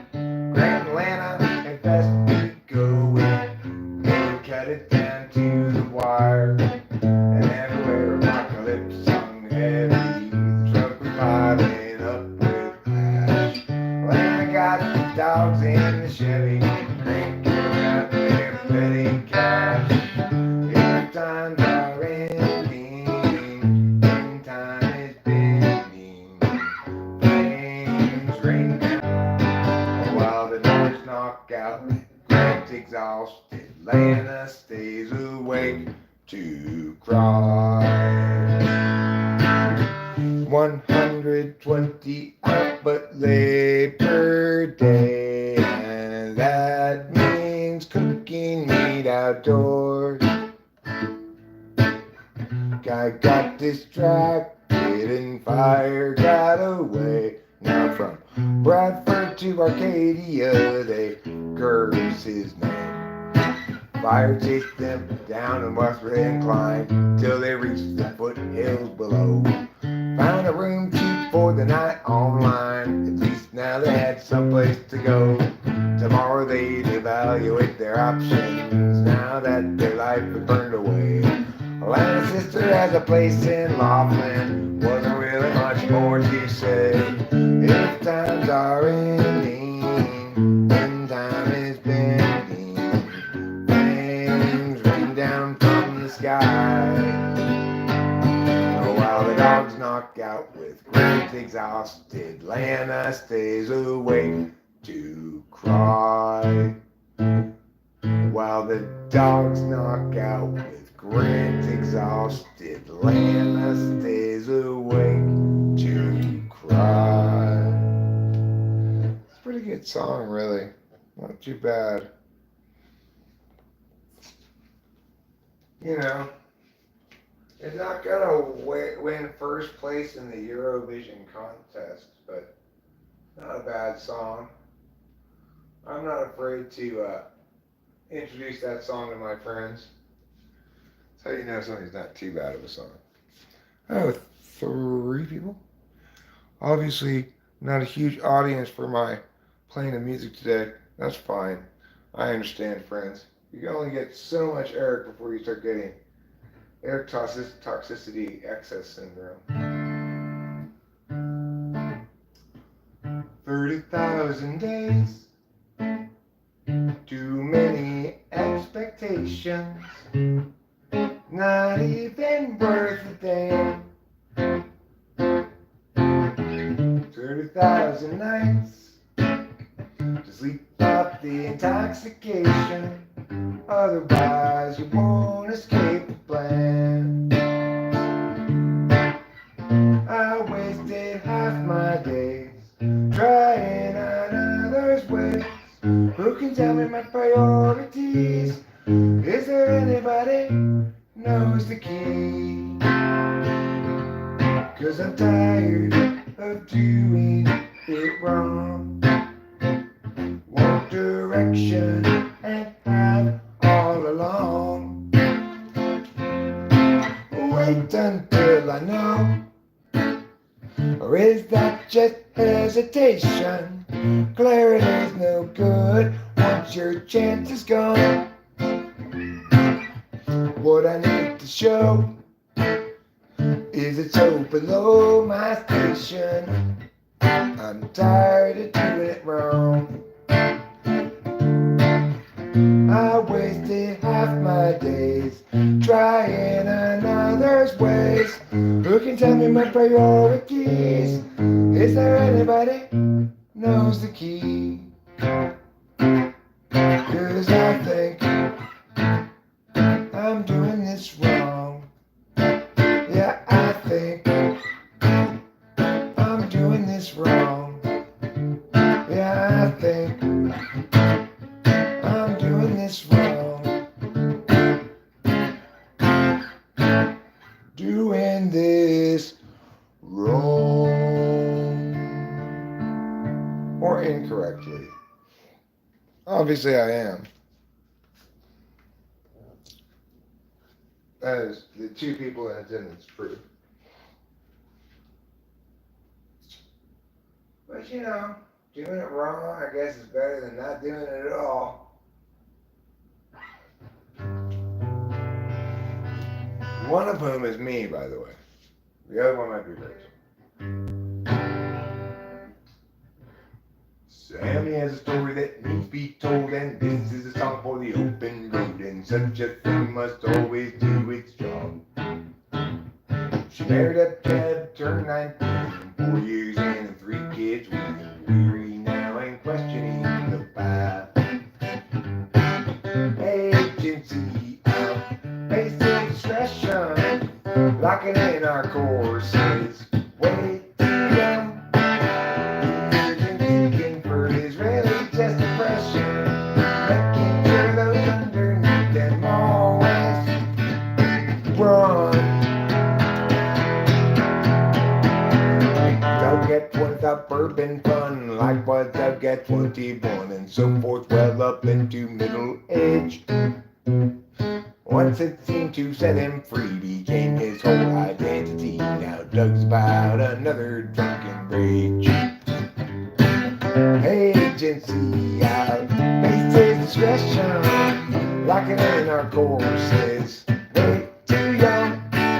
The agent's seeking for Israeli just depression. They offer you incentives, but they haven't got a thing that's fun. Everybody's panicked about the kids. Lock 'em up with extra dexedrine.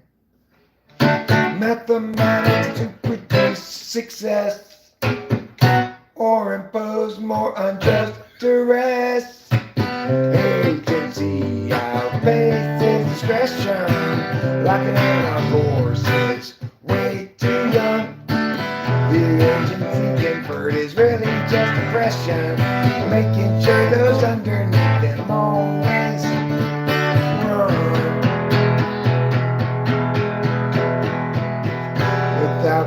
percent. It's really just depression by parasites surviving on their wages earned by lying. Well, they feed their fear of dying. Yeah, let's feed upon the futures of the young.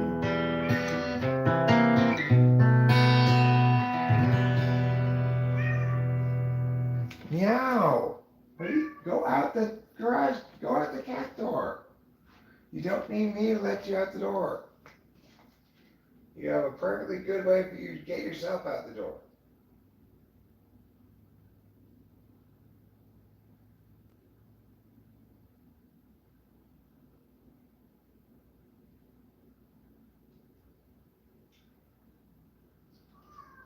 Meow. This cat of mine, I tell you.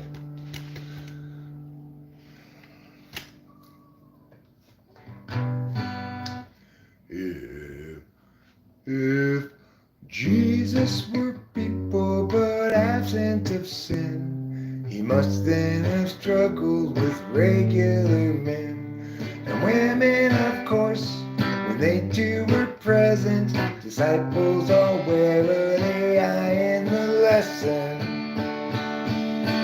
But people aren't Jesus once they're betrayed. Easy believing forever is lost. Maybe naivete is not to be saved, but the wise pay a terrible cost.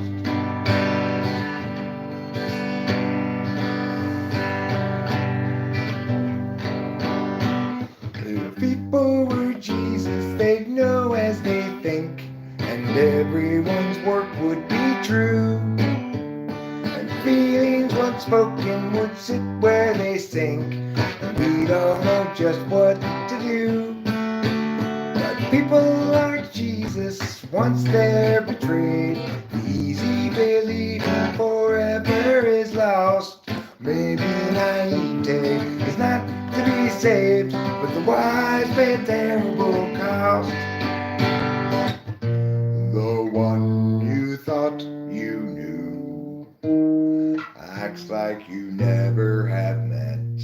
The life you made for two has faded into regret.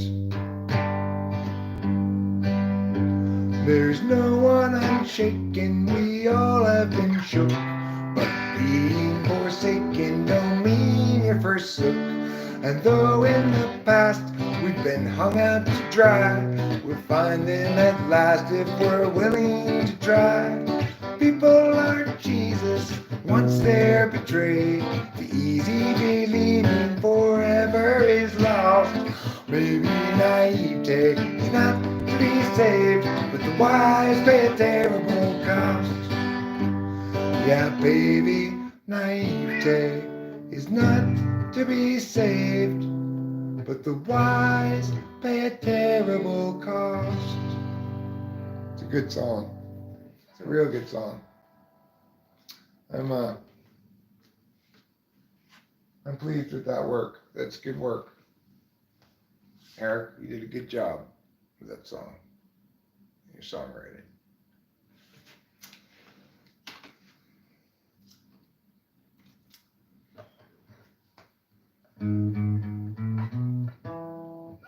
What's the matter with Chad? Is he terribly bad? Is he very like Dan? What a terrible man. Sorta like Jill, who can't pay her bill. Or rather like Jack, too stuck on the facts. What's the matter with Sue? Will she know what to do? They bring attitude and they show ingenuity. She talks about you whenever we go walking. What's the matter with Bryn? Is she living in sin? She's been hanging with Jim, who's looking terribly thin. What's the deal with Frank? Fish from my tank, he's colluding with you, and they're talking to Lou. What's wrong with the ladies? What's the matter with men? From the feelings of Katie to the coldness of skin. They talk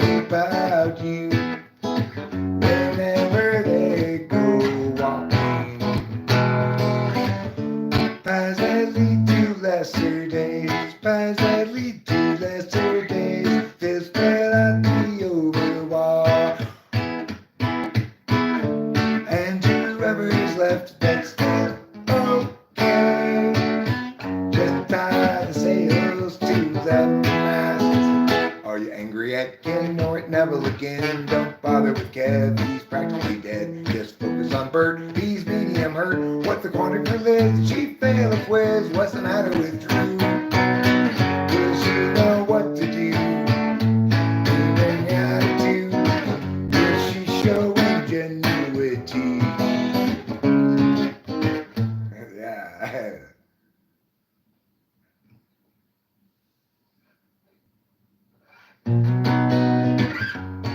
She talks about you whenever we go walking. Paths that lead to lesser days. They fell out the overwatered past. And whoever's left, it's still okay. Just tie the sails to the mast. 'Cause each of us is much and gravely sinned. Throw up the hands, stiffen the chin. Catastrophe looms heavy overhead again. Time's gone will never be again. A little wordy, but overall a good song.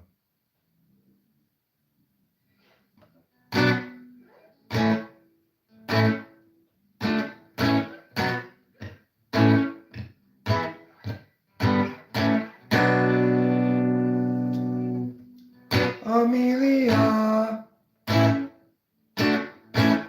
go from that place, take unto you the details of your grace. Amelia, when you rise up above, floating ahead and soaring like a dove, what will they say when they look at you, then moving sideways into space you're in? Inside long with your thirsty grin. Amelia, can't you see? You and I will never be. Amelia, yet you're still free. There's too much opportunity to leave out in the rain. Amelia, Amelia, come on you. Fair for sure, no matter what we do. Amelia, when you rise up above, floating ahead and soaring like a dove, what will they say when they look at you, then moving sideways into space you're in? They're inside long with your thirsty grin. Amelia, can't you see that you and I will never be? Amelia, yet you're still free. Well, too much opportunity to leave out in the rain. Too much opportunity to leave out in the rain. Too much opportunity to leave out in the rain. Amelia.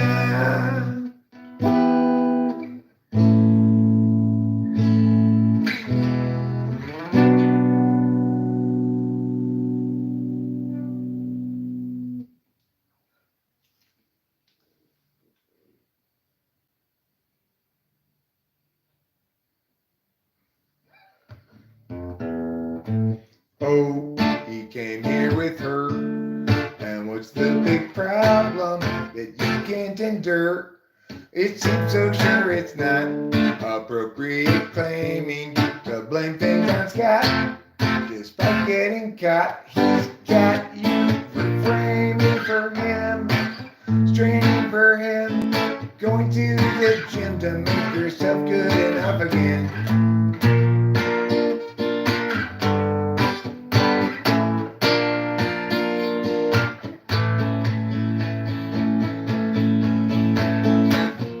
Yeah, you guys both have lots invested. That's not a reason to stay around. Through the years, you've both been tested. Time to move up, find higher ground.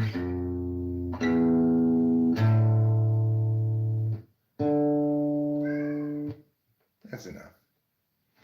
That's enough wasting everybody's time with my shenanigans. Not quite enough. I'm gonna play this now. I feel like playing this one. I feel like making gloves. Feel like making gloves with you. 'Cause baby, when my hands are cold now, I feel like gloves.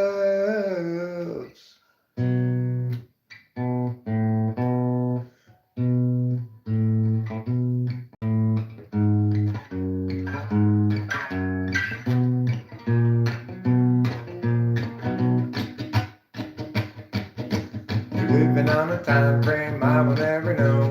Alienation and humanity's soul. Imagine you a future after the collapse, returning to the urgency of isolated past. You're picturing community free of metaphysics, and you're hunting buffalo as you're picking red delicious. Knowledge of the seasons, wisdom of old.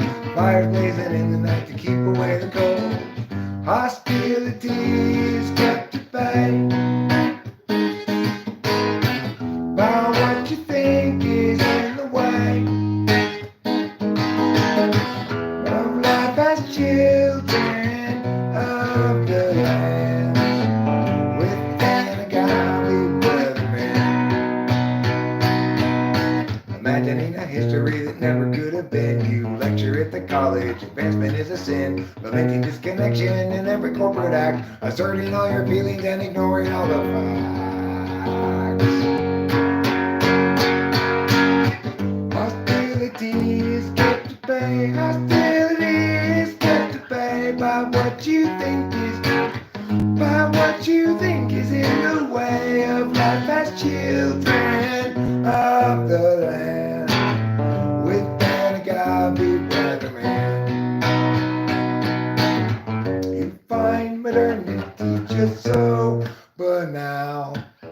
Wish you had been born any time but now, and your experience won't run afoul of exceptions you might allow.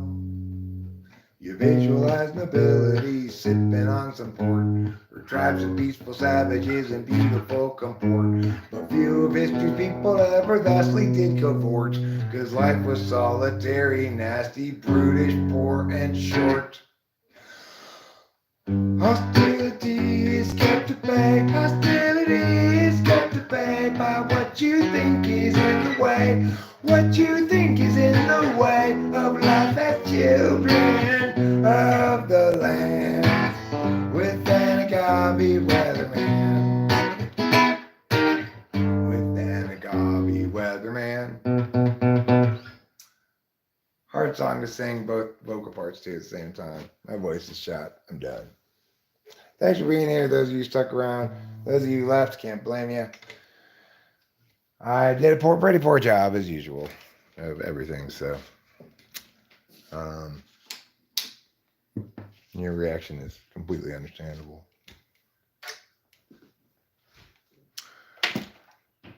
Anyway, I now bid you all fond adieu. Wish you the finest of Friday afternoons, and hope that you and yours have a very, very Merry Christmas.